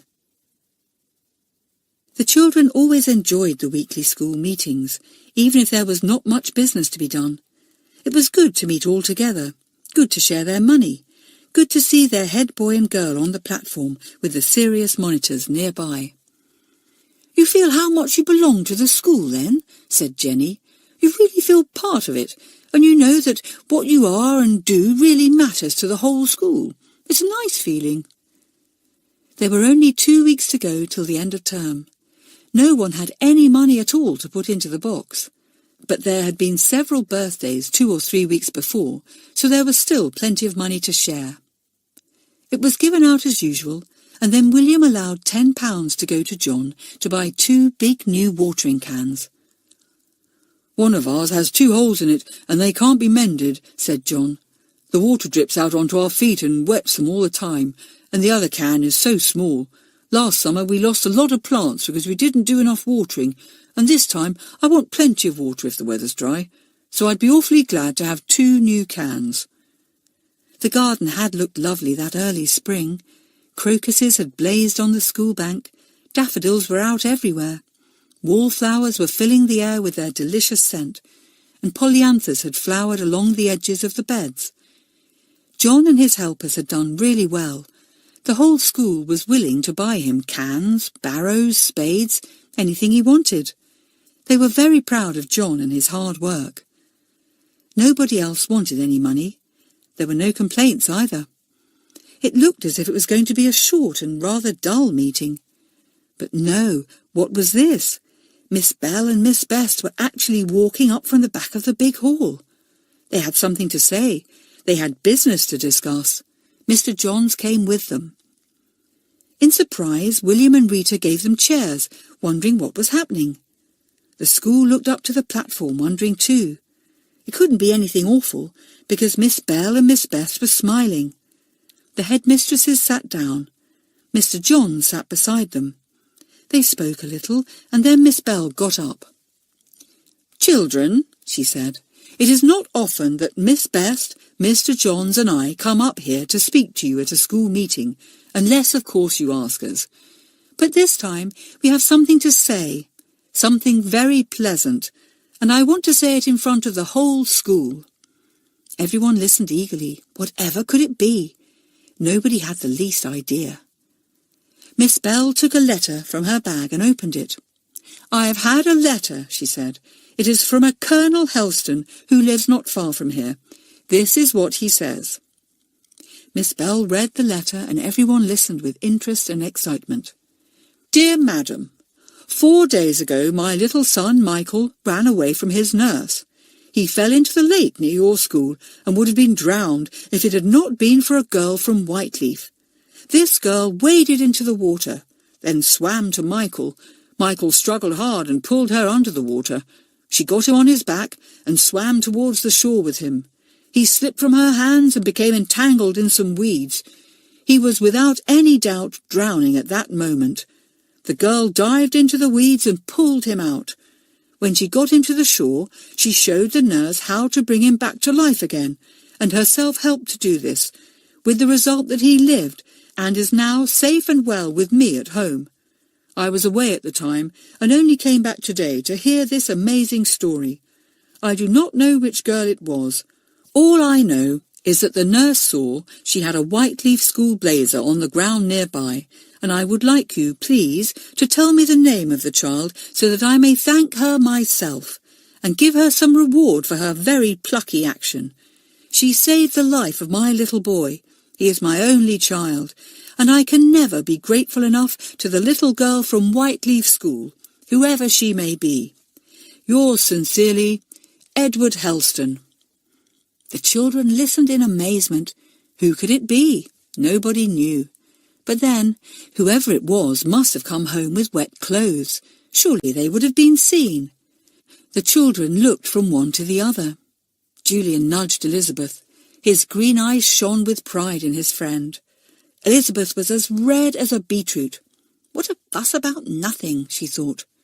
"Well," said Miss Bell, holding up the letter, "this surprising letter gave me and Miss Best very great pride and pleasure.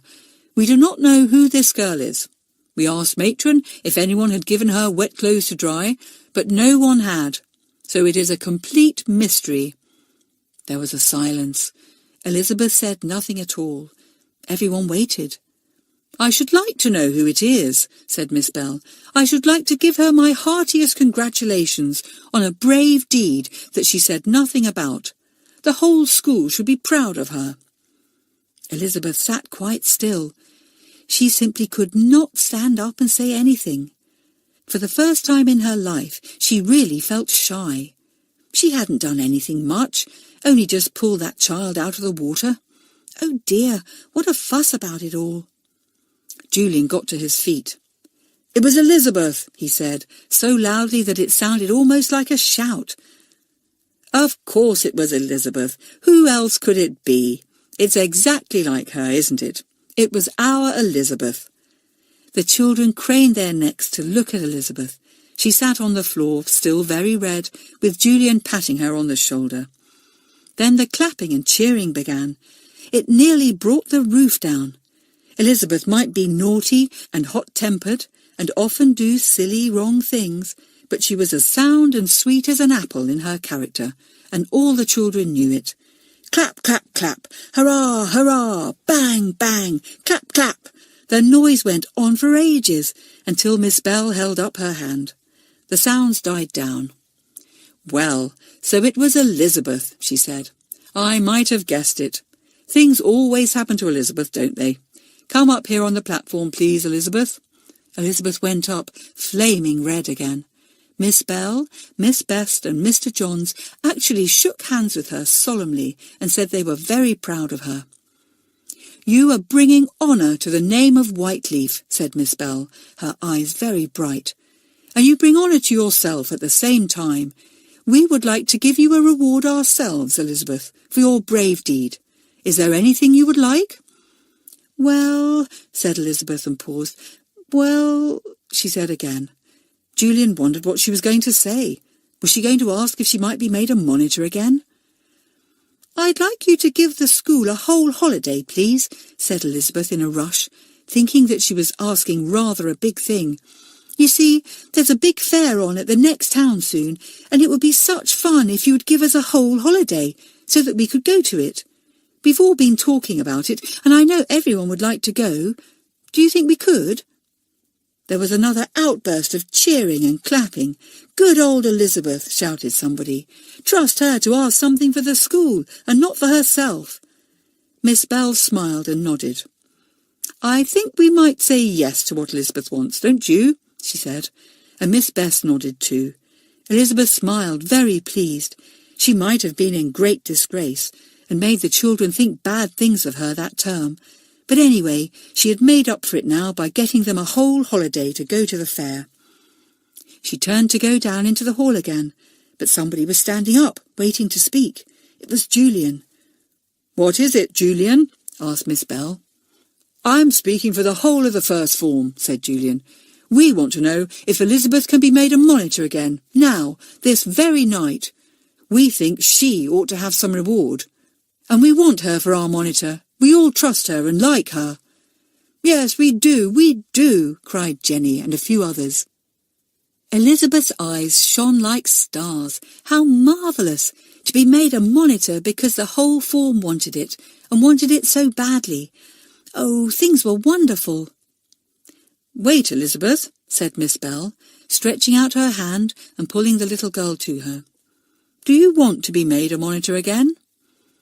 "Oh, yes, please," said Elizabeth happily. "I can do better now. I know I can. Let me try. I won't let anyone down again. I'll be sensible and wise. Really, I will." "Yes, I think you will," said Miss Bell. "We won't Elizabeth," he said, so loudly that it sounded almost like a shout. Of course it was Elizabeth. Who else could it be? It's exactly like her, isn't it? It was our Elizabeth. The children craned their necks to look at Elizabeth. She sat on the floor, still very red, with Julian patting her on the shoulder. Then the clapping and cheering began. It nearly brought the roof down. Elizabeth might be naughty and hot-tempered, and often do silly, wrong things, but she was as sound and sweet as an apple in her character, and all the children knew it. Clap, clap, clap, hurrah, hurrah, bang, bang, clap, clap. The noise went on for ages, until Miss Bell held up her hand. The sounds died down. "Well, so it was Elizabeth," she said. "I might have guessed it. Things always happen to Elizabeth, don't they? Come up here on the platform, please, Elizabeth." Elizabeth went up, flaming red again. Miss Bell, Miss Best and Mr. Johns actually shook hands with her solemnly and said they were very proud of her. "You are bringing honour to the name of Whiteleaf," said Miss Bell, her eyes very bright. "And you bring honour to yourself at the same time. We would like to give you a reward ourselves, Elizabeth, for your brave deed. Is there anything you would like?" "Well," said Elizabeth and paused. "Well," she said again. Julian wondered what she was going to say. Was she going to ask if she might be made a monitor again? "I'd like you to give the school a whole holiday, please," said Elizabeth in a rush, thinking that she was asking rather a big thing. "You see, there's a big fair on at the next town soon, and it would be such fun if you would give us a whole holiday, so that we could go to it. We've all been talking about it, and I know everyone would like to go. Do you think we could?"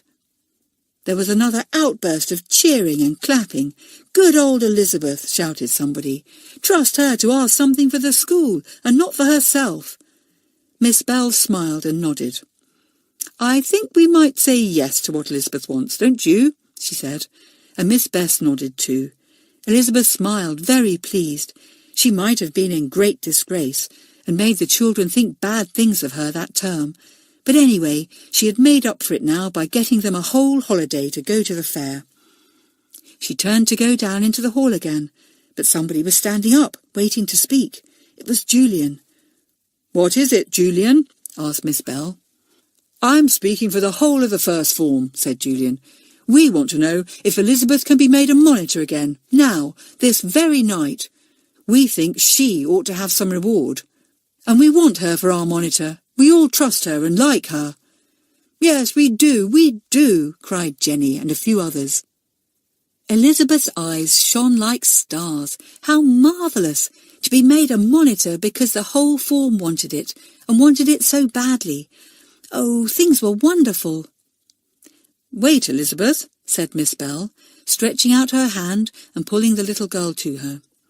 "Do you want to be made a monitor again?" "Oh, yes, please," said Elizabeth happily. "I can do better now. I know I can. Let me try. I won't let anyone down again. I'll be sensible and wise. Really, I will." "Yes, I think you will," said Miss Bell. "We won't pass round bits of paper and vote for you, Elizabeth, as we usually do. You shall be monitor from this very minute. Susan shall still be monitor too. For once in a way we must have an extra one. A very special extra one." So Elizabeth went to sit at the monitor's table, proud and pleased. Everyone was glad, even Arabella. How could anyone not be glad when Elizabeth had so generously asked for something for the whole school, instead of asking for something for herself alone, as she might so easily have done? "Well, that was a good meeting, wasn't it?" said Julian, when the children at last filed out of the hall, chattering and laughing in excitement. "This has been a thrilling term, I must say. I'm glad I came to Whiteleaf School. It's the best school in the world." "Yes, it is," said Elizabeth. "Oh, I do feel so happy, Julian." "You've a right to," said Julian. "Funny person, aren't you? Naughtiest girl in the school, and best girl in the school. Worst enemy, and best friend.